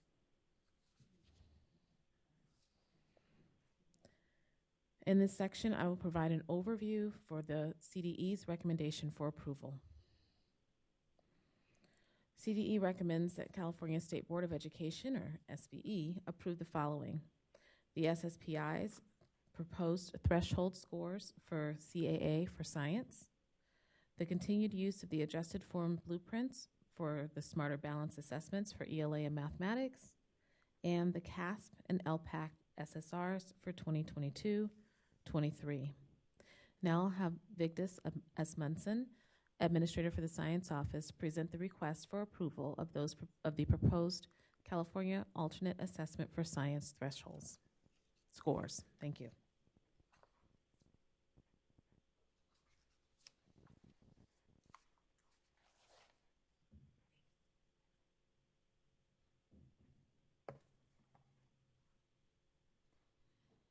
Hello. Hello, President Darling Hammond, Vice President Glover Woods, and board members. My name is Vigdis Asmundsen, the Science Office Administrator of the Assessment Development and Administration Division. I'm very excited to be here with you today to ask for approval of the CAA for Science recommended threshold scores. As mentioned, joining me today to assist with any questions you might have is our ETS colleague, Marianne Arcila, the Executive Director of ETS California Programs. The CAA for Science was developed to comply with the following requirements. It's administered pursuant to the California Education Code, Section 60640, and as part of the Every Student Succeeds Act of 2015, the ESSA. It's aligned with alternate achievement standards. They're called the Science Core Content Connectors, and they are linked to the performance expectations from the California Next Generation Science Standards, the CA-NGSS. Using the SBE-approved alternate general achievement level descriptors and the score reporting structure. The work accomplished during the CAA for Science standard setting process was guided by these board-approved achievement level descriptors and will be provided to the U.S. Department of Education as part of the federal peer review of this new assessment. The CAA for Science is part of the CASP system of assessments. It's designed to measure what students know and can do in science. This helps identify and address gaps in knowledge or skills early so that students can receive the support that they need. Only students with the most severe cognitive disabilities are eligible to participate in the administration of the CAA for Science. To be eligible to take the assessment, the student's individualized education program, their IEP team, must determine that the student should take that alternate assessment. The CAA for Science actually consists of 4 embedded performance tasks that are each administered online throughout the year, shortly after the student receives instruction on that related science content. The test is administered one-on-one to the student by a test examiner who knows them best, and it is administered to eligible students in grades 5 and 8 and once while they are in high school. That could be in grade 10, 11, or 12. The recommendation that we are bringing to you today represents the work over the past years leading up to this request for approval of these threshold scores. In July 2016, the development for the CAA for Science began with the SBE approval of the high-level test design. The SBE then approved the CAA for Science blueprint, general achievement level descriptors, and reporting hierarchy in January 2018. In the 2019-20 school year, due to the COVID-19 pandemic, all California testing was suspended, which did cause some delays to the development of the test. In the 2020-21 school year, LEAs administered the CAA for Science operational field test year 1. The 2020-21 administration was intended to be the sole operational field test. However, the number of students who completed testing wasn't sufficient to reflect a typical instructional year that would provide the necessary impact data to establish the recommended threshold scores. Therefore, the finalization of the threshold scores was postponed until we could collect and use the more robust impact data from the 2021-22 CAA for Science administration. In August 2021, the CAA for Science standard setting workshop with California special education and science educators was conducted. In 2021-22, the CAA for Science operational field test year 2 was administered. So this brings us to today's request for approval of the CAA for Science recommended threshold scores. As described in attachment 3 of the item, the panelists comprised a diverse group of 28 experienced California educators. Most of them had more than 10 years of teaching experience, who represented science educators across California, teaching students who take the CAA for Science. They represented varied ethnicities from across California, and they included the perspectives of classroom teachers and LEA or county employees. Lastly, they brought their familiarity with the breadth and the depth of the CA and GSS. The first step in the standard setting process was to review the CAA for Science performance task items. The panelists then reviewed the general and range achievement level descriptors, the ALDs, in order to define the knowledge and skills of each threshold student. I'll give you a further description of that on the next slide. Based on these threshold student definitions, using the modified and extended Angoff methods, which are the best practices as defined by the standard setting literature, the panelists made 2 rounds of judgments on the likelihood that students at the threshold would answer each item correctly, with discussion between rounds. For the CAA for Science, similar to the CAAs for ELA and Math, there are 3 achievement levels. Level 1 is limited understanding, Level 2 is foundational understanding, and Level 3 is understanding. Therefore, 2 threshold scores were needed for each grade level or grade span. Using the ALDs, panelists defined the knowledge and skills of the threshold student for levels 2 and 3. So in other words, they explained what does achievement look like for a student who is just into level 2 or just into level 3. That is the solid pink character here for level 2 and the solid blue character for level 3. Those threshold student definitions are also referred to as threshold ALDs. These descriptions are extremely important tools that the panelists use to make their recommended threshold score judgments.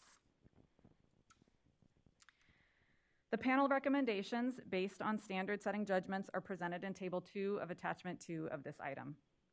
After the CDE's review of the panelists' judgments, the CDE consulted with select CASP Technical Advisory Group, our TAG members, and assessment interest holder groups who represent California educational associations.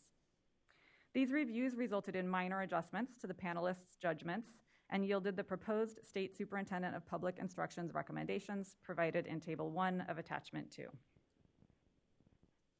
The data on this slide represents the State Superintendent of Public Instruction's recommendations for the threshold scores on the overall score for the CAA for Science. During the process of establishing threshold scores, We used a temporary standard setting scale. Following SBE approval, these thresholds will then be applied to the reporting scale, which are the values that are presented on the student score reports. The threshold scores were applied to CAA for science student performance data from the 2021-22 Operational Field Test Administration. To maintain fidelity with the work of the standard setting panel, the State Superintendent of Public Instruction recommended thresholds are within one conditional standard error of measurement of the panel's recommendations. All adjustments are within that natural error variance of the panel's recommended thresholds and then only reflect slight modifications of those judgments. The percentage of students is a percent of students statewide who would be placed at this achievement level on the basis of the results of the 2021-22 Operational Field Test Administration.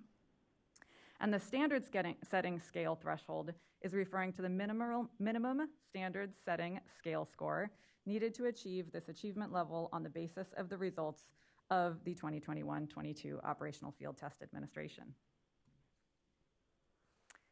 Upon the SBE's approval of the State Superintendent of Public Instruction's recommended CAA for science threshold scores, the CDE will next notify LEA superintendents and charter school administrators of the approved threshold scores and the timeline regarding the CAA for science student score reports. The CDE and ETS will perform a quality control process to evaluate the data and ensure that the information on the CAA for science student score reports is reported accurately. And finally, when all of that is complete, the student score reports will be delivered to LEAs to share with parents and guardians in December 2022. Next, I will hand this presentation over to Chad Portney.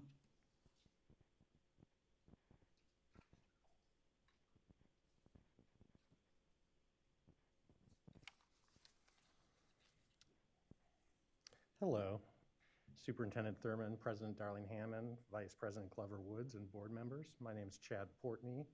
I'm the English Language Arts and Mathematics Office Administrator in the Assessment Division, Assessment Development and Administration Division, pardon me. I will present for your approval the continued use of the Smarter Balanced Adjusted Form blueprints and revisions to the 22-23 student score reports. In November 2020, the SBE approved the initial use of the adjusted form blueprints for the 2020-2021 administration. In September 2021, the SBE approved the continued use of the adjusted form blueprints for the 21-22 administration. The CDE now recommends that the SBE approve the use of the adjusted form blueprints for 22-23 and subsequent administrations until the consortium approves any further changes to the blueprint. The proposed 22-23 blueprints, adjusted form blueprints, are identical to the blueprints used in the 21-22 administration.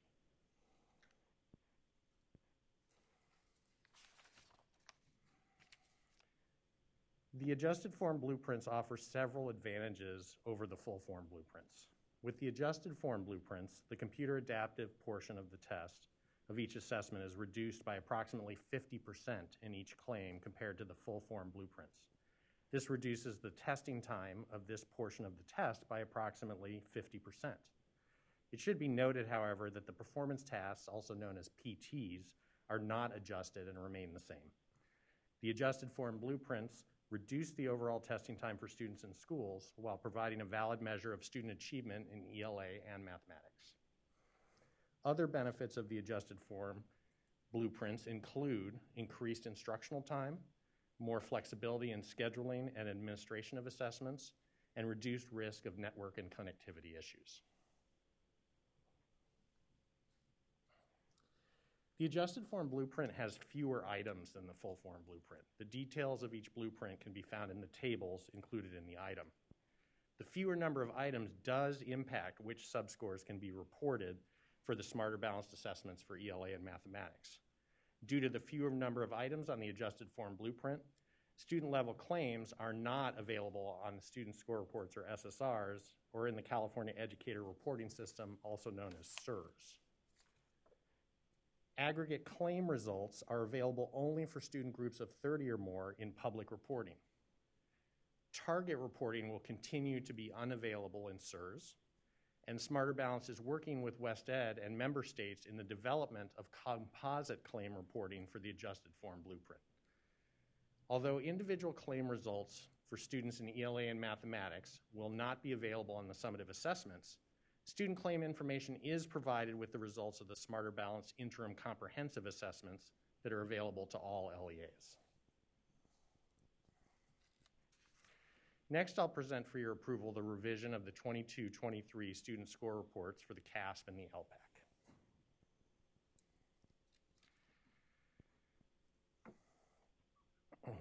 The main change to the CASP and LPAC student score reports is the update to the academic year. Examples of student score reports are provided in attachment 4. For the SSRs for the Smarter Balanced Summative assessments in ELA and mathematics, the CDE proposes the return of comparison language on the SSRs for the Smarter Balanced Summative assessments for ELA and mathematics. This language compares a student's current year performance to their performance on the assessment in a prior year. In addition, due to the adjusted form blueprint, claim results will continue to not be reported on SSRs. The CDE proposes removing information regarding claim categories in order to remove information regarding subscores that is not being reported and improve clarity to parents and guardians. Other updates of the SSRs include school and state averages will remain suppressed on CASP SSRs. Traditionally, these averages have been calculated using a 3-year rolling average. Due to the suspension of testing in 2019-20 and low testing volumes for the CASP in 2021, using a 3-year rolling average still does not provide an insightful measure from which to analyze 22-23 data and student achievement. Korean will be added as a new reporting language on all CASP and LPAC SSRs. SSRs will also continue to be available in English, traditional Chinese, Filipino, Spanish, and Vietnamese. All CASP and LPAC SSRs with updates are attached to the item. Now I'll turn the presentation over to Mao Vang to cover the additional program updates. Thank you.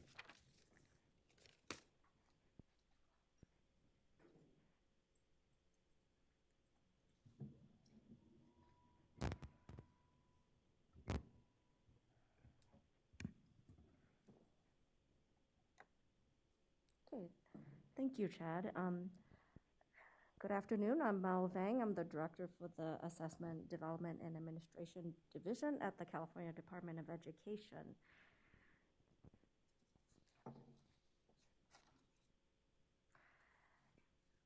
So,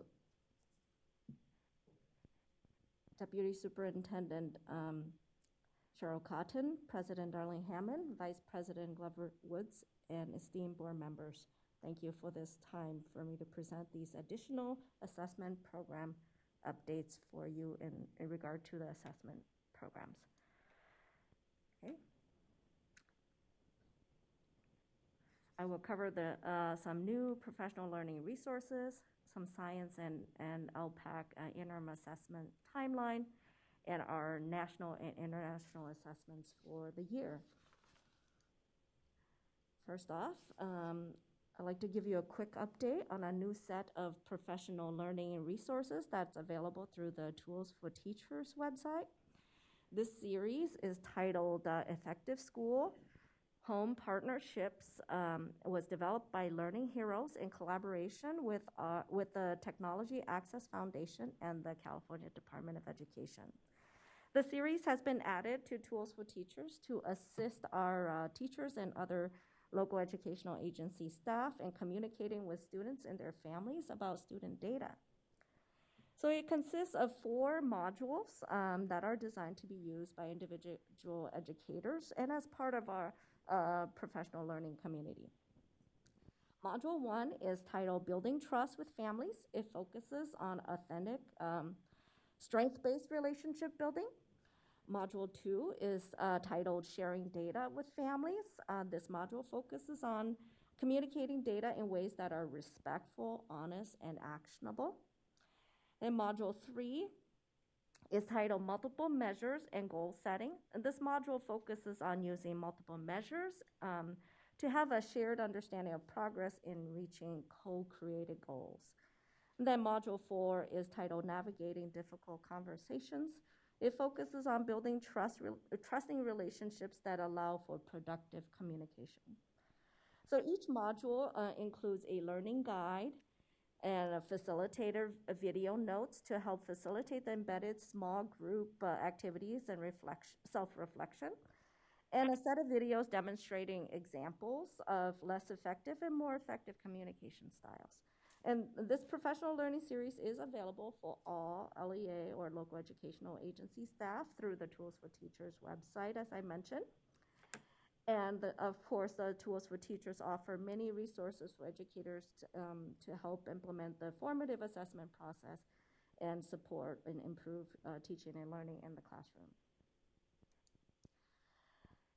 Next, during this school year, the 2022-23, the CDE and its testing contractor, ETS, are developing the interim assessments for both the LPAC, the English Language Proficiency Assessments for California, and the science programs.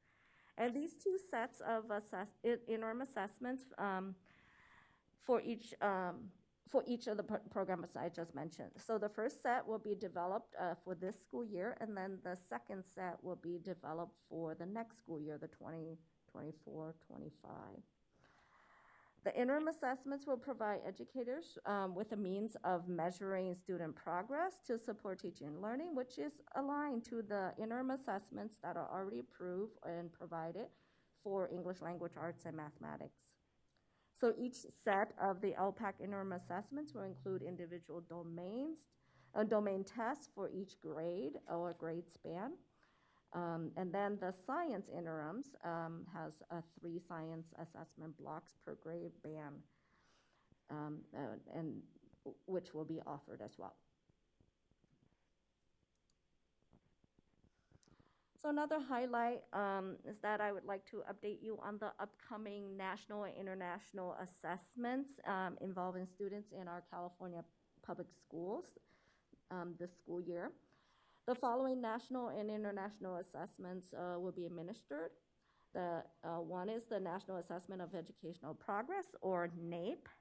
We have many acronyms, but we'll spell them out for you. The International Computer and Information Literacy Study, or we call it ISIL. The Program for International Student Assessment, or PISA. And the Trends in International Mathematics and Science Study, or TIMSS. All these assessments are administered by field staff contracting with the National Center for Education Statistics, And in this table of the national and international assessments for the 2022-23 school year, it lists the assessments and their administration windows, the age or grade level of students to be assessed, and the number of California public schools that are being sampled.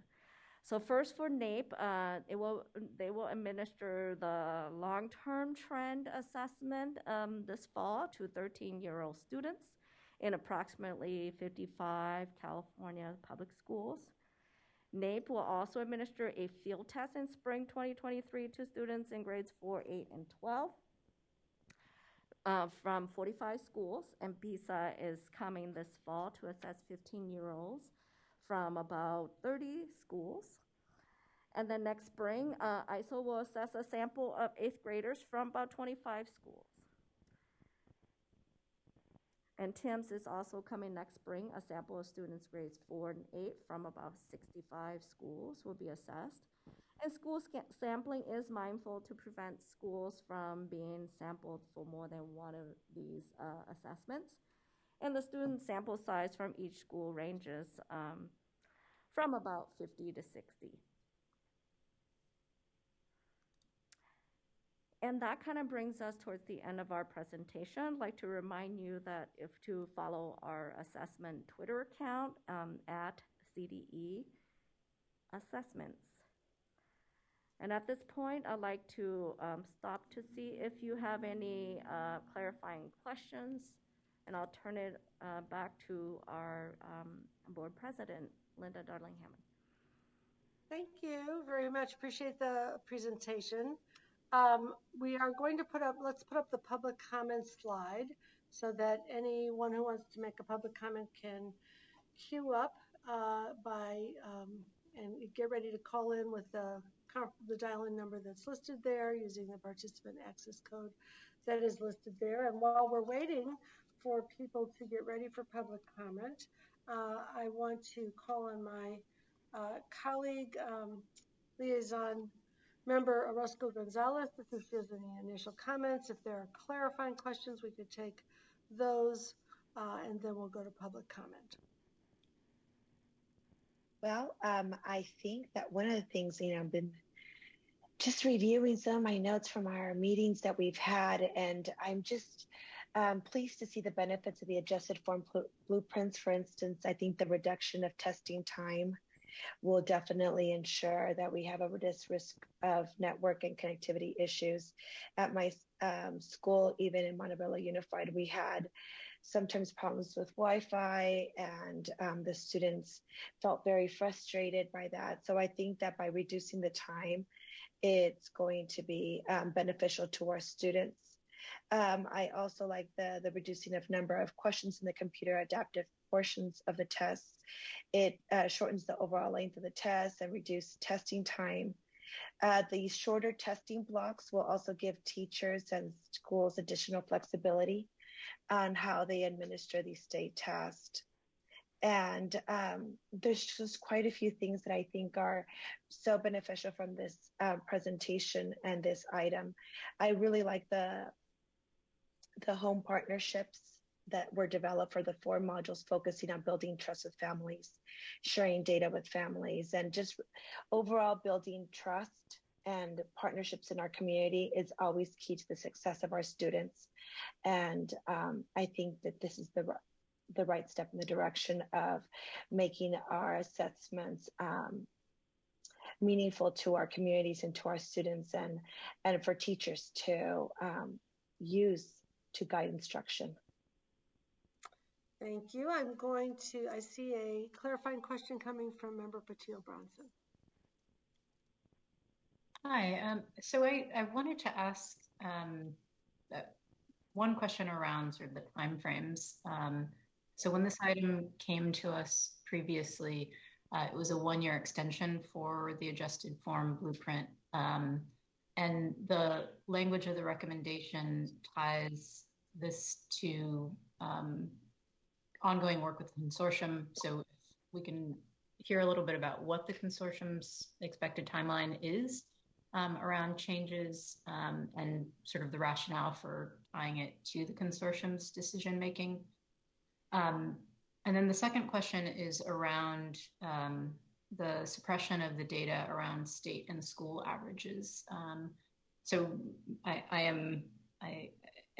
and in the many hats that I wear, I am also a parent, and I've definitely seen parents and teachers and administrators and counselors use this data in order to talk through course placements, in order to talk through areas for improvement and development, and exactly the sort of data sharing with families that was described in Learning Heroes.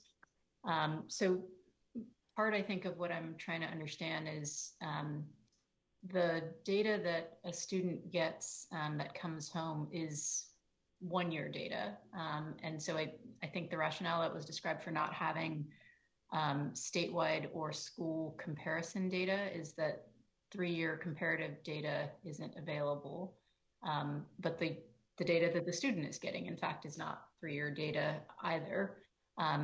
I'm delighted that there's going to be an inclusion now of past year, so a student can actually track progress, growth, or a downward trend, because that's, I think, very helpful. But would want to hear a little bit more about what the rationale for requiring 3 years versus 1 for the state and school averages. All right, Mal, 2 questions to you. Yes, as Chad mentioned, I'll address the average, the 3-year average first, and then I do have Tony Alpert here. Perhaps he could say a little bit about our the adjusted blueprints and the work involving that. So in terms of the averages on the student score report, the 3-year averages, It is because, as Chad mentioned, we don't have any data for 2020. That year the testing was suspended, so there's no data there. In the 21 year, there's a small percentage of students who tested, right? We had some 20-some% in English and math versus the 90-some% on a normal year. So the averages would not be very meaningful. So that's why we're recommending just taking that portion out of the student score report and showing it on the student score report so that it doesn't confuse the readings. Well, I think the question is, if we're using 1 year of data for students, could we use 1 year of data for state comparison also? Is that right? Yes, for states and other schools, or I can't remember if it was other schools or other districts. I think it's district maybe. Yeah. Anyway, I think your question is, if we're using 1 year of data for the student, why can't we use 1 year of data for the other? That's right. Exactly. Okay. Do you want to come and help me? Maybe I'm misunderstanding something here. I have chat. Why couldn't we use the 1 year of state or district data for comparison? Chad Portney again. The issue here is that the student score reports are produced before the entire year's data is computed. We start putting student score reports out 2 to 3 weeks after a student completes testing. We don't know the school and the statewide averages until later in August when we get all the data from ETS. By that time, we've already started putting score reports out into the field. Yeah, and I certainly know a lot of people who've gotten their score reports for their students. So I think that's that one answer. And then Member Petito-Bronson, do you want to just clarify what it is you wanted to know about the reduced form? About the consortium's role in making a recommendation for future changes, and if there's a timeline that they're already forecasting in terms of when changes would happen, to give us a sense of whether we're signing off for this to be the new format for 5-10 years, or whether this is like a 1 year extension and the consortium has this on their agenda to look at the short form. Hello, for the record, this is Tony Elpert, Executive Director for the Smarter Balances Assessment Consortium. We don't have a plan to change any of the adjusted blueprints at this point.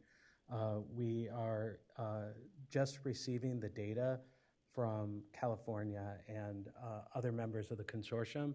At that point, we'll be able to do the detailed analyses that we had hoped to do in prior years, but testing was not consistent and didn't provide enough data to make any evaluative judgments about the efficacy of the blueprint. Any such changes would be presented for a consortium-wide vote, for which California has a strong role. Any state can stop an action. All the consortium's actions are based on consensus. And if it did pass, then we would be providing information to Mao Vang and her assessment staff in support of this body's deliberation on those proposed changes. Thank you. Any other clarifying questions? If not, we will go ahead and move to public comment, and then we'll have plenty of time for discussion when we come back. Member Yoshimoto Tari, is it a clarifying question? It's a brief clarifying question. Yeah.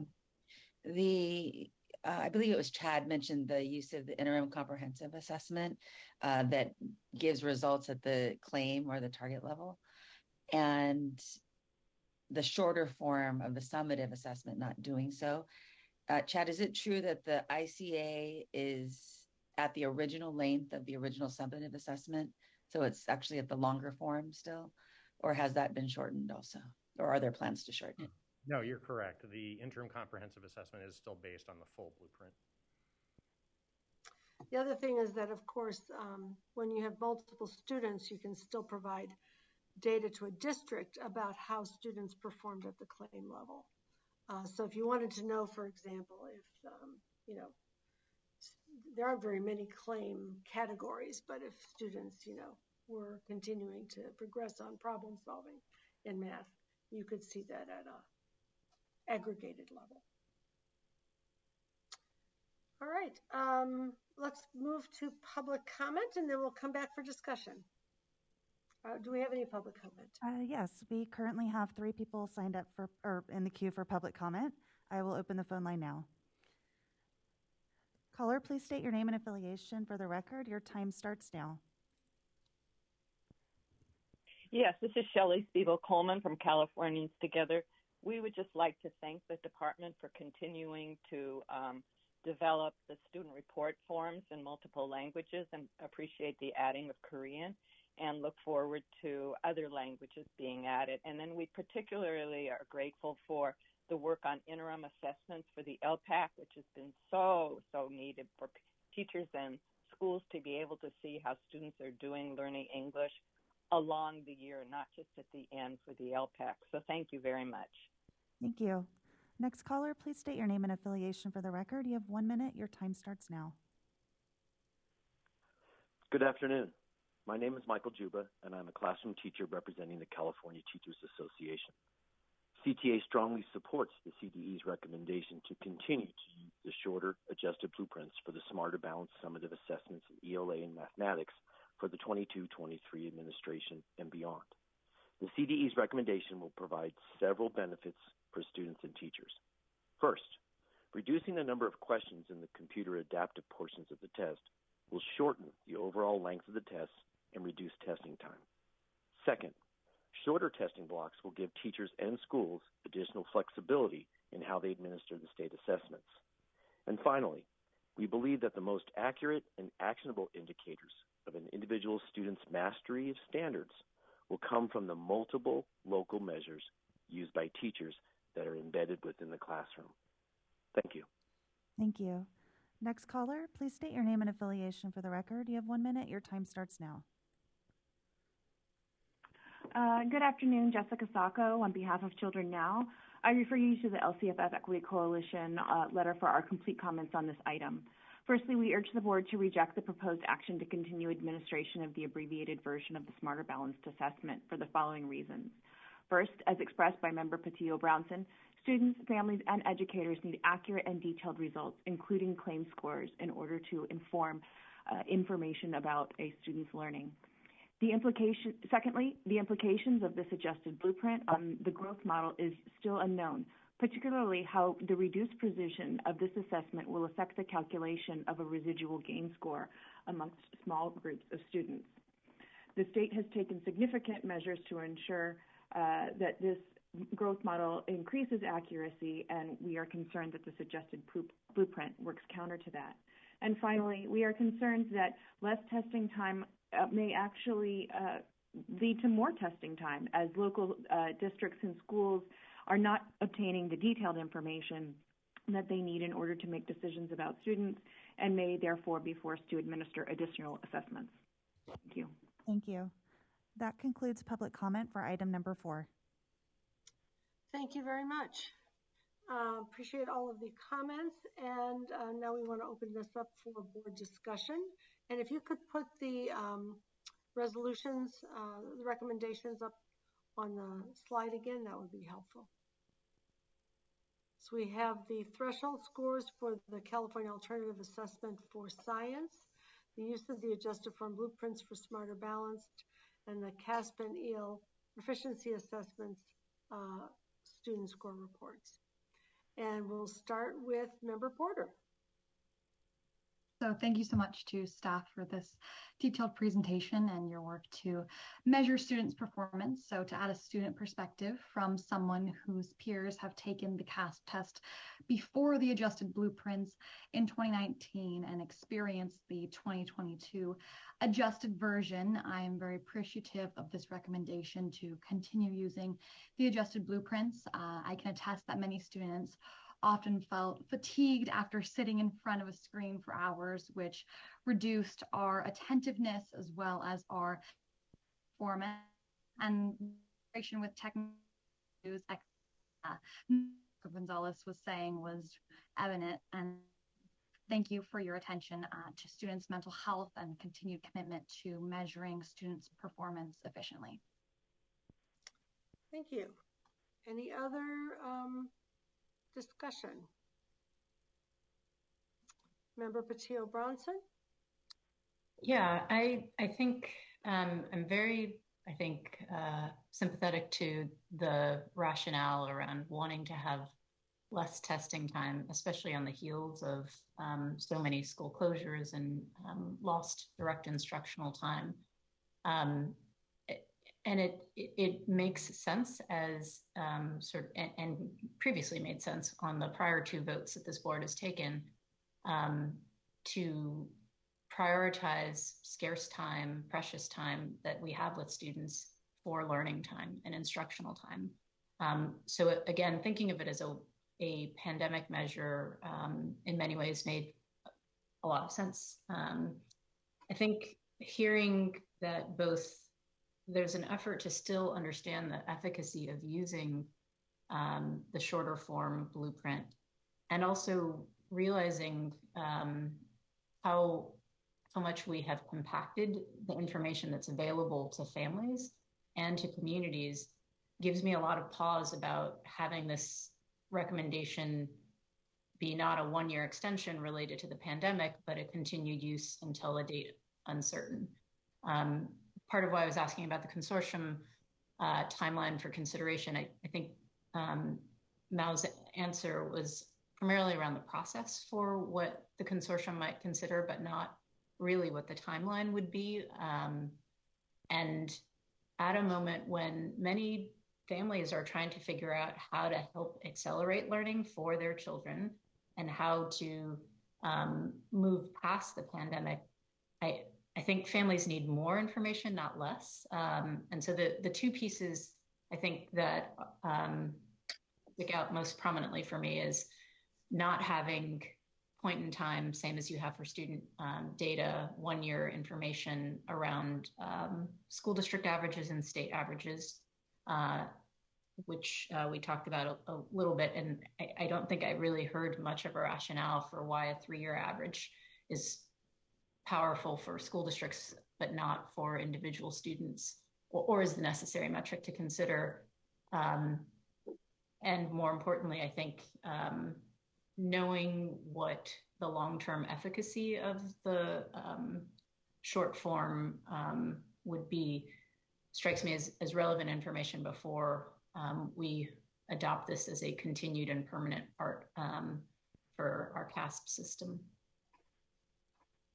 So I would be very open to, and I guess I'm proposing potentially 2 amendments to query whether it would be possible to add back in and ask and work with our test administrators to get us, for example, school district average information so that it could go out with family assessment reports in the next administration of the tests. I think EdSource reported school district level data of CASP scores. So I think there must be some early indications of what school district level data is looking like that we could draw from, again, to help better inform the decisions that families are needing to make about what, for example, junior high they apply to for their kids' school or what high school. And these are important and scarce resources that I think parents are looking for. Let's take those 2 issues and divide them up so we can handle each of them, and then I will come to Member Glover Woods in just a moment. Mao, can you speak to the question of whether it would be viable to begin to get the state and district comparison data onto the same score report as the student data? I know there are some timing differentials. You might have to slow down one in order to incorporate the other. But I'm just curious if you could give us a sense of what would be needed to get to that. I'm not for this year, obviously, that's water under the bridge, but for next year. Or whether it's the plan to be able to publish those together again by next year. Yes, let me just clarify that it's not our intent to withhold anything. It's because the data is not available, right? As Chad mentioned, even the current year, we've already rolled out those student score reports early on because we want to get that into the hands of parents and students. And we're just excluding it from the current time or the current year that we're bringing forward to you. But in the future, when the averages become available, we will bring those reports back to you on an annual basis, and then we will add whatever data is available that makes sense. And it is your area of responsibility to be able to review those reports and approve them on an annual basis. And also, does that help? I'm still personally not quite sure I understand. Are you saying that the average, that when you do a comparison on the score report, it will always be lagged data for the district and the state, but current data for the student in order to have them at the same time? Yes, that's what I'm saying. And so the average was used because you were using a rolling average of prior year data, not the current year data. That's right.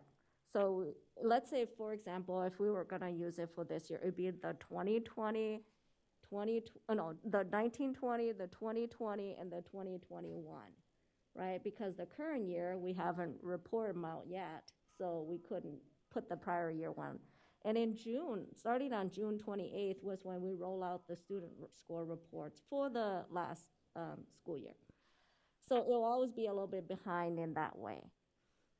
Can I ask, is that a vendor issue, or is that an in-house calculation as to why there's why there's a lag between getting district and averages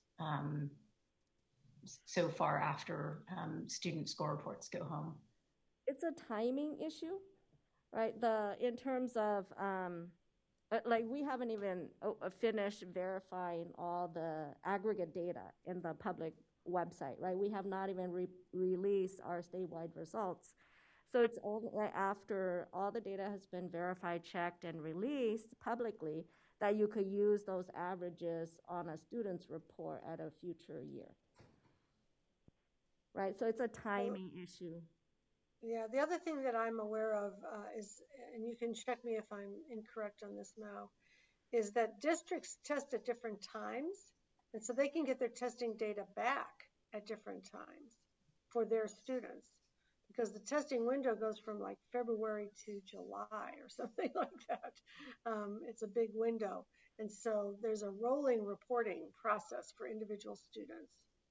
Yeah, and I do have the Marianne Arcella from ETS here. So they are our state's assessment contractor. She'd like to clarify a little bit about the process to help you understand. Good afternoon, Marianne Arcella, Executive Director at ETS for the California Statewide Assessments. Thank you for your time, board members. To reiterate what Mao mentioned, we would not have the statewide averages, the school averages for the same administration year when we start releasing the student score reports. So there, a few years ago, or at the beginning of the CASP assessments, the decision was to have a rolling release of the student score reports and not wait for the school year, as was happened in the previous testing program, the STAR program. And so in order to release the student score reports early and provide enough information, we do have to use a previous year's data because the current year's administration averages are not available. So we've made a trade-off in favor of getting data sooner to students and their parents, which then requires lagged data to be the comparison from the state or even the district. And so if we were to try to line them up, our choices would either be to hold back data from students and parents or wait until we have some kind of lagged data for the state or the district, which I think I understood Mao saying we would be able to reactivate this coming year. Is that right? Yes. Once, let's say this year, the 2022 data becomes available sometime this year, right? We could use those for next year's report. We may not have all 3 years, right? Because the 2020-21 is still the same. but we could have at least the 1 year on there. And then it'll be cumulative over the next couple years as well.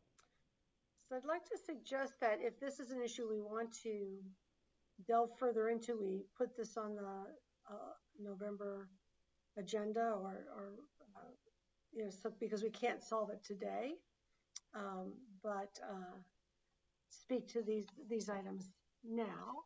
The other question, Member Patia Bronson, that you were asking about was, is this a 1 year extension of the adjusted form blueprint? And I would simply say that assessment is always in flux. We've seen that as we go through our board items, we're always making adjustments. We made a big one with the pandemic, but whatever we vote today can always be rethought, in the future. So if we want to, again, dive more deeply in the coming meetings into the data that is coming out about the adjusted blueprint and how to think about future decisions, we will be able to make future decisions. I think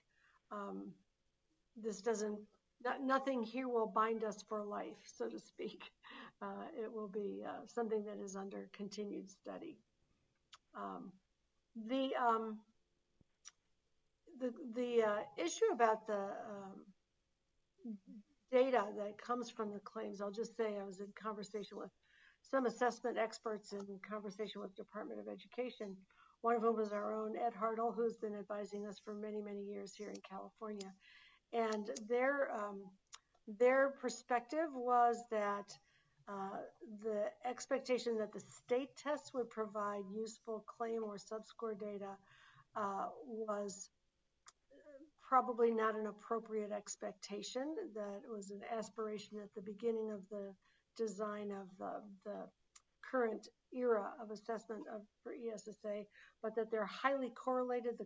The subscores and claim scores are usually both highly correlated with the overall score, so they don't usually add as much information, even though they add length to the test, and that they, in addition, come at the end of the year when it's a little bit late to be able to use it for, guidance of instruction, which is what you want to do with more detailed data. So we should, I think, dive into these questions as we're thinking about where we want assessment to be and go in the state.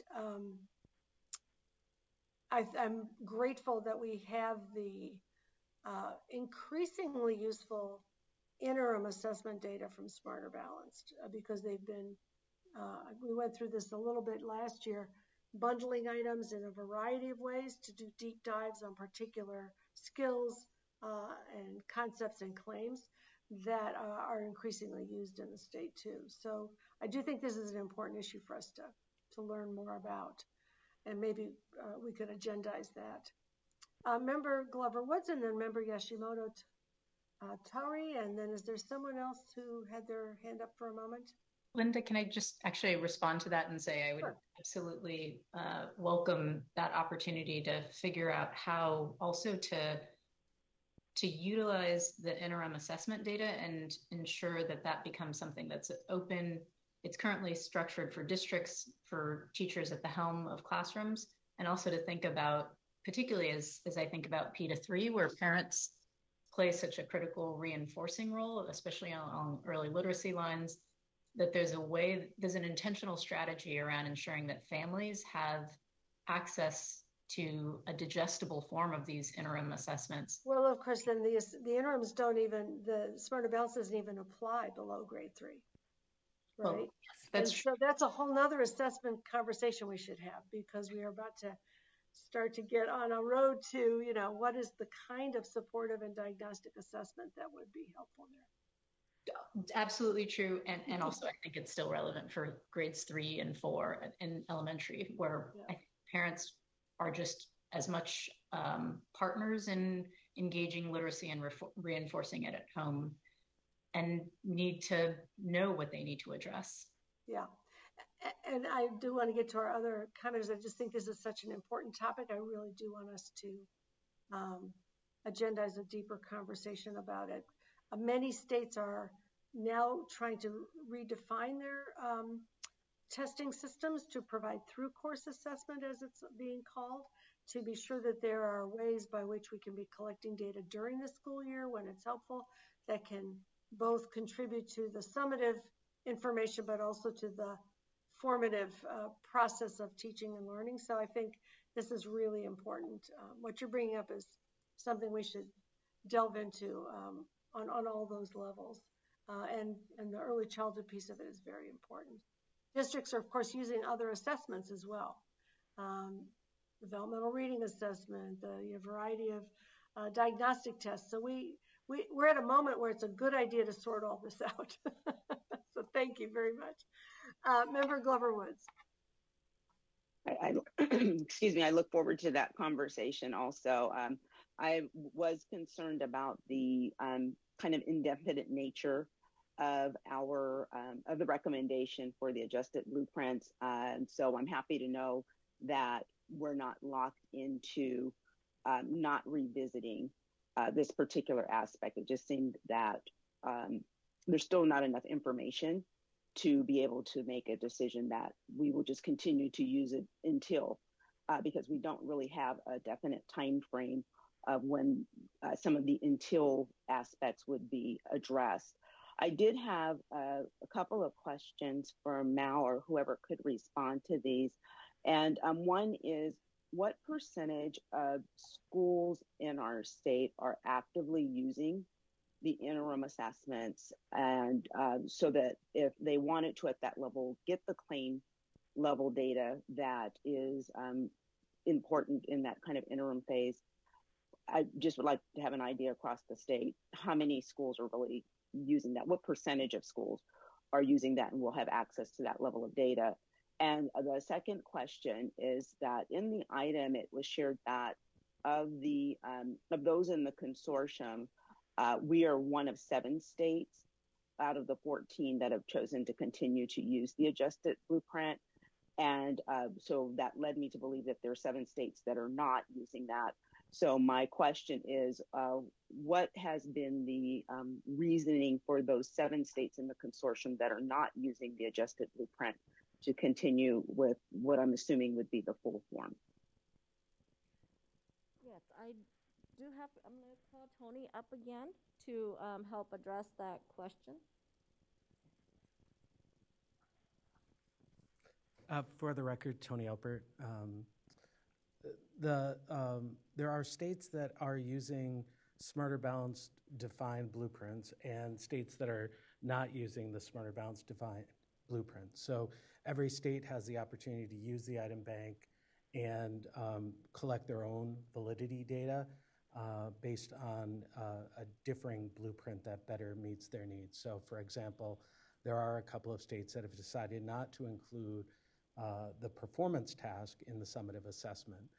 And that's against our recommendation, and I think it's against the direction that California wants to go, but every state is able to make a choice like that. So among the states that are using Smarter Balanced blueprints, there were 2 that opted to continue using the full blueprint, and they haven't revisited that decision. Of the remaining states that did use the adjusted blueprint, and only 1 has decided. Idaho, I believe, is planning on going back to the full blueprint from otherwise having used the adjusted blueprint. I'm not privy to the rationale for that, but it may very well be the analysis of that wanting to provide that claim level data despite having access to the interims as well. Thank you. And I'm sorry, President Darling-Hammond, I was wondering if I was going to get an answer to the percent of schools that are actively using the interim assessments to be able to access that claim level data. Yeah, we're checking on that. I don't have that handy right now, but that's certainly something that we are checking into. Okay, thank you. All right, Member Yashimoto Tari. Yes, the reason I asked about the length of the interim comprehensive assessment earlier is because I'm also sensitive to the time assessments take away from instruction. And at the same time, a really good assessment actually saves time because it helps us understand what to teach, what not to teach, and where to differentiate for students. So I'm in favor of saving time. I'm also in favor of ensuring that educators have the level of information that they need. And yes, interim assessments, diagnostic formative assessments are going to give that timely data. Although I'll say with lots of local decision making, I think this was the one report that families could rely upon, that they knew they would get some detailed information about their students' progress, at least annually. And so I guess from my perspective, I just had a couple of questions. One is it an either or? Is it a 50% shorter test doesn't give us the claim level data, or the 100, the regular form? Or is there like a test that's 60% the length of the regular test that would actually now give us claim data? So just to be clear about the percentages, the California assessments include the sort of multiple, the computer adaptive form of it, yes, and performance tasks, yes, in both ELA and math. When we shorten this component of it, we're only shortening the total by 20-25%, because we still have extended performance tasks. So our assessments are quite long because we have valued having the more rich data from performance tasks, which cause students to have to problem solve and demonstrate their knowledge in more than selected response format.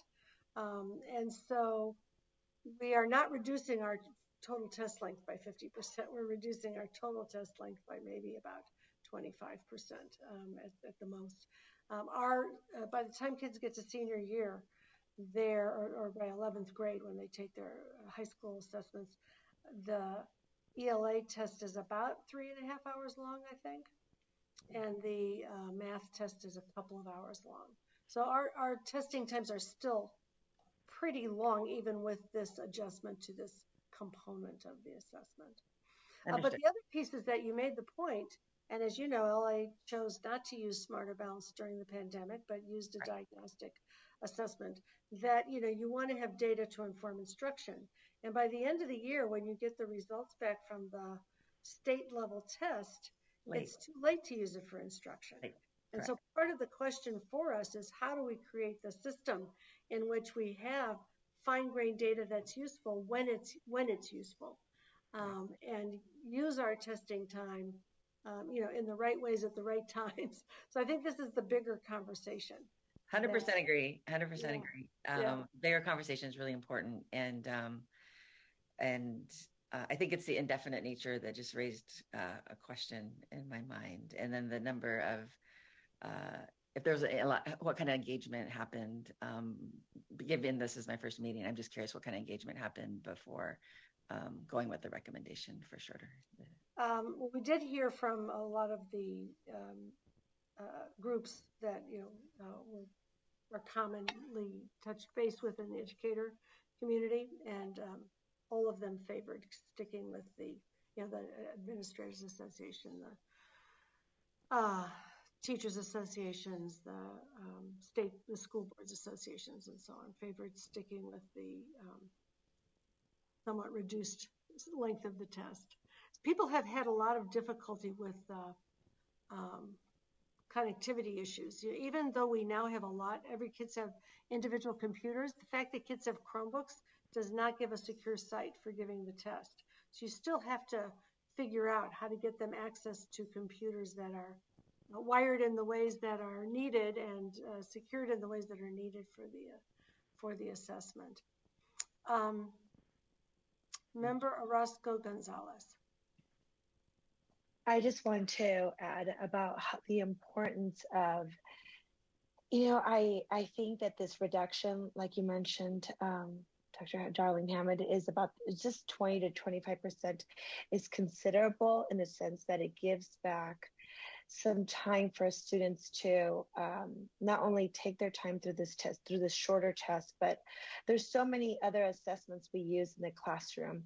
And something that Ms. Porter said too is, as a student, I am in the classroom. I teach second grade, but I know when I sit with the third or fourth or fifth grade teachers and I help out for some of these assessments, even when we prepare performance tests, because we do it continuously throughout the year. And it's why we do so well as a school, is that we're continuously monitoring our instruction.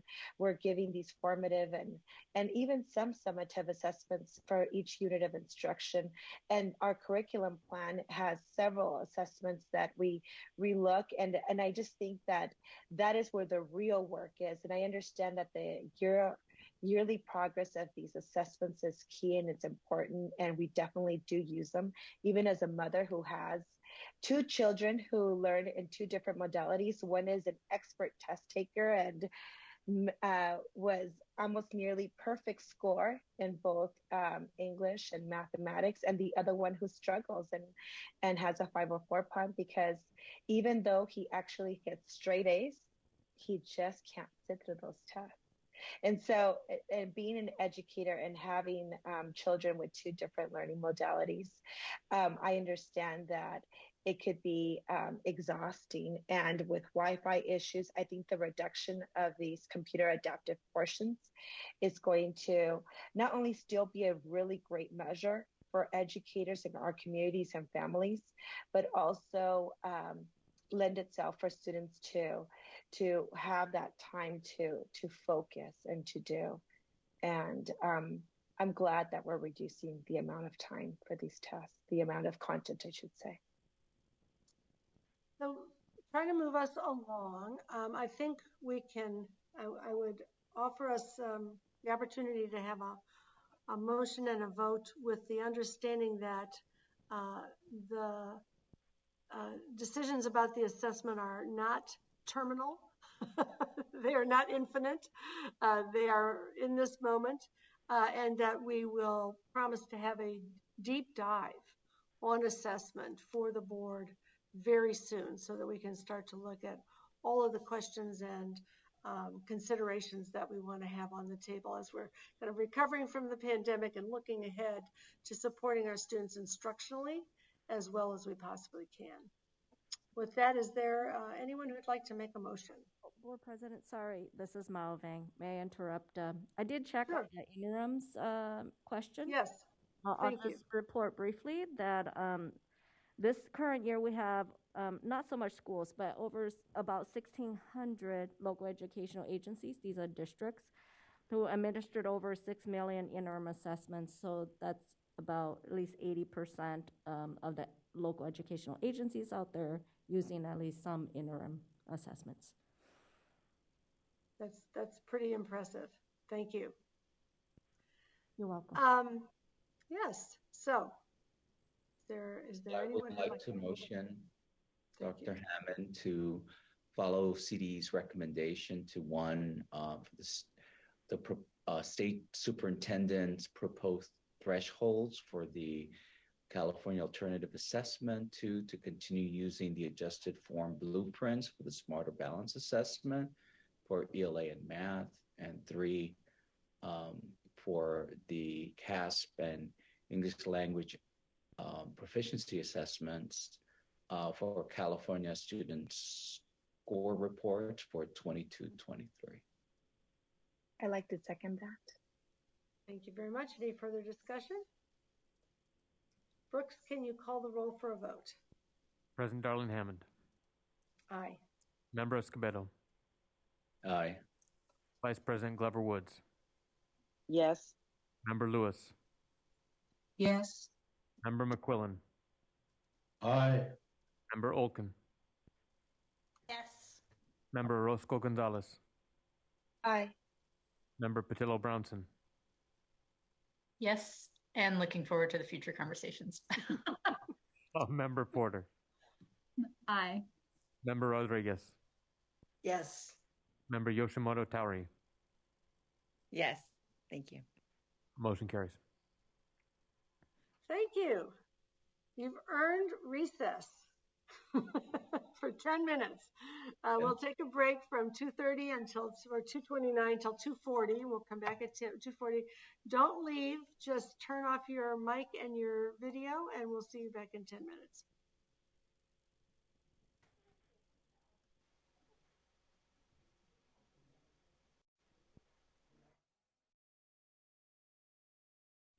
Welcome back. Brooks, can you please establish a quorum by calling the roll? President Darling Hammond. Here. Member Escobedo. Here. Vice President Glover Woods. Here. Member Lewis. Here. Member McQuillan. Yes. Member Olkin. Here. Member Orozco Gonzalez. Here. Member Patillo Brownson. Here. Member Porter. Here. Member Rodriguez. Here. Member Yoshimoto Tauri. Here. Everyone's present and accounted for. All right. We are going to take up item 3, which is the update on the dashboard, alternative school status, request for a waiver pursuant to section 8401 of the Elementary and Secondary Education Act of 1965. And we're going to hear, I'm not going to reveal the recommendations. Cindy Kazanis will be presenting this for the CDE. Cindy, are you there? Please begin. Hi, sorry for the bad surprise, but it'll be Joe Sines. Oh, hi, Joe. Good afternoon, President Darling Hammond and esteemed board members. My name is Joe Sines. I'm the Federal Policy Liaison for the Government Affairs Division with the CDE. And with the support of my colleague Cindy Kazanis, I will be presenting on item 3, the update on the dashboard alternative school status, or DAS, request for a waiver, pursuant to section 8401 of the Elementary and Secondary Education Act of 1965. So this slide gives you an overview of the topics that we're going to discuss during this presentation and this, in relation to this item. So we will cover the background of the DAS program. So this will look at the origins, intent, history, and current landscape of the DAS program in our state. We also look at the timeline of the DAS program and go into the communication with the U.S. Department of Education, which will lead into the next point, the impact of the denial of the DAS waiver. We will also be looking at the flexibilities under the Every Student Succeeds Act, or ESSA. Cindy will then be covering the considerations for the 2022 dashboard and beyond. And lastly, we will again state the recommendation for the board.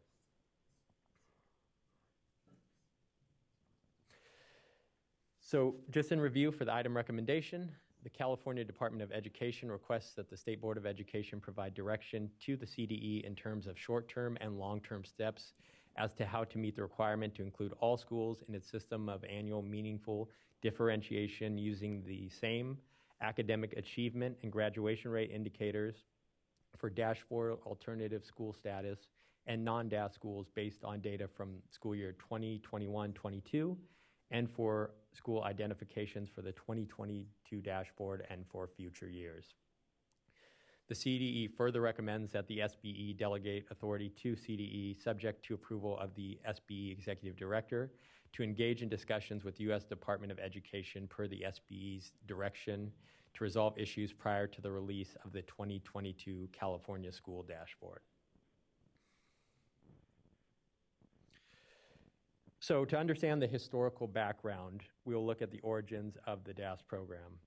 California Education Code Section 52052D allows the establishment of the DAS program.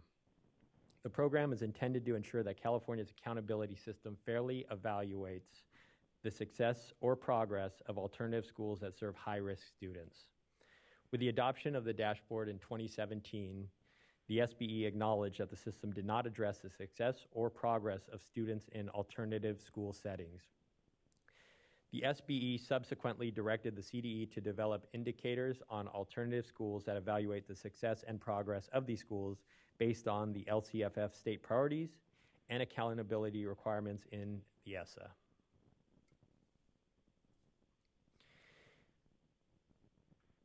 The intent was not to develop a separate accountability system for alternative schools, but rather to include modified metrics for indicators on the California School Dashboard that fairly evaluate the specific needs of alternative schools and their progress.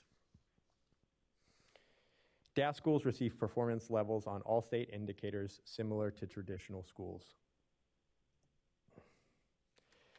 So which schools are DAS? So we'll do a little bit of a refresher here. Schools are automatically assigned a DAS status because the school type is identified in education code. So for example, this would be a continuation school, county community, juvenile court, and others. Or it can be a district-operated special education school that has at least 70% of students who participate in the California alternate assessment in grades 3 through 8 and grade 11. We know that the California alternative assessment is given to a very select number of students, but they are highly concentrated in district-operated special education schools. Additionally, we provide an opportunity for schools to apply for DAS status. For this, it must be validated that at least 70% of the school population is comprised of high-risk student groups. So in this table gives you a look at the makeup of California's DAS schools. Approximately 80% or 835 schools are automatically assigned by school type. 39 are from district-operated special education schools, and 170 schools through the DAS application process. DAS students represent about 2.5% of the total number of students in California schools.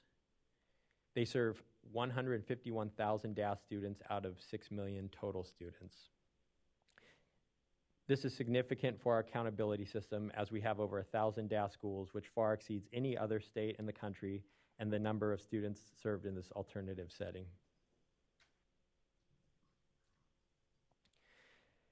So DAS schools receive performance colors on every state indicator.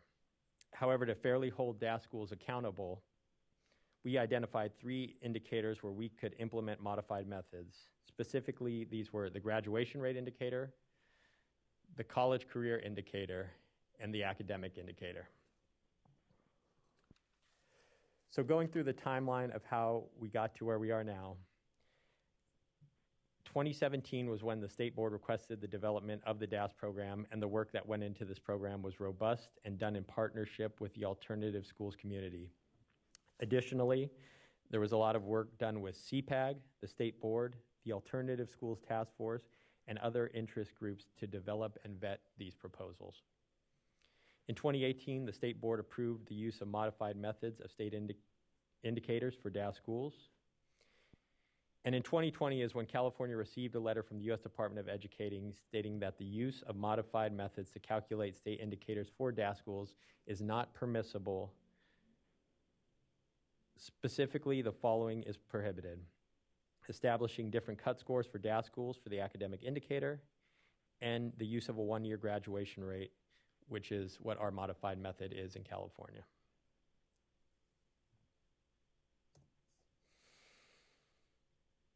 In December 2020, CPAG received an update on the letter, and CDE staff received feedback on the modified measures for DAS schools.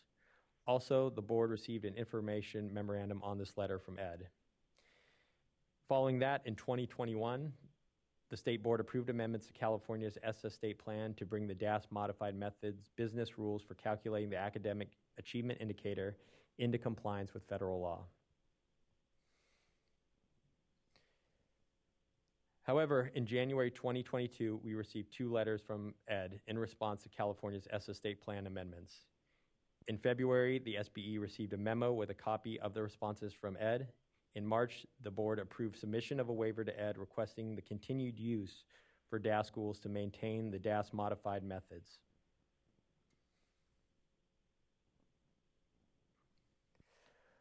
Unfortunately, in late July of this year, the waiver was declined by the U.S. Department of Education. In the letter, ED expressed that the waiver did not sufficiently demonstrate how the request will advance student academic achievement. Furthermore, ED stated the following: the state has not demonstrated how schools will continue to provide assistance to the same populations served by the Title I Part A program, particularly in schools that would otherwise be identified for support and improvement. Also, that California's proposal would result in low expectations on academic achievement for those schools serving great proportions of high-risk students, as defined by California than in other schools. Setting different lower expectations for some schools and students is against the purpose of Title I. The denial impacts the following. Our graduation indicator, DAS schools will receive the 4-year cohort rate. In terms of academic indicator, DAS schools will be held to the same cut scores on the 5x5 performance level grid as non-DAS schools.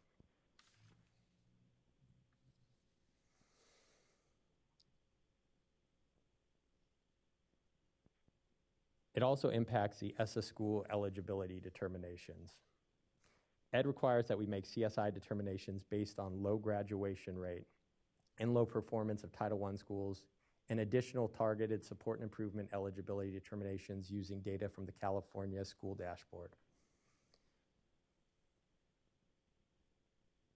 So that provides the history of how we got to where we are, and now I will pass it to Cindy so she can highlight the considerations for the 2022 dashboard and beyond.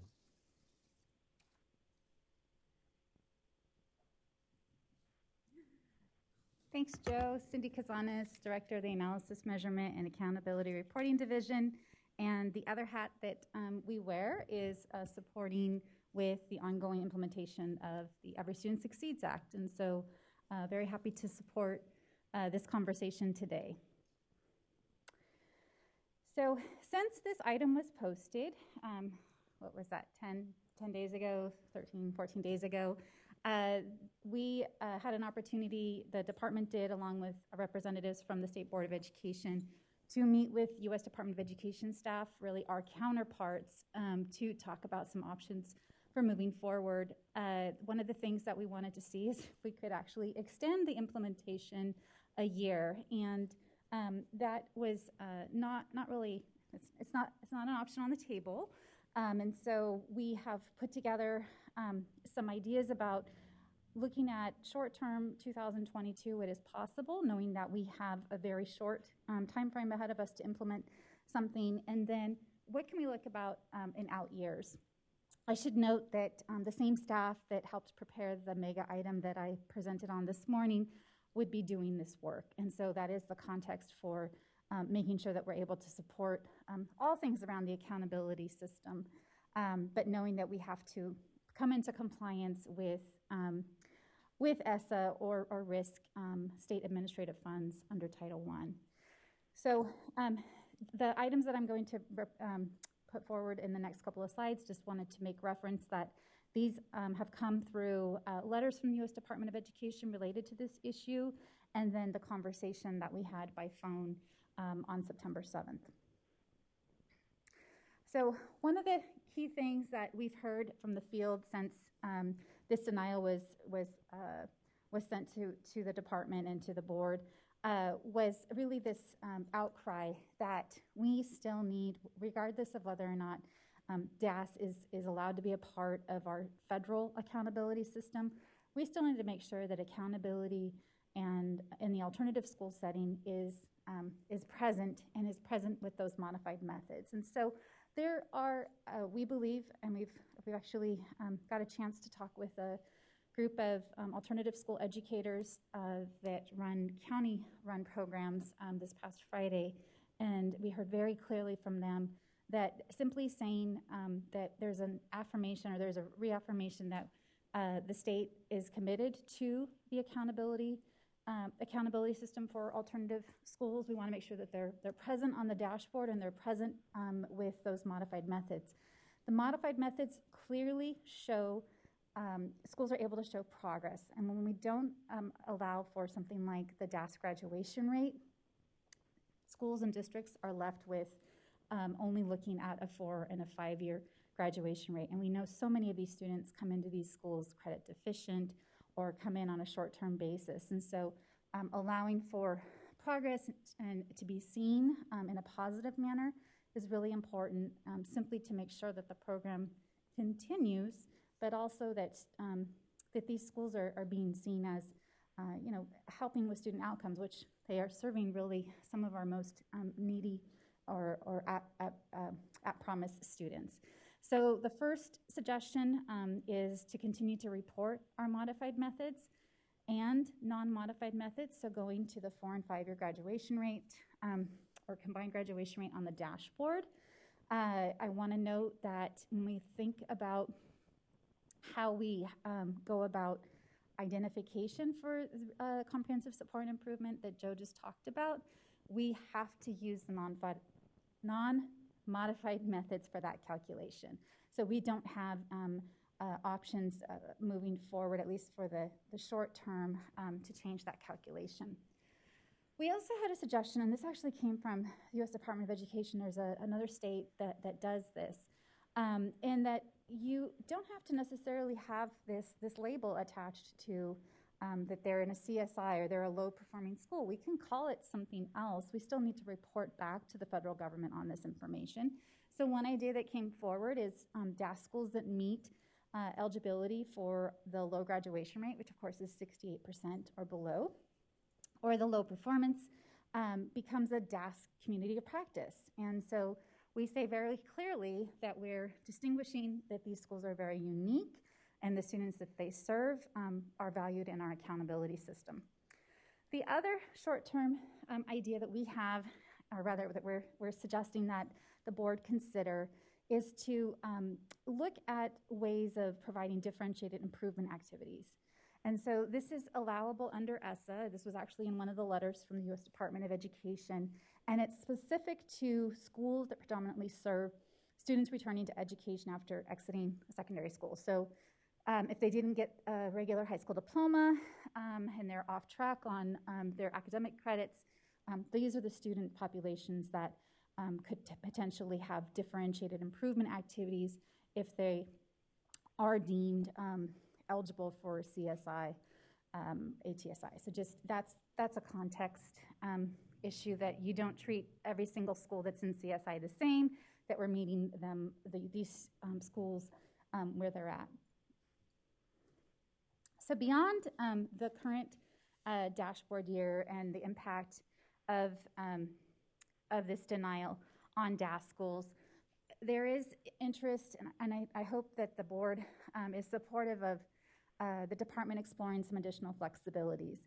Specifically, there has been, on more than one occasion, the U.S. Department of Education has continued to say you can use a multi-year graduation rate. And so what does this mean? Because California already takes advantage of the 5-year graduation rate, but this is the 6- and 7-year graduation rate. And we had done some preliminary work on this in the early days of the accountability system. And while it may not impact a large number of students, it does send a signal that we do want to give credit to districts and to charter schools that are supporting students well beyond their 4 years in high school. And so this is one way to give credit for those that are taking a little longer to graduate with a regular high school diploma. So that is absolutely on the table that we can look at in future years.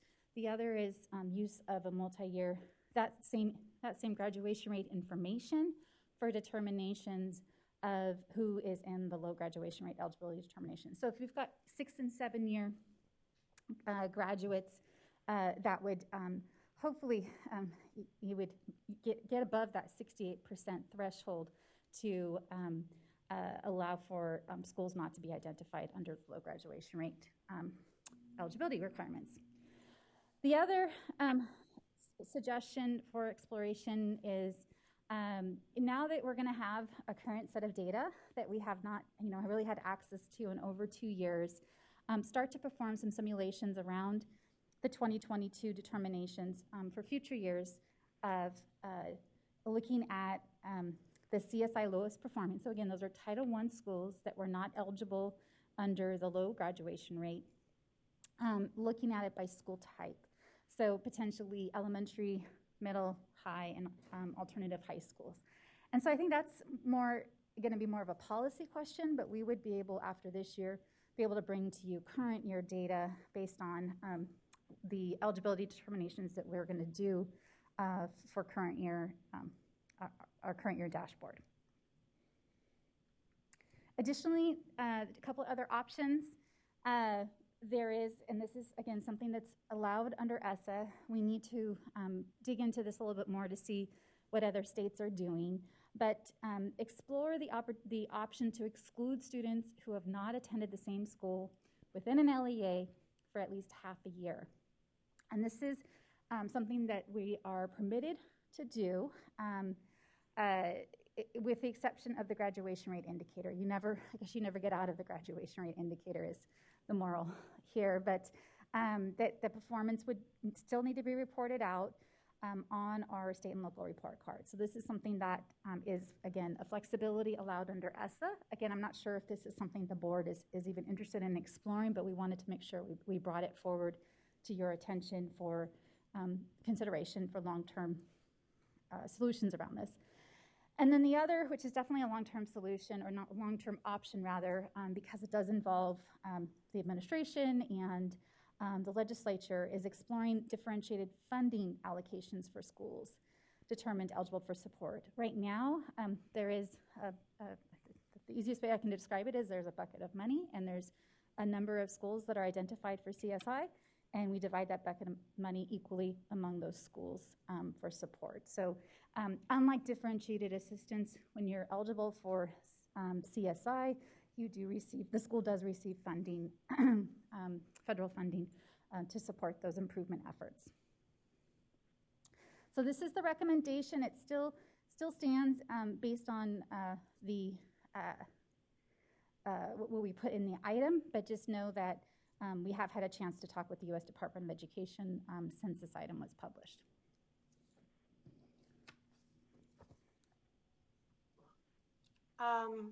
At this point, I think we're ready to go to public comment.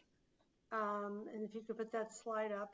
But before we do, I'm going to ask Liaison Member Escobedo if he has any initial comments, and then we can see if there are any clarifying questions.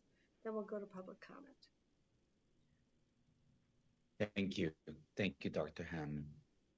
Yes, this whole issue on DAS schools has been, how could I say, there's such a variability of the type of schools we have throughout California, as you saw in the statistics, over 1,000 schools.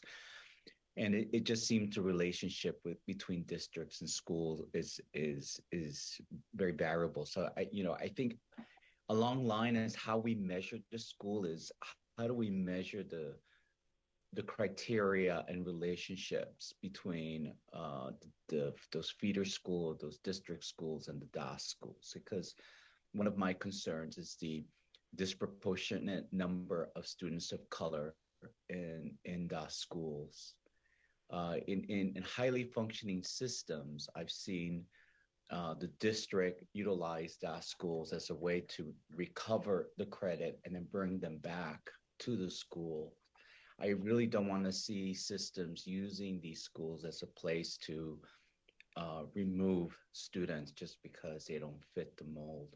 So definitely we need to look at different accountability systems.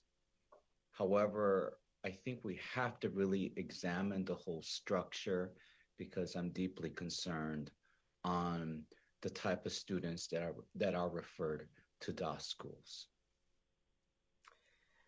And I will just add, as the other liaison on this issue, that the expansion of the number of DAS schools happened in the era of accountability, when we were only looking at a 4-year graduation rate, and when schools were being penalized for test scores, and when schools would look at students who were struggling, who were not going to make it in 4 years, which would be a hit on their accountability ranking and their score ranking, they would push them out. And DAS schools became the place to catch those students who were, for one reason or another, struggling, or had been incarcerated, or out for pregnancy or other reason, all kinds of reasons.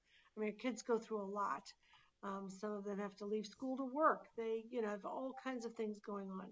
So when there was not even a 5-year graduation rate, it was easy for schools to just give up on those students because they were nothing but a, quote, drag on the rating, the school rating.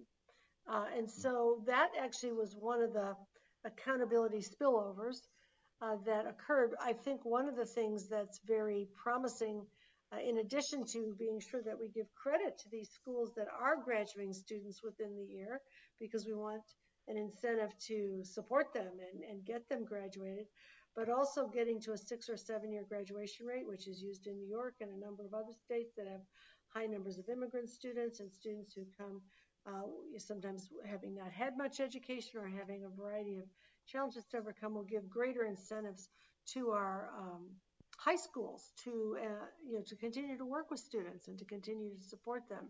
And so I think there's many dimensions of this challenge, both for the DOS schools themselves and, as Member Escobedo said, for the relationship between the feeder schools, so to speak, and that system. We have many possibilities to consider. If there are small clarifying questions at this moment, we can take those and then we'll go to public comment and then we'll come back for a fuller discussion. Member Glover Woods. Thank you. Just a quick clarifying question on slide 20. What is the difference between number 1 and number 2? Just wanted a little bit more detail there. Absolutely, and I'm sorry it's not clear. I did try to restructure it based on a conversation I had last week with this group, who it was confusing to them as well. So really what number 1 does is it feeds into number 2. So number 1 is the indicator that you see on the dashboard. Number 2 is saying you can use that indicator in the methodology to determine who's eligible for low graduation rate. So who's eligible for CSI, you can use that multi-year graduation rate indicator.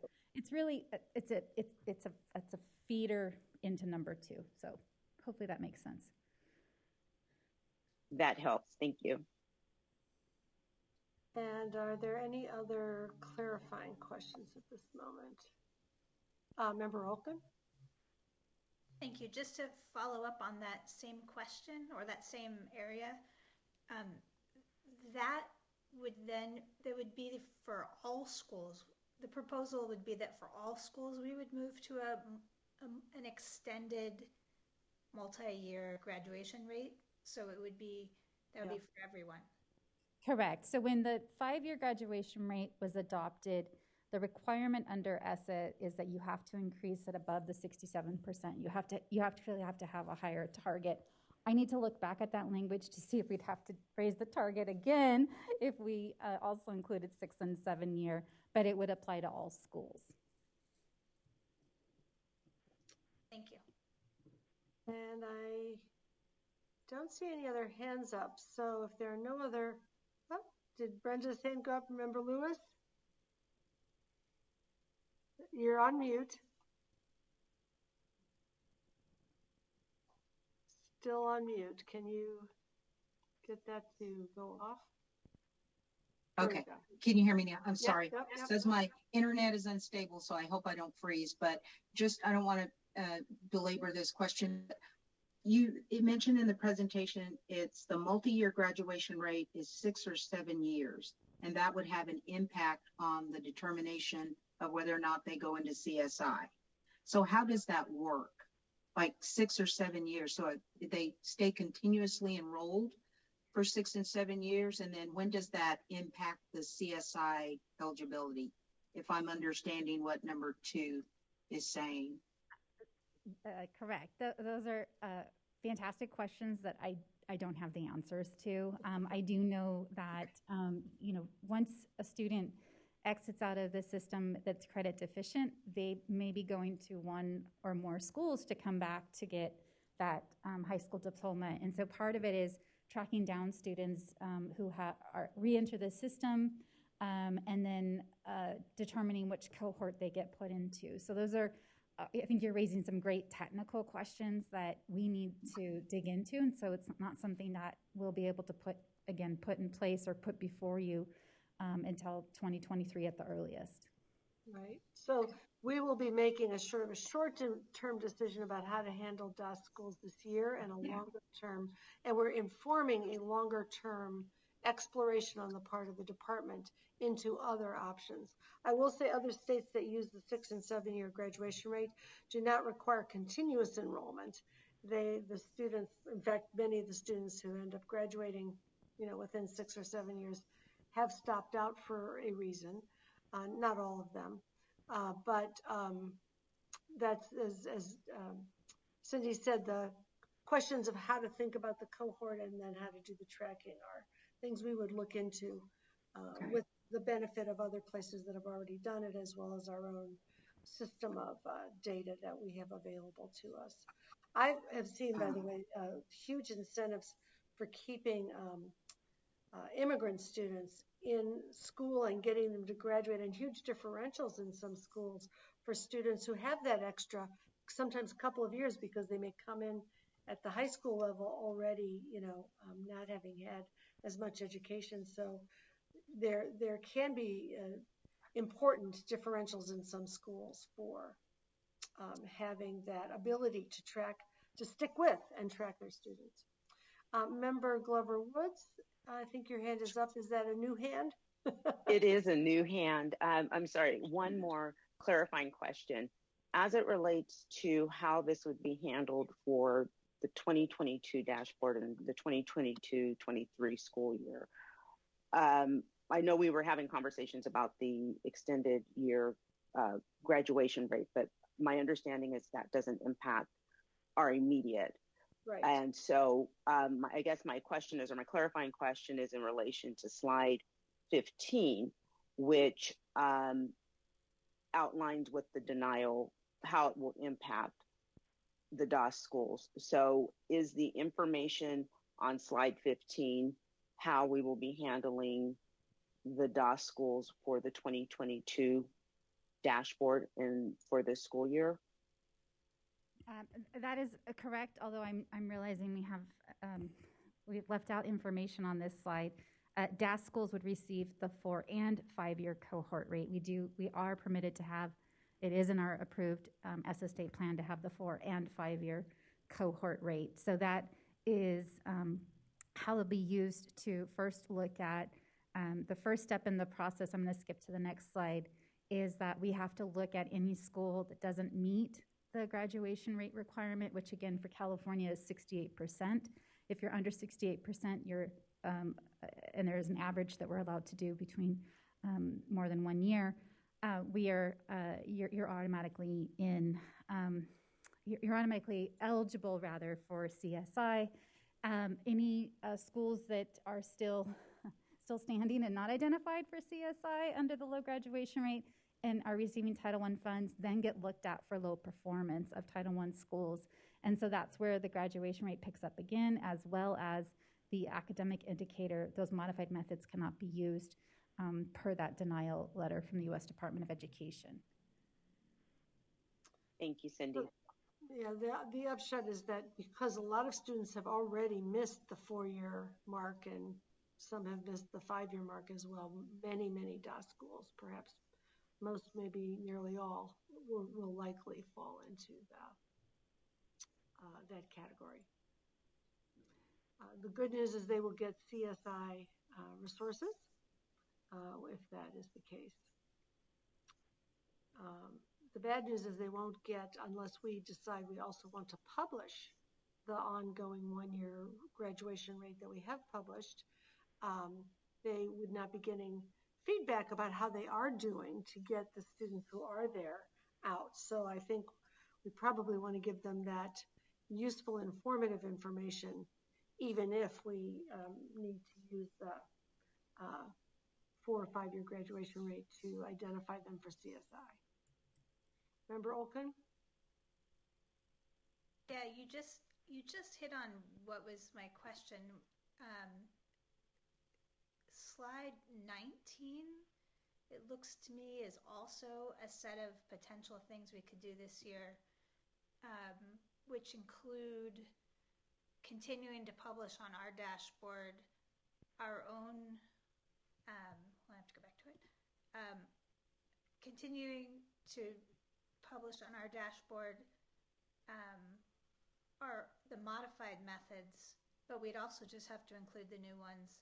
And perhaps, because you just mentioned that the majority of DAS schools would be eligible for CSI, we could call it something else. Is that, and what ultimately we're being asked is, are we willing to recommend that? Do we agree with those recommendations? Is that right? Cindy? That is the recommendation before you, although we've indicated it's reaffirming California's commitment because the recommendation itself that's in the motion is not this specific. Yep, great. So yeah, so looking at slide 19 is helpful for us. Thank you. I feel like because of my comments, largely I started to push us into the discussion mode rather than the clarifying mode. So I want to be sure we get to public comment now, and then we will come back and have fuller discussion. So public comment, call yes. into that number. Do we have commenters? We do. There are 7 people in the queue. I will open the phone line now. Great. Good afternoon. Please state your name and affiliation for the record. You have 1 minute. Your time starts now. My name is Sean Morrell, Legislative Representative, County Operated Student Programs Committee with CSESA. On behalf of the California County Superintendents, we'd like to thank the state for your unwavering support of alternative education programs and our students. As outlined in our letter, we are standing by in the spirit of service and support to discuss how we can maintain the original intention of calculating and reporting our DAS student outcomes in a meaningful way. Comparing DAS student outcomes to non-DAS student outcomes is an invalid, inappropriate, and will not effectively support the improvement of student outcomes. We must find a way to continue to display modified measures on the dashboard to support effective LCAP development and continuous improvement work. Not doing so would result in an issue of inequity. While we acknowledge and are disappointed by the response from the U.S. Department of Education, we also need to provide our students, staff, families, and educational partners with achievement data that authentically measures the academic, social, emotional, and behavioral growth that takes place while students are enrolled in our schools. We'd like to thank the CDE and SBE staff for your support and partnership on this topic and look forward to working together to do what's best for all of California's students. Thank you. Next caller, please state your name and affiliation for the record. You have 1 minute. Your time starts now.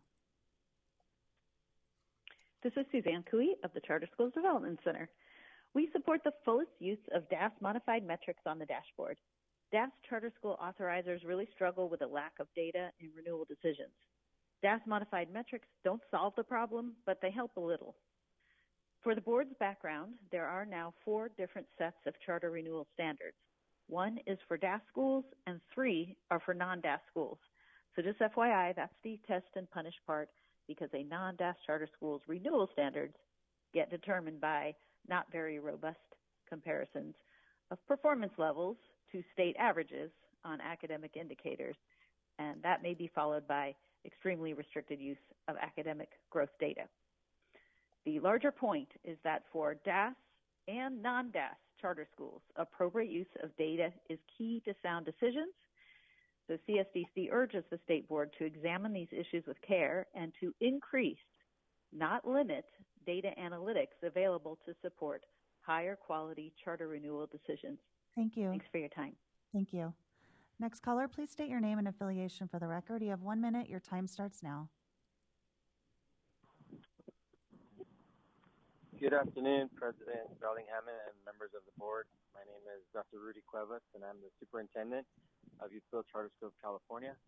Our school is a participant in DAS and has appreciated the opportunity to have this equity-based space. The following are my 2 points for the board to consider.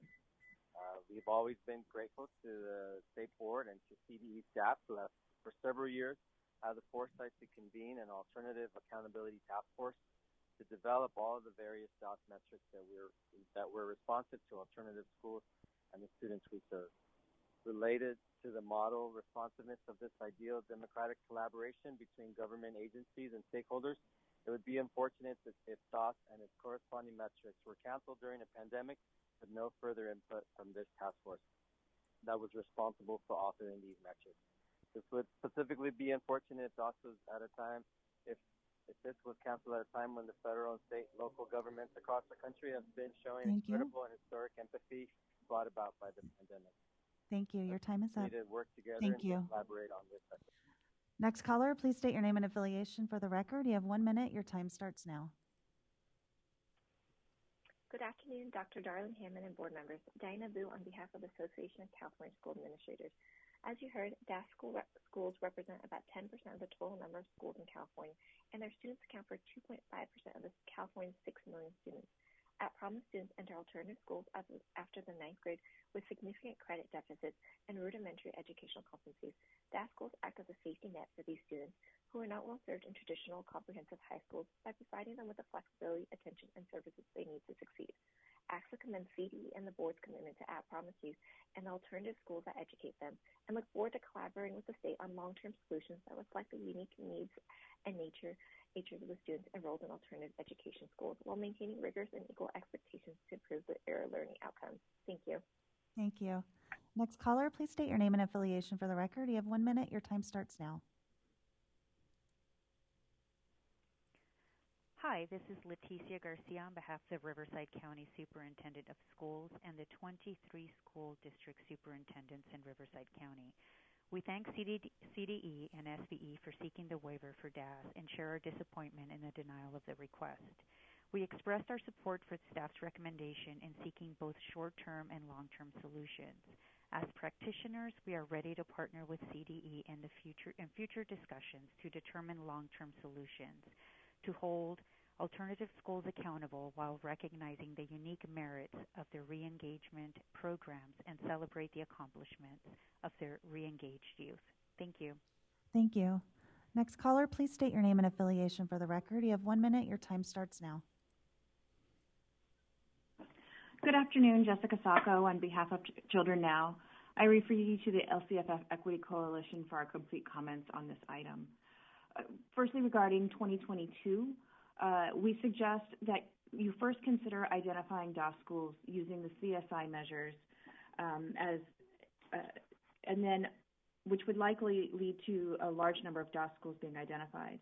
Then, as a second tier, look at the additional accountability measures, including the modified measures that have been rejected as a part of the waiver request, high school chronic absence rates, which we believe to be a stronger measure for this group in schools, and potentially other indicators in order to customize and recommend differentiated treatment for these schools. Over time, you may also want to consider looking at the incentives that traditional schools have to transfer students to DAS schools and consider continuing to count the transferred students to the transferring schools accountability measures. We do believe that there is room for a broader set of measures to be reported on for alternative schools, and we look in collaboration. Thank you. Thank you. Next caller, please state your name and affiliation for the record. You have 1 minute. Your time starts now. Good afternoon, President Darling Hammond and members. Eric Pramack with the Charter School Center. We have dozens of our member schools in the DAS system and commend the CDE staff for their many years of hard work to create the one-year graduation methodology. We actually think that it's worth considering taking a firm stand with the feds here and seeing if they have the guts to cut the money or not. We're very serious about this. It may sound radical, but when you put this in perspective and realize that federal Title I monies are less than 2% of our total K-12 system funding, and that after you factor in all the red tape and hassle, it's probably about 1%, it's really time to stop treating this money like fiscal crack and instead really take it to the feds on this and see if they have a backbone or not.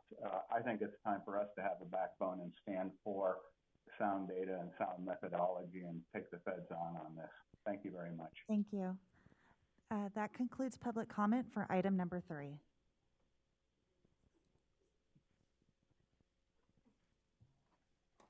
I will note that we have gone back to the feds a couple of times on this and made a strong case, and they have heard us, but believe that the law constrains their saying yes. We'll see what unfolds with the next reauthorization. At this point, we're open for discussion. If there is further discussion, and if we could then consider the motion. Member McQuillan? And Member Oaken, is your hand up again, or is it still, was it up from before? Okay, Member McQuillan. Yes, thank you.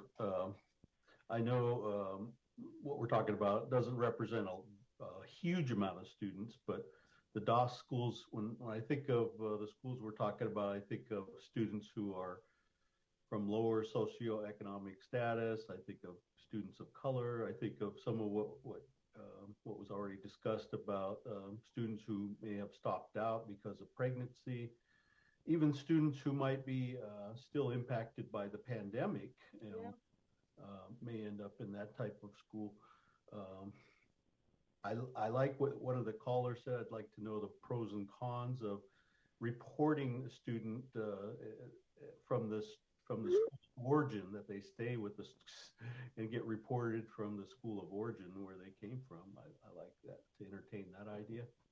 I also like the idea of encouraging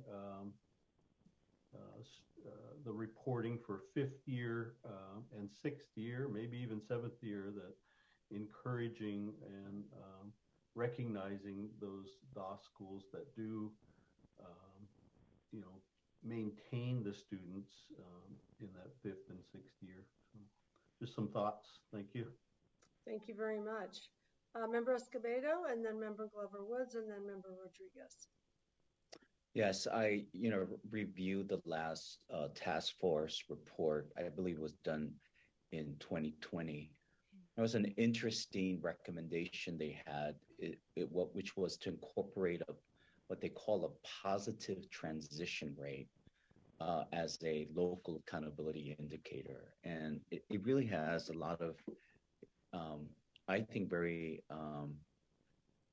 worthwhile implications, and how this positive transition rate will focus on the student's continued path to further their education. It could be going into a GED. It could be going into some type of comprehensive adult school.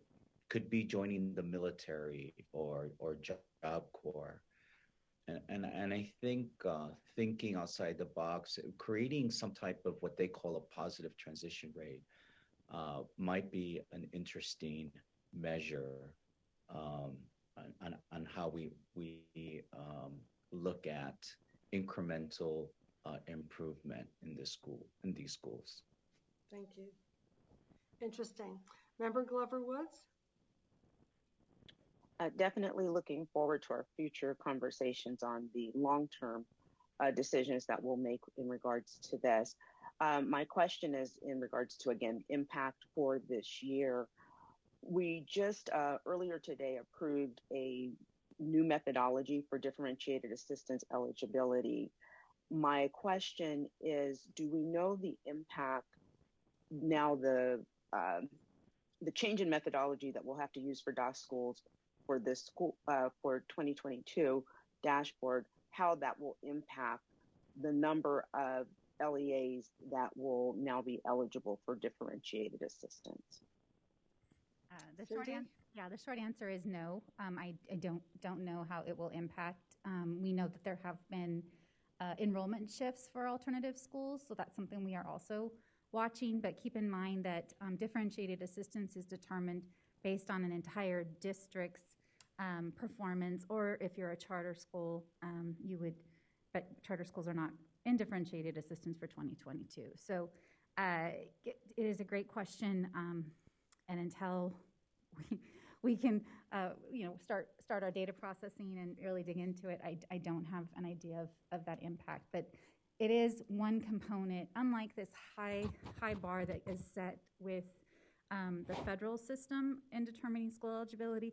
Differentiated assistance really has this holistic view of a district, not a school.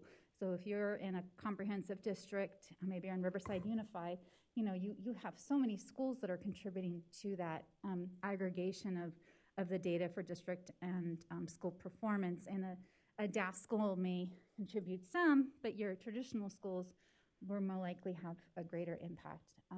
So that is some of the differences between the federal accountability system and the state accountability system requirements. Member Rodriguez? Thank you. I'm definitely in favor of delegating authority to the CDE. On behalf of DAS schools, I started my teaching in a DAS school, which is why I'm so passionate about redesigning schools, because our students' needs aren't met in traditional schools. And so you have students who want to continue with their education, and in smaller environments they get that support. And so my experience being connected to DAS schools here in my community is that they're the saving grace for a lot of our students. Sometimes somebody mentioned the pandemic, and I had a few students actually who went to our continuation high school to catch up on some of their credits and came back and said it was a lovely environment. I hated to leave, because they do get so much more support than we can give them sometimes. And, my classes have 35 students each. And so if they have, literacy needs, learning difficulties, language processing, they really need a lot closer attention. And I see my colleagues who are so passionate at our DAS schools here in my community, just really dedicated to improving the futures of students who gave up on a system that sometimes I think gave up on them too.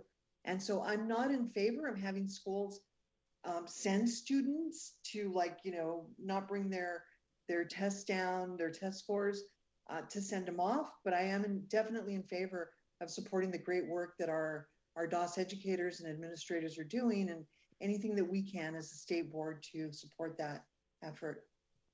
Thank you. Thanks. That is a great segue. Thank you, Member Rodriguez, to what we need to decide for today, which I believe, as Member Olken had intuited back on, was it slide 19, where we were talking about what we need to do this year. I think we've given the department staff a lot to chew on to both deal with the current situation and then the longer term possibilities. And we'll come back around on those. And I think the thing we probably need to, it would be good to have a motion on, is the question of continuing to report modified methods and non-modified methods on the dashboard, because we need to do the latter for the federal government, but I think we will take a vote. I think we should take a vote on whether we want to do the former as a state matter. Cindy, do we need a motion on all three of these? Whoop. I moved it to the item recommendation because my understanding from council, who's not physically in the room but has provided guidance, is that if you are in agreement with the short-term and long-term steps we've identified, that this original item recommendation should cover those bases. So it sounds, I have not heard to the contrary that there would be interest in moving away from those short-term recommendations, but just wanted to make sure that you were aware that this recommendation could be used. You wouldn't have to substitute something. Yeah, it's a little bit more vague because it says provide direction in terms of short and long-term steps, but then it doesn't say what the steps are. The long-term steps are a set of options. And so we've given you some feedback on those options that you produced. And whoops, go back. There's a delegating authority. I'm trying to see everybody on the screen, see the participant list, and see the slide all at the same time. And then, of course, the ongoing discussions with CDE. So I think what I would like to know is the sense of the group about displaying both the existing non-modified, our existing DAS indicators on the dashboard alongside what we need to display for the federal purpose. I think that is the one thing that we need to know, that we agree on right away, even as we give you feedback on explorations to come. So can we just get the sense of the group? Can I just ask that we go around, since we don't seem to need to vote on that specifically, but let's get the sense of the group so that we can then vote on the recommendation. Member Rodriguez, I'm going to call on you. Or maybe Brooks. I'm sorry, I still had my hand up from last. Sorry about that. No, that's okay. If there's interest in being more direct with this item recommendation, the recommendation from your executive director is we take a quick 5-minute break and we come back with a slide that represents what you're asking us to do. Okay. Then do you understand what we're asking you to do so that you can do that quickly? I believe so. I believe what you've asked us to do is to take the short-term recommendations and be more specific. So we can literally copy those from the prior slide, this slide, and we would then leave the final version, the final paragraph here, that there's a delegation of authority to resolve these issues. That sounds great. So if you could do that, I'm going to give us a 15-minute break because it might be the last break we get for the day. So it is 3:36. I'll give you 14 minutes until 3:50. We'll see you back then. Turn off your mic and your video and then come back ready to work because we still have a couple of items after this.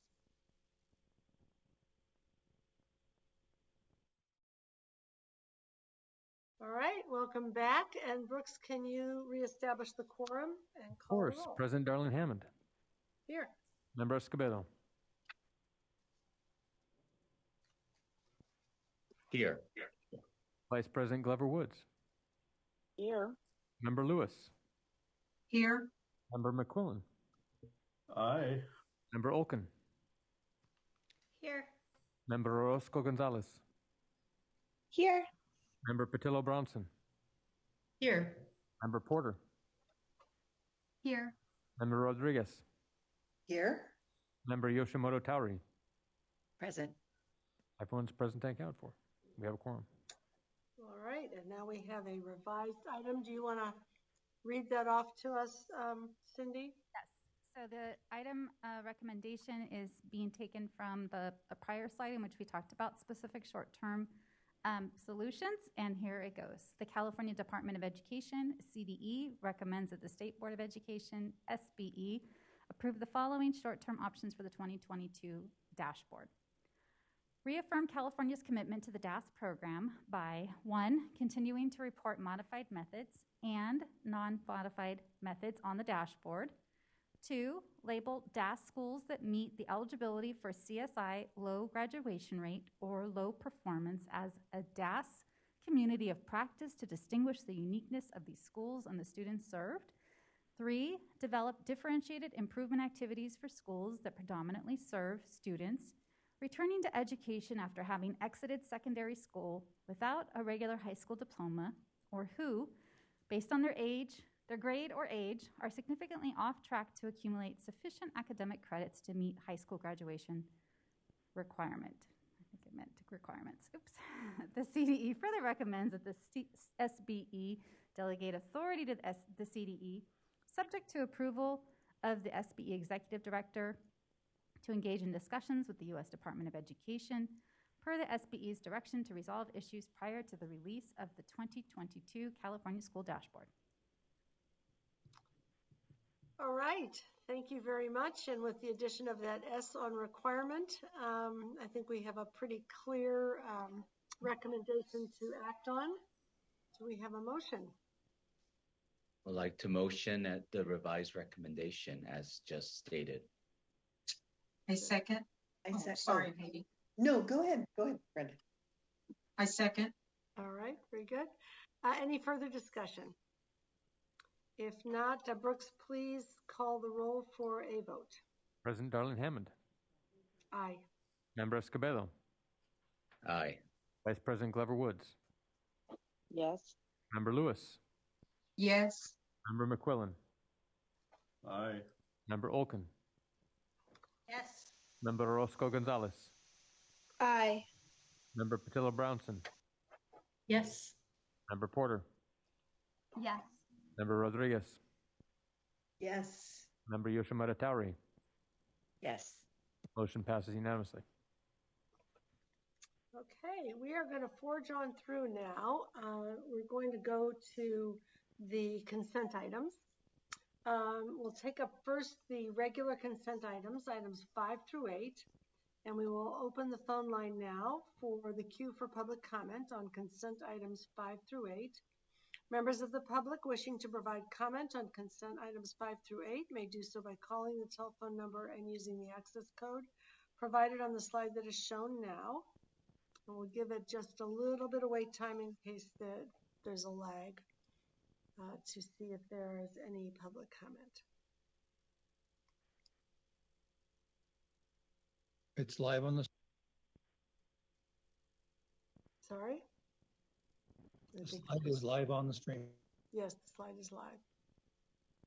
Okay, we currently have one person in the queue, although they could be for the next item, but I will open the phone line now. Okay. Good afternoon, caller. Please state your name and affiliation for the record. You have 1 minute. Your time starts now. Hello, I'm calling about item number 6 in the consent agenda. Hello, State Board Education members. My name is Lorraine Richards, and I am a classroom teacher representing the California Teachers Association. California Teachers Association strongly supports efforts to eliminate gender bias and ableism from state testing and our schools in general. And we support CDE's recommendation to adopt the emergency regulations, which will help to modify the California Physical Fitness Test by eliminating the body composition subtest and the related body composition healthy fitness zone. Additionally, CTA strongly supports eliminating practices which negatively impact students' personal body perception and endorses practices that support students' emotional and mental well-being. Physical fitness is an important aspect of students' growth and development and should lead to lifelong healthy habits, not feelings of shame, isolation, or inadequacy. Thank you for your time. Thank you. That concludes public comment for the regular consent items 5 through 8. Okay. Given that there's no further public comment, I'll ask for a motion on consent items 5 through 8. Do I have a motion?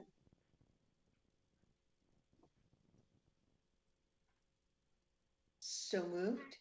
Thank you. And do we have a second? Thank you. We'll now hold the roll call vote. Brooks, please call the roll. President Darling Hammond. Aye. Member Escobedo. Aye. Vice President Glover Woods. Yes. Member Lewis. Yes. Member McQuillan. Yes. Member Olken. Yes. Member Orozco Gonzalez. Aye. Member Patillo Brownson. Yes. Member Porter. Yes. Member Rodriguez. Yes. Member Yoshimura Tauri. Yes. Motion carries unanimously. Thank you. And we're going to move right on ahead to item number 9. Item number 9 is the appeal of the denial of a petition for the establishment of a classroom-based charter school pursuant to California Education Code Section 47605 K2. Consideration of evidence to hear or summarily deny the appeal of Caliber High School, which was denied by the Vallejo City Unified School District and the Solano County Board of Education. This item will be presented by Craig Heimbichner of the CDE. Craig, please begin.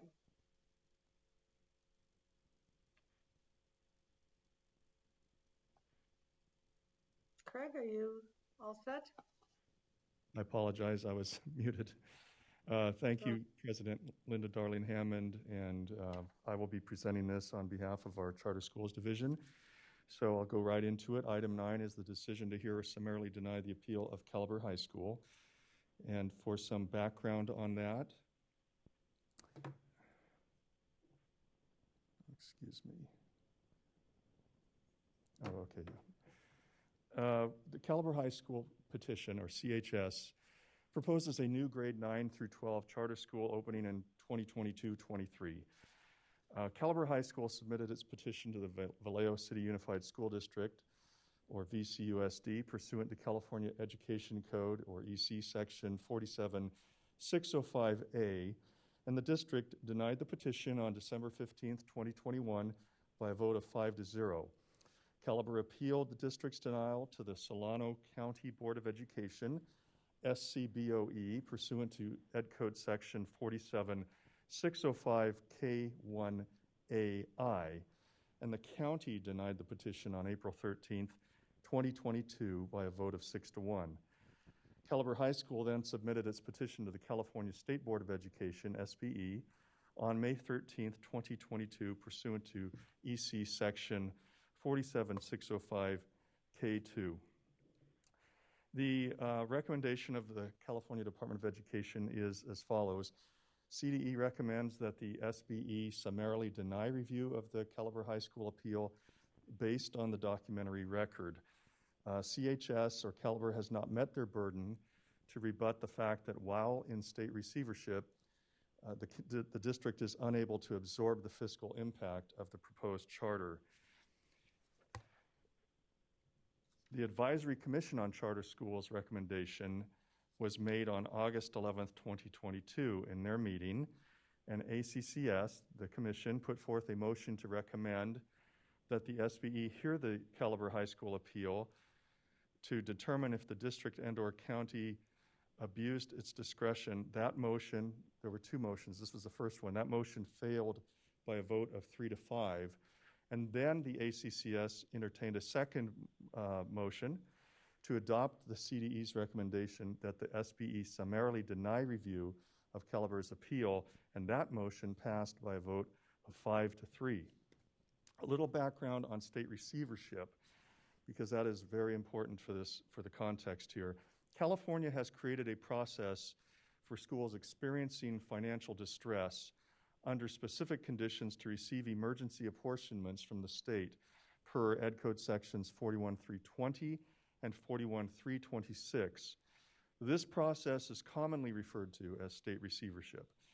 A school district that is not positioned to absorb the fiscal impact of a proposed charter school due to being under state receivership may deny a petition for the establishment of a charter school pursuant to Ed Code Section 47605C8. Referencing that Ed Code section, the school district is not positioned to absorb the fiscal impact of the proposed charter school in this C8 section. A school district satisfies this paragraph if it has a qualified interim certification pursuant to EC Section 42131 and the county superintendent of schools in consultation with the county office Fiscal Crisis and Management Assistance Team, or FCMAT, certifies that approving the charter school would result in the school district having a negative interim certification pursuant to EC Section 42131, or it has a negative interim certification pursuant to EC Section 42131, or finally, it's under state receivership. Charter schools proposed in a school district satisfying one of these conditions per this Ed Code shall be subject to a rebuttable presumption of denial. Regarding the district's background, Vallejo, the district, entered receivership status in 2004 and received an emergency loan in the amount of $60 million. Currently, the district is one of only 4 school districts in the state of California that is under state receivership. The district is assigned a trustee, and at the time the appeal was submitted, had an outstanding balance on the loan of approximately $9.5 million. The role of the SBE in charter appeals, just a quick reminder since we're still in the first few of these appeals, pursuant to EC Section 47605K2E, the role of the SBE is as follows. The SBE shall either hear the appeal or summarily deny review of the appeal based on the documentary record. If the SBE hears the appeal, the board may affirm the determination of the governing board of the school district or the county board of education, or both of those determinations, or may reverse only upon a determination that there was an abuse of discretion. If the SBE decides to hear the appeal, the hearing will take place during the November meeting. If the SBE decides to summarily deny the appeal, the decisions of the district and County Board of Education will stand, and there will be no further hearings on this item. Review of Caliber's appeal. Both the ACCS and the CDE recommend the SBE summarily deny this appeal based on the lack of evidence presented by the petitioners to rebut the presumption of denial under Ed Code Section 47605C8. The petitioners failed to establish that the district would be able to absorb the fiscal impact of the proposed charter while under state receivership. And just a word or two on that. The department reviewed all of the evidence presented by the petitioners, as well as evidence provided by the district, the county, and FCMAT. And both the county and FCMAT are intimately familiar with the district's budget and were clear that the district could not absorb the fiscal impact of this proposed charter. After a review of all of the above-mentioned evidence, the department determined that the evidence that the petitioner put forth did not refute the presumption that while under state receivership, the district could absorb the fiscal impact of the proposed charter school. Now, importantly, FCMAT had a role here. Pursuant to Ed Code Section 47605C8, the Solano County Superintendent of Schools consulted with FCMAT regarding the Caliber appeal. FCMAT found that the district is under state receivership and is not positioned to absorb the fiscal impact of the proposed charter school. According to FCMAT's letter dated February 28, 2022, there's only one relevant factor appropriate for consideration, and that is that the district remains under state receivership. Until the loan is fully repaid, the district is not positioned to absorb the fiscal impact of the proposed charter school. If the board wishes more information on that, I want to let you know that the executive director of FCMAT is on the Zoom call and will be able to answer any specific questions that you may have regarding their letter and or state receivership. And that letter is attachment 5, pages 22 to 23. In conclusion, the CDE recommends that the state board summarily deny review of the Caliber High School appeal based on the documentary record. The district finds that, the CDE finds, that the district is under state receivership and satisfies requirements of EC Section 47605C8.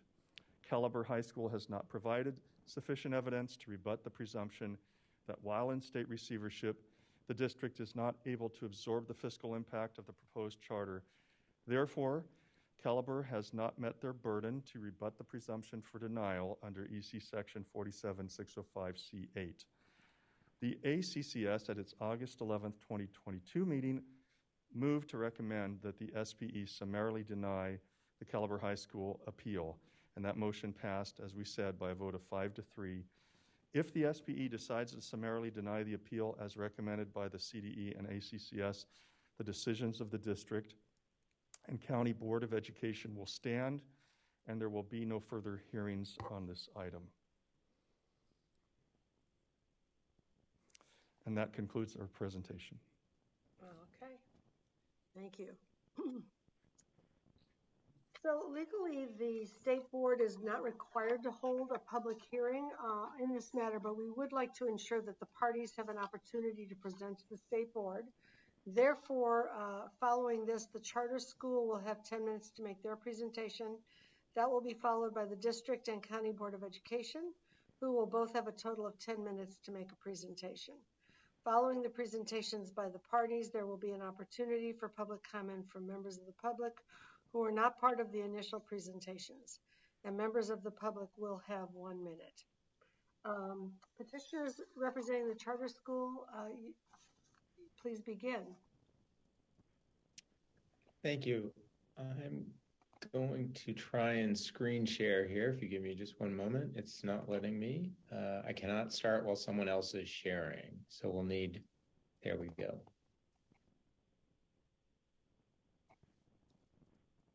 If I could get an indication from somebody that they're able to see that, I would appreciate it. We can see your slide, yes.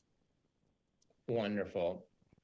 Okay, thank you very much. Good afternoon, President Darling Hammond and State Board of Education members. My name is Marcus Malarkey, and I'm here today to speak on behalf of the hundreds of Caliber families who signed our petition to open a high school in Vallejo. I want to start with a simple question. Why are we here today? Many of Caliber's detractors will tell you erroneously that a charter petition should always be denied if a district is in receivership. Even the CDE staff report to the ACCS a month ago made this error and recommended that our appeal not be heard solely because VCUSD is in receivership. But that's not the appropriate question to ask in considering our appeal. Our petition isn't subject to an automatic denial just because the district is in receivership. Instead, as the CDE's more recent report seems to make clear, we should be afforded the opportunity to rebut the presumption that the district can't absorb the fiscal impact of the school, and VCUSD has an obligation to carefully consider our rebuttal before making a decision to approve or deny the petition. So I ask again, why are we here today? To put it simply, we're here because the VCUSD board didn't fulfill that obligation. Had they conducted a thorough and objective analysis of Caliber's rebuttal, and had that analysis come to a fact-based conclusion that the district can't afford to approve the new school, we would have respected their decision. But that's not what happened.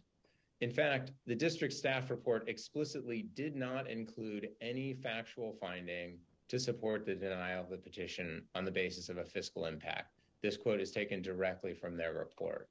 Denying our petition without any factual basis and without seriously considering our rebuttal was an abuse of discretion that must be addressed. Their board's resolution denying our petition did not offer any factual findings. You may hear today that it was the VCUSD's board's prerogative to simply come to a different conclusion than their staff did. But I ask you to consider whether they had any factual basis for such a conclusion, or if it was based on other motives. Is it credible that the board felt that they were smarter than the staff or had more information about the district finances, or that they had new information their staff didn't have when they did their report? Neither of those are credible, nor are they supported by the documentary record. In fact, the only facts in the documentary record after the staff report were those provided by Caliber showing the district able to absorb the impact of the charter. This slide from our ACCS hearing summarizes that analysis, showing that the district had ample resources in blue to absorb the impact of the charter in green. So if the board didn't have any new information, why not simply follow the staff recommendation? We believe the obvious explanation for their about face is that they simply didn't want to approve the petition. And when given inaccurate advice that they could deny it without further analysis because they're in receivership, that they eagerly took the advice and denied the petition without seriously considering the rebuttal provided by Caliber. That explanation is not only more credible than any other, it is supported by the documentary record, as we've pointed out in our appeal. Unfortunately, it's also contrary to that board's responsibility under Ed Code, and it represents an abuse of discretion. So anyone who tells you there's no need for an SBE hearing is simply missing the core point of our appeal. There is a key question at issue. Why did the VCUSD board reject their staff report, and does their about face represent a possible abuse of discretion? The CDE's report today, as you'll hear momentarily, doesn't provide adequate details on these issues, nor support the recommendation of a summarily denying our appeal. It leads to conclusions without providing the basis for them. That's why we need a hearing. And I'd like to invite Janelle Ruley now to summarize the factors that we believe need a review by the SBE in particular. Thank you, Marcus, and good afternoon, Board President Darling Hammond and board members. Janelle Ruley with the Offices of Young, Mini, and Core. We appreciate the State Board's time today. We implore you to vote today to hear Caliber's appeal. I will address two reasons why Caliber students and families deserve the chance for the merits of this charter appeal to be heard by you. First, the law around both charter consideration and appeal has been misapplied through this entire process at all levels. In every hearing so far, we've heard a version of Vallejo Unified is in receivership, and so case closed, nothing to see here. We heard this from the district, we heard it from the county, from the CDE, from the ACCS, even in the face of abundant evidence that there is genuinely a live factual dispute over the legal standard for consideration of a charter petition under Section 47605C8. The status of being in state receivership is a condition that triggers a rebuttable presumption of denial of a new charter. This presumption can be overturned if the petitioners can demonstrate that the district, while in receivership, can actually absorb the impact of the new school. This is something that we have presented and demonstrated multiple times to various bodies who continue to insist that receivership alone constitutes an automatic charter denial, which is directly contrary to what the law says. Only with the posting of the CDE staff report for this meeting, just in the last few days, has the correct standard actually been affirmed. Unfortunately, though, this about face really comes after damage was done to Caliber just a month ago at the ACCS meeting. Second point, there's a real factual dispute over whether there's sufficient evidence to demonstrate an abuse of discretion in the consideration of our petition by the district and the county. The CDE and ACCS recommendations for summary denial are both flawed in their assessment of the issue. The law says that ACCS's role is to review the documentary record to determine whether there was sufficient evidence for the state board to hear or summarily deny. We had anticipated just that kind of discussion last month. That's what we expected to be talking about at the ACCS meeting. But the CDE staff report completely took the ACCS off course. The CDE asked the ACCS to vote for summary denial because Caliber did not rebut the district's status of receivership. But as we've shown, and as the CDE has since affirmed, including just now from Mr. Heimbichner, that's not the correct legal standard. By adopting the CDE's flawed recommendation, the ACCS's recommendation is now also flawed, and neither of them can be relied on by you. A further consequence of this detour is that you still don't have a comprehensive review of the documentary record to determine whether there was an abuse. You don't have it, we don't have it, nobody has it. Given the CDE's prior recommendation, there was no reason for the ACCS to review the entire documentary record because the CDE's recommendation only focused on the district's receivership status. Now that the CDE presents the correct legal standard to the state board, there is a factual dispute about the evidence, namely whether there was an abuse of discretion. This is exactly the type of appeal that warrants a hearing by the state board. This is the standard the CDE has told you applies in all of the other appeals to date. Of course, there's a factual dispute here. Caliber presented evidence of an abuse of discretion, and the district and county denied that there is one. That is a dispute. The CDE's recommendation does not actually show a detailed analysis of Caliber's claims that there were abuses of discretion. We would ask that you not only vote to hear our appeal, but also instruct the CDE to publish a point-by-point analysis of Caliber's appeal. Caliber and his families deserve a chance to have their day in court. The district and the county did abuse their discretion in this denial.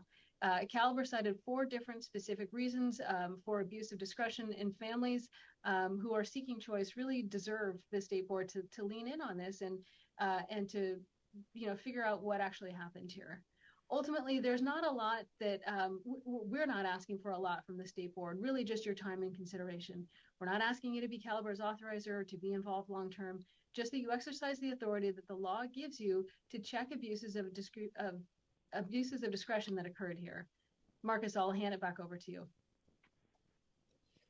As Janelle said, we're not surprised to be here today after the district board ignored their staff report and denied our petition without any meaningful discussion of our rebuttal. We are surprised that there's any question about whether the SBE should hold a hearing. Under AB 1505, you have a specific and critical role to provide a check against abuses of discretion by authorizing entities. This is what we're asking you to do today. We documented numerous abuses, and we believe that our families deserve a hearing on these. As the State Board of Education, you are charged with the important work of ensuring that all children have access to high-quality, equitable education. And while this work isn't simple, it is critical. Our families have been asking for a Caliber high school for years. Their need has never been disputed. Both the district and the county affirm the Caliber's educational program is sound and that it addresses a need in the community. But the district board decided not to meet that need. Despite a staff report finding no factual basis for a denial on fiscal grounds, they nonetheless used that as a basis for their denial. And they did it without seriously considering Caliber's rebuttal that the district can, in fact, afford our school. Why did they do so? We believe that they did so for other motives that represent an abuse of their discretion.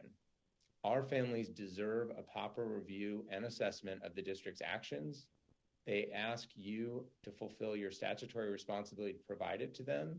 And we are asking you to not only have an appeal hearing, but to ask the CDE staff to provide that detailed analysis. I thank you for your time, and I'm happy to answer any questions that you may have about our presentation. Thank you. At this point, I think we want to hear from the district and/or county office.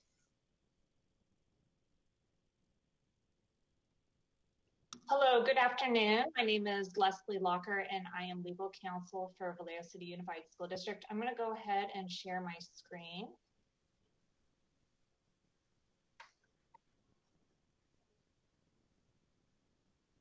I'm having trouble again locating the presentation. Superintendent Spalding, are you able to locate it? Let's see if I can do this. This happened at the prior hearing as well.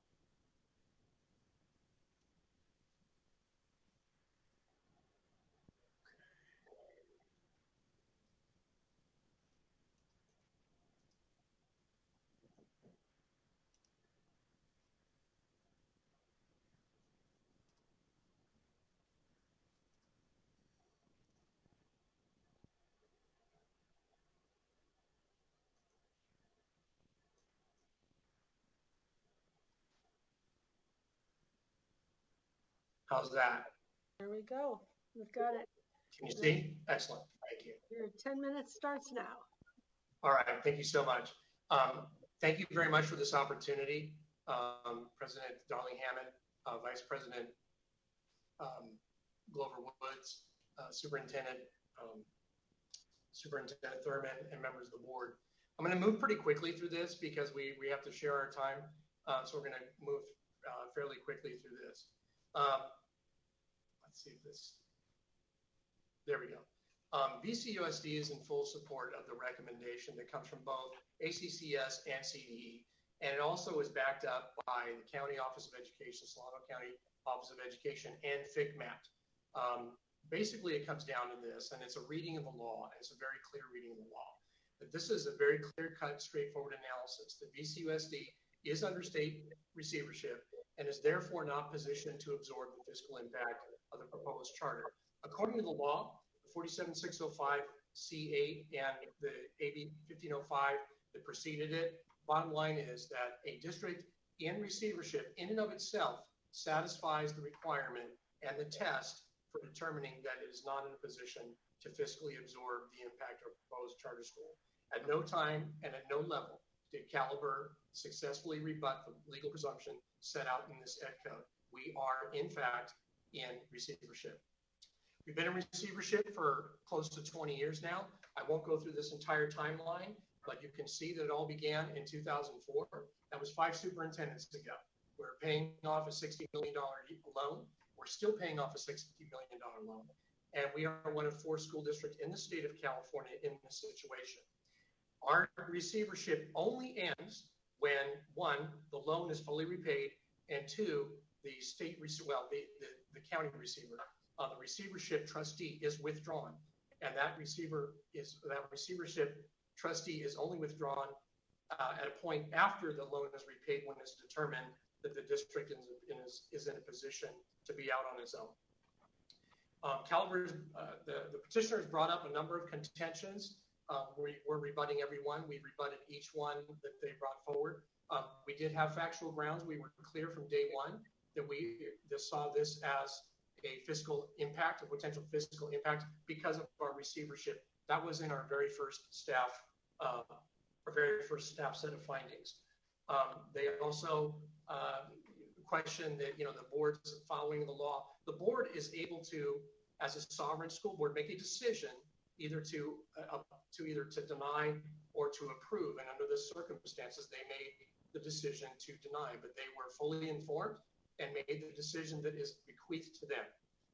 The other question that's come up is that the board failed to consider Caliber's rebuttal evidence untrue. They've got a full hearing, through the process. Their presentation took about twice as much time as mine did to the board. On December 15th, they've had a hearing at every single stage of this process through the county office, through ACCS, and now for you. And that even though we're under state receivership, we are positioned, their assertion is, even under state receivership, we're still positioned to absorb the fiscal impact. But the law says that being in receivership in and of itself is a demonstration that you're not in a position to absorb the fiscal impact. That's in the law. That was in AB 1505. That's in language that it came out of Assemblyman Patrick O'Donnell's letters to every entity that's seen this as the author of the AB 1505 law. There's absolutely no abuse of discretion here.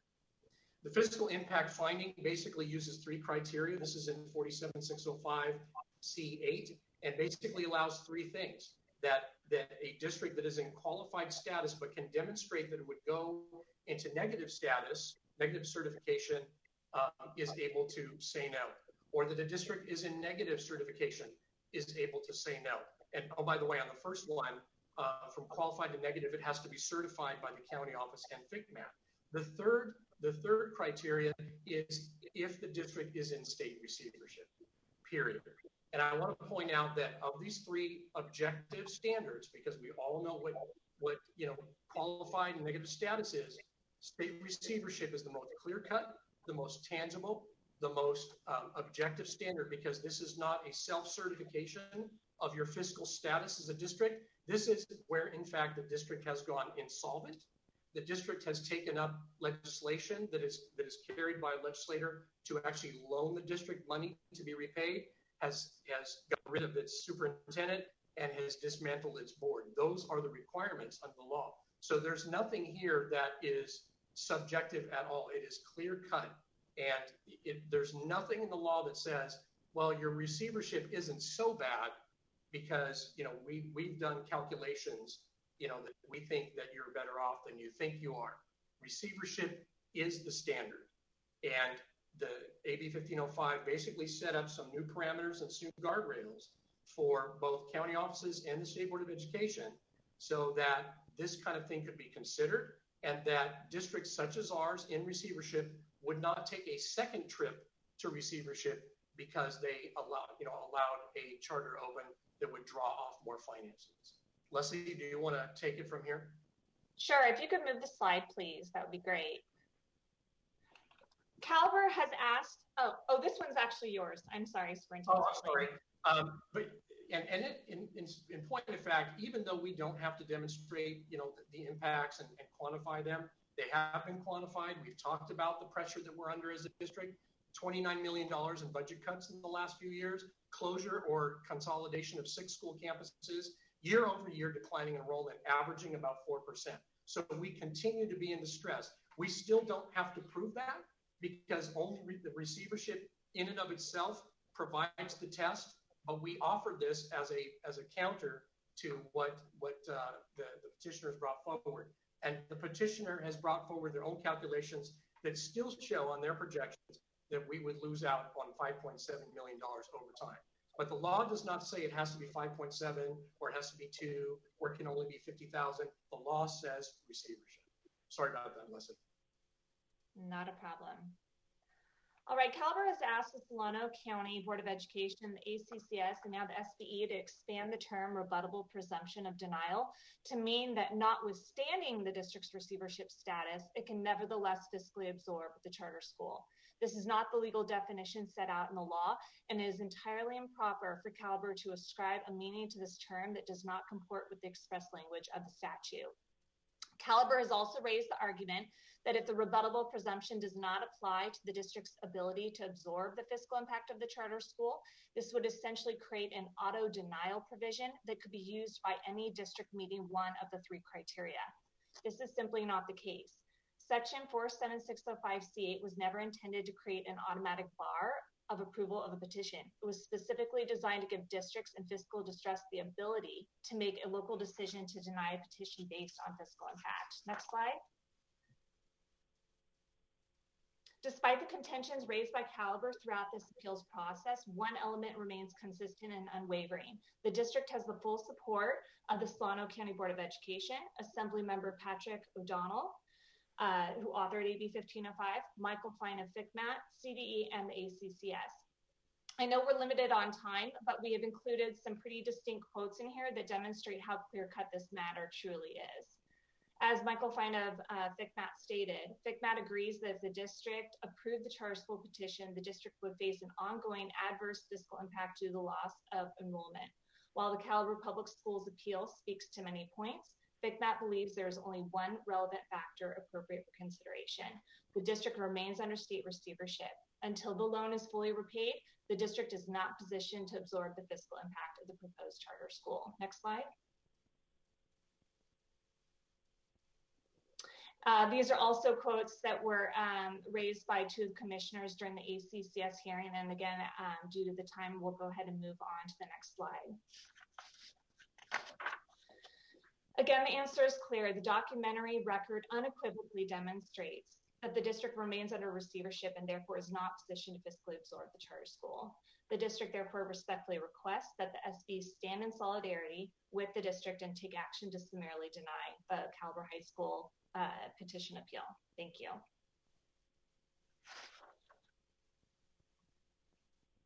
Thank you. At this point, we want to open the phone line, I think, for public comment. So we need the public comment slide. If I may, this is Lisa Estrella Henderson, Solano County Superintendent of Schools. We have Courtney DeGroof, who is also part of the 10 minutes representing the County Board of Education. Okay, well, you have one more minute. Sorry, didn't realize you had more to go. There are 30 seconds left remaining in the 10 minutes. If you don't mind, may you make me part of a participant so that I can share my screen? Thank you. So my name is Courtney DeGrove, and for the sake of time, I'm just going to go ahead and scroll through our slides very quickly and go to this slide right here. I just want to note that a lot of discussion has been regarding what the district did or did not do, and I just want to reemphasize that the State Board of Education shall also be considering what the county board did and focusing on the documentary record. The county conducted a comprehensive review of the charter petition, not only did they consider the Thank you. I apologize for interrupting. The time's concluded.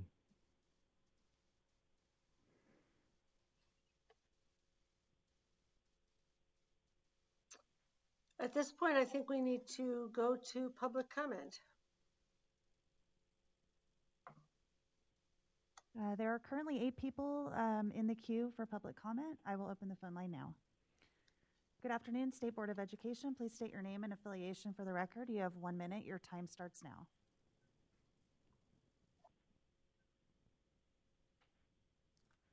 Caller ending with the last 4 digits, 4377. You are live. Please start your public comment now.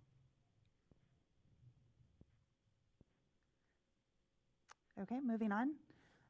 Next caller, please state your name and affiliation for the record. You have 1 minute. Your time starts now.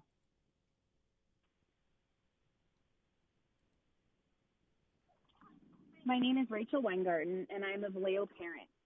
We have a duty to do what's best for our children. Less than 1 out of 3 high school graduates in Vallejo were A to G eligible before the pandemic. This new charter school is about dramatically increasing the number of kids who come out of Vallejo public schools prepared for college and career. This school will be a life changer for our kids. Today, we're asking you to understand that there's a debate here that deserves a full hearing on Caliber's appeal. The simple fact that CBE staff relied on 2 different standards to analyze our case in between the ACSS and this meeting demonstrates that there is enough of a factual dispute here that our case deserves to be heard by you. Our ask to you today is simple. Please give us the chance to show that our dream of a Caliber High School is possible. CBE's recommendation has absolutely no analysis in it. It has a 1-sentence conclusion that essentially says nothing to see here. It is a black box and doesn't show Your time is how up. they reach their conclusion. Next caller, please state your name and affiliation for the record. You have 1 minute. Your time starts now. Good afternoon, President Darling Hammond and esteemed board members. This is Gina Plate on behalf of the California Charter Schools Association. We are here in support of Caliber High School and respectfully ask, as outlined in our letter submitted on Friday, that you give this school the right to be heard in front of this body. Caliber is a strong organization that has demonstrated success serving students and families for many years, and we're here because families are demanding a school. The purpose of this item before you is not to determine whether or not they should have a school. This item is solely to determine if Caliber should have the right to be heard. I can say confidently that they deserve the opportunity to have a hearing in front of the state board and are entitled to that opportunity under AB 1505. We respectfully ask that you reject the recommendation to summarily deny and instead offer the school and the students and families they represent the opportunity to be heard. Thank you. Thank you. Next caller, please state your name and affiliation for the record. You have 1 minute. Your time starts now. Hi, my name is Desiree Heminger, and I'm a Vallejo parent. Members of the State Board of Education, we know that you do this work because you care for the children of California, and I know that you care about my children. Today, we're asking you to vote to hear Caliber's appeal for the children of Vallejo. The Caliber High School program is the option that we need in our city. As parents, we continue to come to these meetings because we've been told over and over that Caliber High School is a strong program and that it will be successful, but our children cannot have it. Why? If student learning is the first priority, as it must be, why aren't we doing everything we can for our children?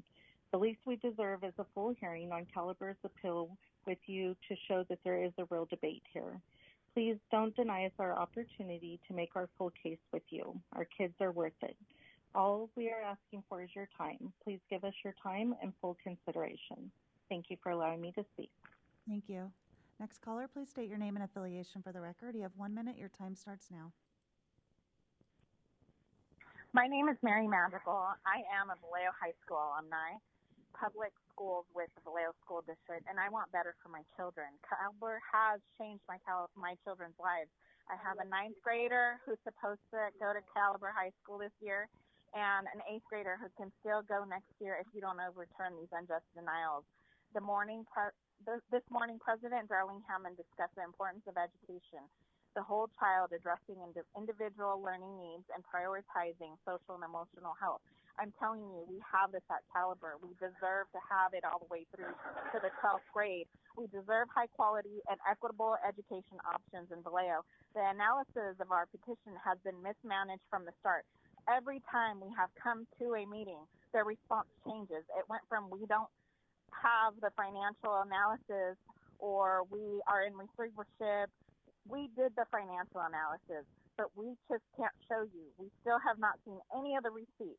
At Caliber, my child is asked to Thank you, prove caller. the Your work. time is up. So, Next caller, please state your name and affiliation for the record. You have 1 minute. Your time starts now.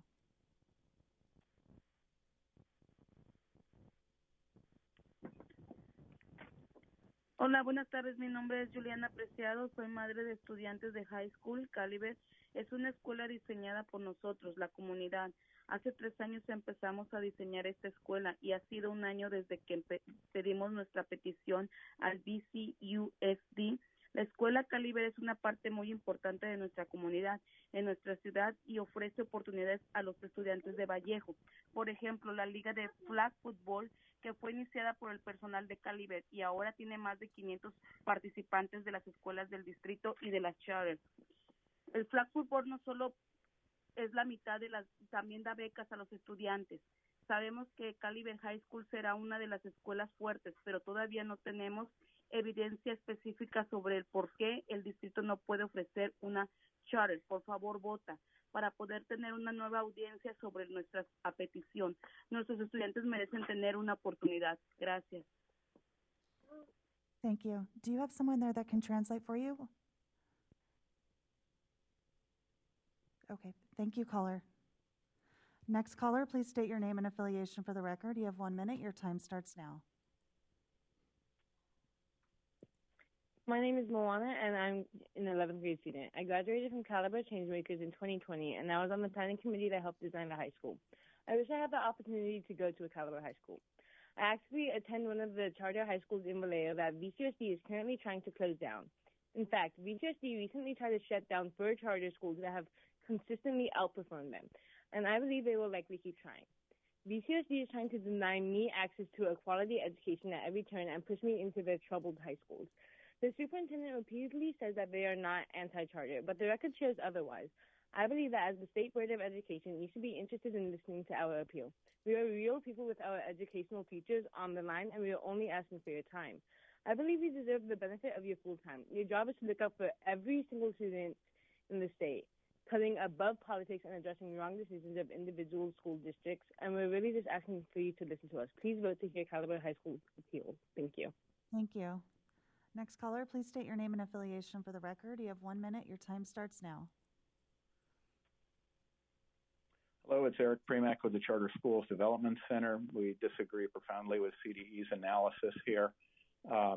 We agree with the legal counsel for Caliber and their analysis of how the statute is actually supposed to work here. Second, we'll note that while CDE asserts a common definition of receivership, the law actually on state loans never actually uses the term receivership and instead uses county administrator, county trustee, and other terms, not state receivership. And anyone who asserts that this is a state receivership is simply making it up out of thin air. Third, it's worth noting that the Vallejo district, notwithstanding having an outstanding state loan balance, is actually an extremely strong financial position with an enormous $69 million projected financial reserve at the end of this year, which is 37% of its estimated expenditures for the year. And while there's more to being fiscally sound than having a massive reserve, Your time is up. It speaks to the fact that the district is in very sound position here. Thank you. We think that the district is simply slow walking its. Next caller, please state your name and affiliation for the record. You have 1 minute. Your time starts now.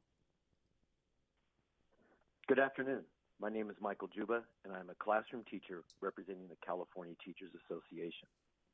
The primary purpose of AB 1505 was to return control of charter school authorizing to local school districts. Vallejo City Unified School District rightly denied the Caliber petition with the C8 finding, and the Solano County Board affirmed this finding in their denial.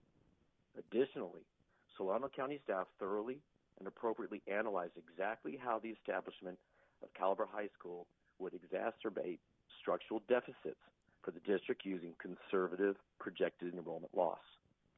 The district and the county board both acted in accordance with the law in denying the charter position. We urge the SBE to follow the CDE's recommendation to summarily deny the Caliber appeal. Thank you. Thank you. Next caller, please state your name and affiliation for the record. You have 1 minute. Your time starts now.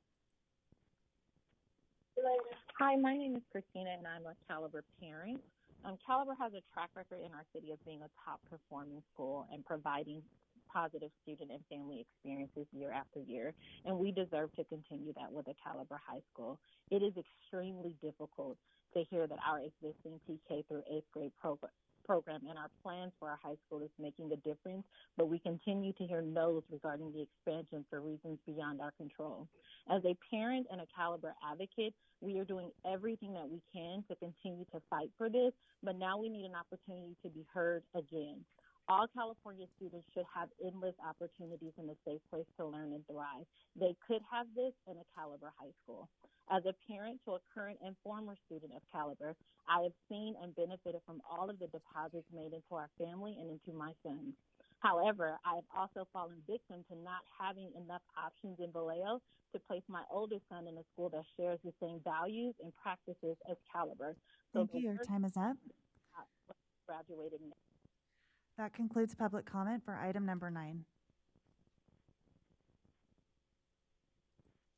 Thank you very much. At this point, we're going to go into board discussion. Board members, remember to raise your Zoom hand if you have a comment or a question. Panelists, if a board member has a question for you, then you will be recognized and unmuted so that you can respond. But please do not raise your hand during the board's deliberation because we are in board discussion now. With that, I'm going to open it up for board discussion.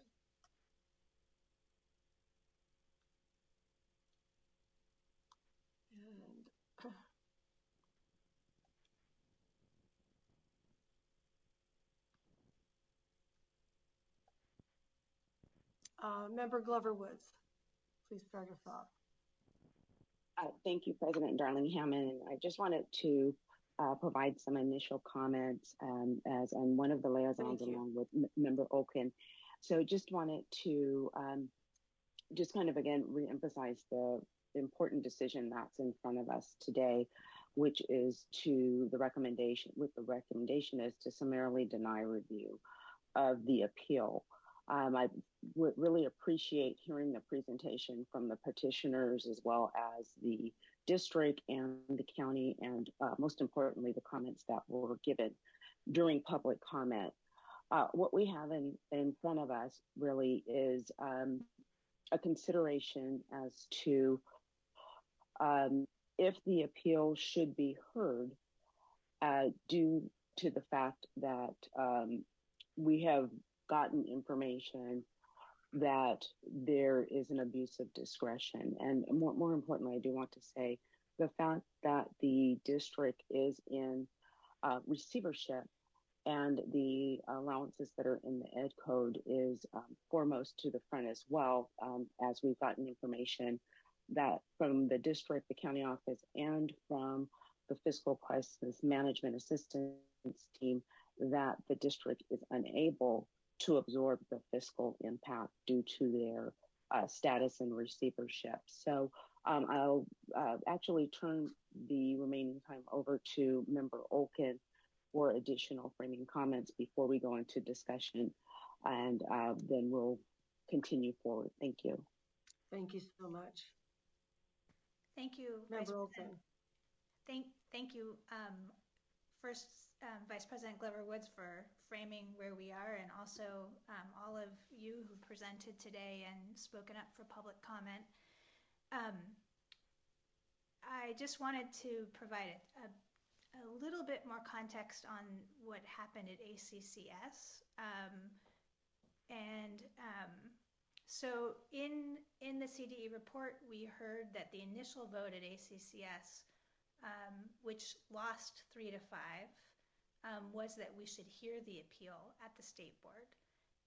And that was based on concern that it was being suggested that when a district is in state receivership, there's really no way to rebut the presumption of denial.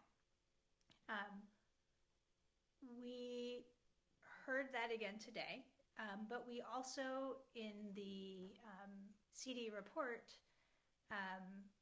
we heard that the charter had not provided sufficient evidence to rebut the presumption that while in state receivership, the district is able to absorb the financial impact. So I think just the reason I'm saying this is I'm sort of laying out these two pieces is our role today is simply to decide if we believe that we should be hearing this appeal.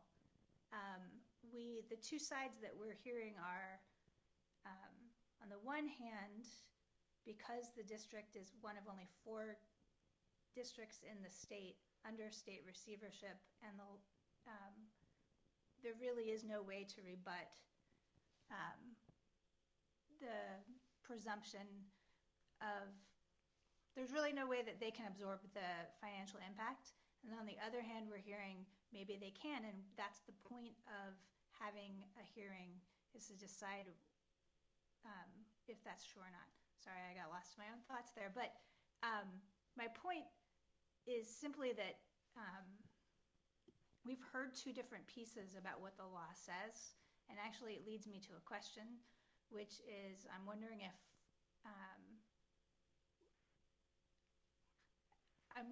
if we can see the actual text of the law where it says that it gives the 3 criteria for districts being able to have the option to deny based on financial considerations, and then what it says about the ability to rebut that. I'd just like to see, because that feels to me like it's at the crux of the conversation today. Is that something that our CDE team can make available to us at the point where you've pulled it up? We could certainly read it aloud. I have it and others do, but maybe it's on a slide somewhere. But if not, you could read it aloud. Go back to, nope, went too far. Right there, that's it. Okay. This is Craig Heimbichner again, and I've pulled up the slide from Ed Code section 47605C8. So if you'll see the 3 bullet points, the third one is that it is under state receivership, and it mentions a rebuttable presumption of denial. I just wanted to clarify something while I'm up here very briefly. The item that we submitted did not have as much clarity or elaboration as we presented in our actual recommendation at ACCS. We did slightly elaborate, but we did not, in our opinion, did not materially alter our recommendation.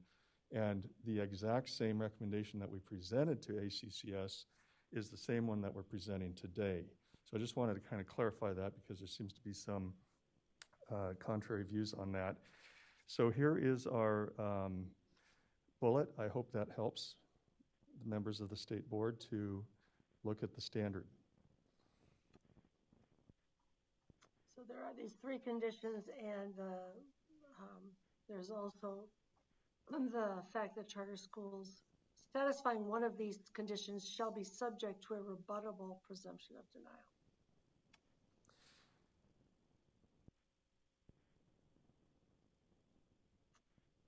And I appreciate you giving us the opportunity to see that again. Member Glover Woods, do you have an additional comment you'd like to make? Your hand is up. I actually, yes, I did put it up again. I wanted to ask if we could hear from Executive Director Mike Fine from FCMAT in regards to the analysis that FCMAT made that the district was unable to absorb the fiscal impact. And just to get a little bit more detail as to, is it solely because they are in state receivership, or were there other things that was looked at?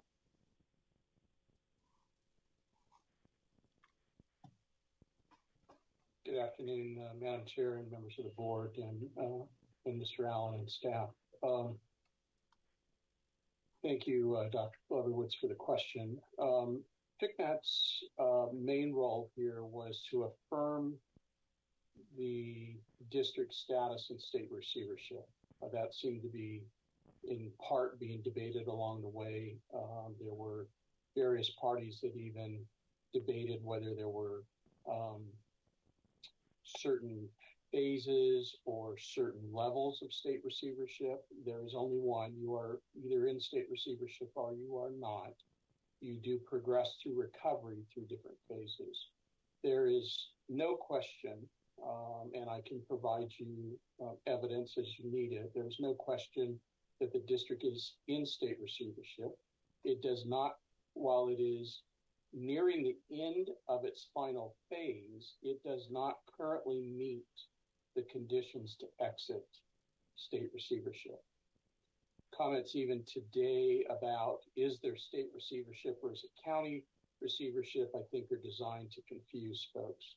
When this district became insolvent and the legislature appropriated funds for it, there was only state receivership. In 2018, long after this district crossed that line, statute was changed to make the focus of the ongoing corrective action and the ongoing monitoring to shift that focus from the state superintendent to the respective county superintendents. But as CDE, I think, pointed out in their presentation, we use the term receivership to broadly describe this process. There's not a distinction on whether it's state receivership or county receivership. FCMAT did not individually do the assessment of their current fiscal condition or their ability to absorb the impact. That work was actually done by the county superintendent of schools. They did consult with us as the statute requires, and they worked through that process. So specific questions about that could be directed to the county superintendent and her team. Our role so far has been purely to define the district status as in receivership, to consult with the county superintendent, the trustee assigned to the district, and then in the preparation of our February letter, to consult with a variety of policymakers that were involved in AB 1505 to better understand the intention of the language. Thank you. I actually would like to ask, I think it is Courtney DeGroof, who was about to represent the fiscal analysis of the county, I believe, if she could say a little bit more about that. Did I understand that that's what you were about to present in that half a minute? Yes, President Darling-Hammond, thank you. So what I was going to indicate is, there's been a lot of talk regarding Vallejo City Unified School District status as state receivership, which the county board did consider, but which is outlined thoroughly in the staff report by the Solano County Office of Education, is they conducted a comprehensive review of the fiscal impact of the proposed charter school, and that can be found in pages 13 through 17. And again, the State Board of Education is charged with reviewing whether or not the documentary evidence or record, supports the summary denial. So if you look on pages 13 of 17 of the staff report, you can see there's a comprehensive review of the proposed fiscal impact. There's some charts in there that demonstrate that there is an estimated impact on the LCFF revenues as a result of enrollment loss. And then also there's another chart that represents the potential impact on Vallejo City Unified School District's multi-year projections for the 5-year term of the charter petition. And so county considered that. And then they also did consider the rebuttable the rebuttable evidence that Caliber did present. And that's also on page 14 of the staff report. There's a list of the evidence that Caliber presented. And after reviewing that evidence and doing a comprehensive fiscal analysis, the County Board of Education concluded that Caliber had not sufficiently rebutted the presumption of denial and decided to deny the charter petition based on 47605C8. Does that answer your question, President? It does, exactly what I wanted to clarify, so that the presumption of fiscal impact of being in receivership was not taken as irrebuttable. It was, in fact, investigated and the evidence on both sides considered, if I understand the process. Yes, you're correct. Thank you. Other comments or questions from members of the board?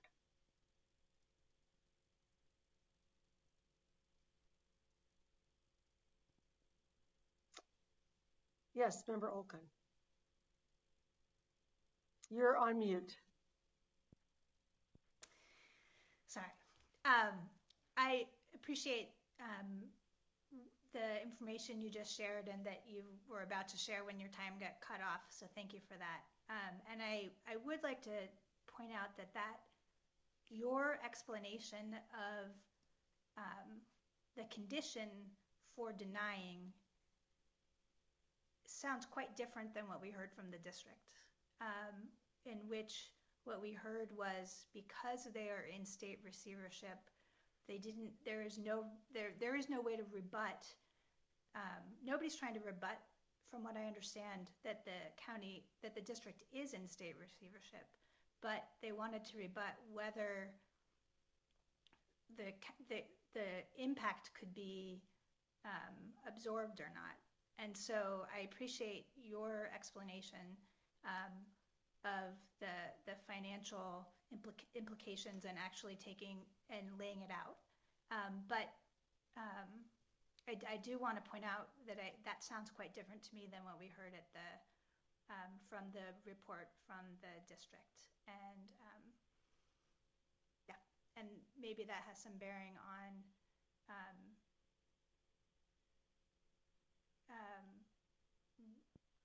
how we would vote on. There's two denials here, and we are in fact voting whether there was an abuse of discretion at either place, at either denial. And I wonder if perhaps we're seeing that there is a difference between the two. Excuse me. Sorry, this is Judy Sias, Chief Counsel for the State Board. We are not voting on abuse of discretion at this time. This is a summarily denied petition, so abuse of discretion is not at issue. So just wanted to, sorry to interrupt, I just wanted to clarify that, Member Olkin, that this is not. So the question really is whether or not to summarily deny based on the facts that you have been presented here today. Thank you. Thanks. Can I I know ask? these are issues that are complicated because we're hearing these questions under 1505, for the first time. Can I ask? Yes, it's all confusing. There is no doubt about it. Yeah. Can I ask clarification of that? Just that I know you. I know I should. I'll put it differently. I know this is complicated, and so hearing it more than one time is helpful. Probably not just for me, but it is helpful for me. So, can you explain the difference between what you were just saying? So the Education Code provides the board with two options when an appeal is received. One is to summarily deny. That is not defined in Education Code at all. The second is to hear the appeal. And if the board determines to hear the appeal, at that point then they will determine, they can only reverse the decision of the district and the county if there is a determination on abuse of discretion. Right, thank you. And right, because we at this moment are not making a decision about whether there was an abuse of discretion or not. Correct. At this point, you're making a decision whether or not to summarily deny the appeal. And if you do so, as Craig said, maybe Craig could go to the end slide here. If you make a determination that to summarily deny the appeal, then the district and the county's decision stands. You make a decision that you want to hear the appeal, it will come back to you at the meeting, November or maybe January meeting.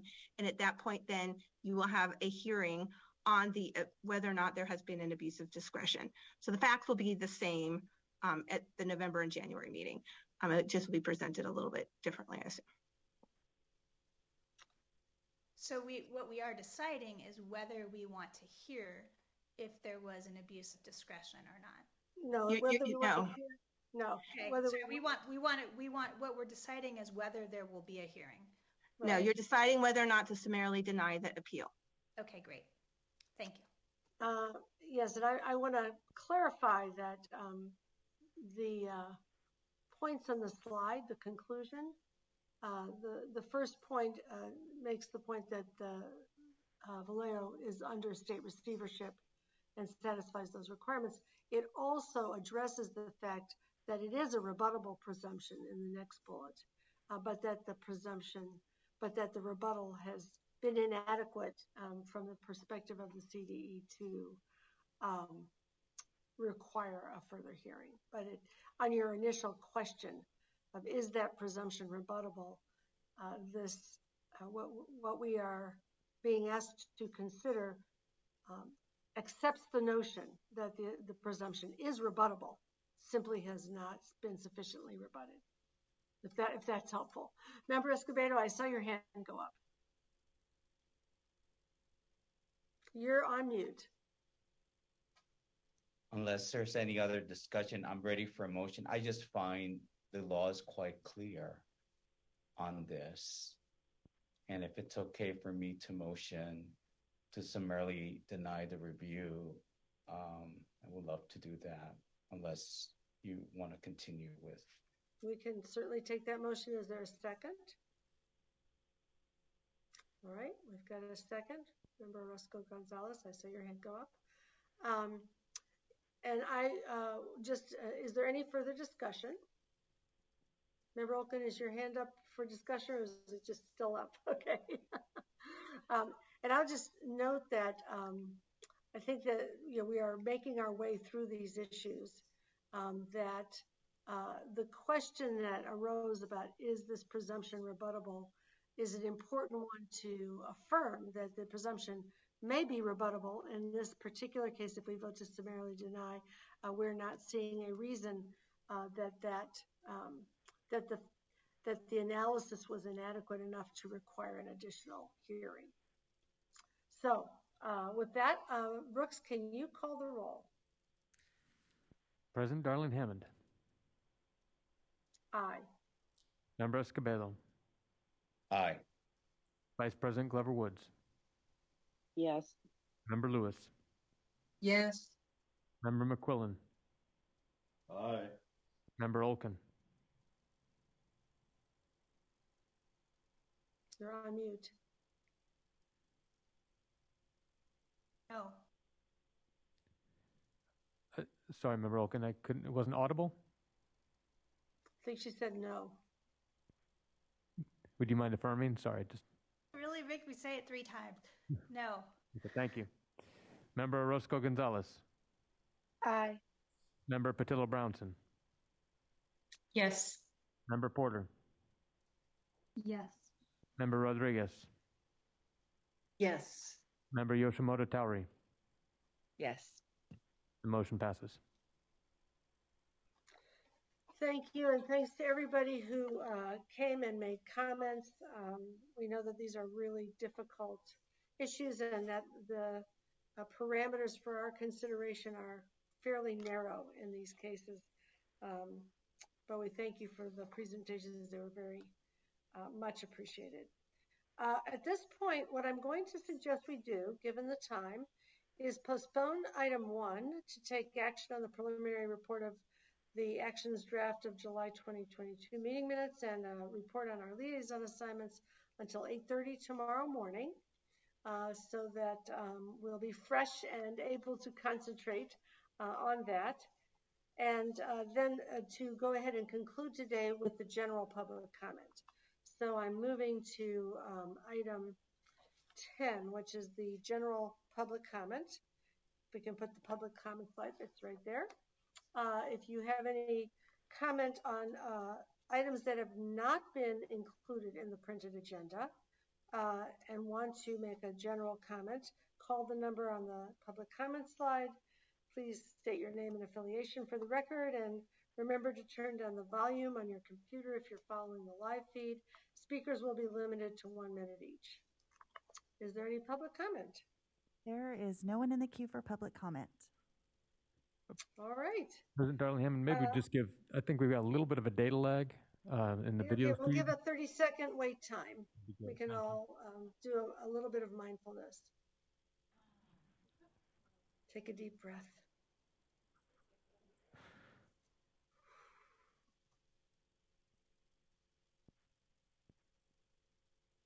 Okay, it looks like we do have one caller now. I will open up the phone line. I'm glad we waited. Next caller, please state your name and affiliation for the record. You have 1 minute. Your time starts now. Hello, it's Eric Premack with the Charter Schools Development Center. I wanted to kind of up periscope after the prior item and talk about the larger process here on charter appeals. As many of you know, there was an attempt some months or a little over a year ago to address many of these unclear terms and processes in the law through a regulatory process. That attempt failed, and instead what we have now is what I call bureaucrats making terms up. And this is a very clear textbook example of establishing law through underground regulations. We believe that it constitutes a most egregious abuse of the Administrator's Procedures Act, and we would urge correcting this process and either re-engaging the effort to clarify these problems through the regulatory process or through a statutory process. We think this is a really serious problem, one that is going to weigh very heavily on the state board's reputation. Thank you. And one that begs being addressed immediately. Thank you. Thank you. That concludes public comment for item 10. Thank you very much. It is 5:07. I hereby conclude today's session. And please note that we will begin tomorrow at 8:30 a.m. See you then. Thank you all.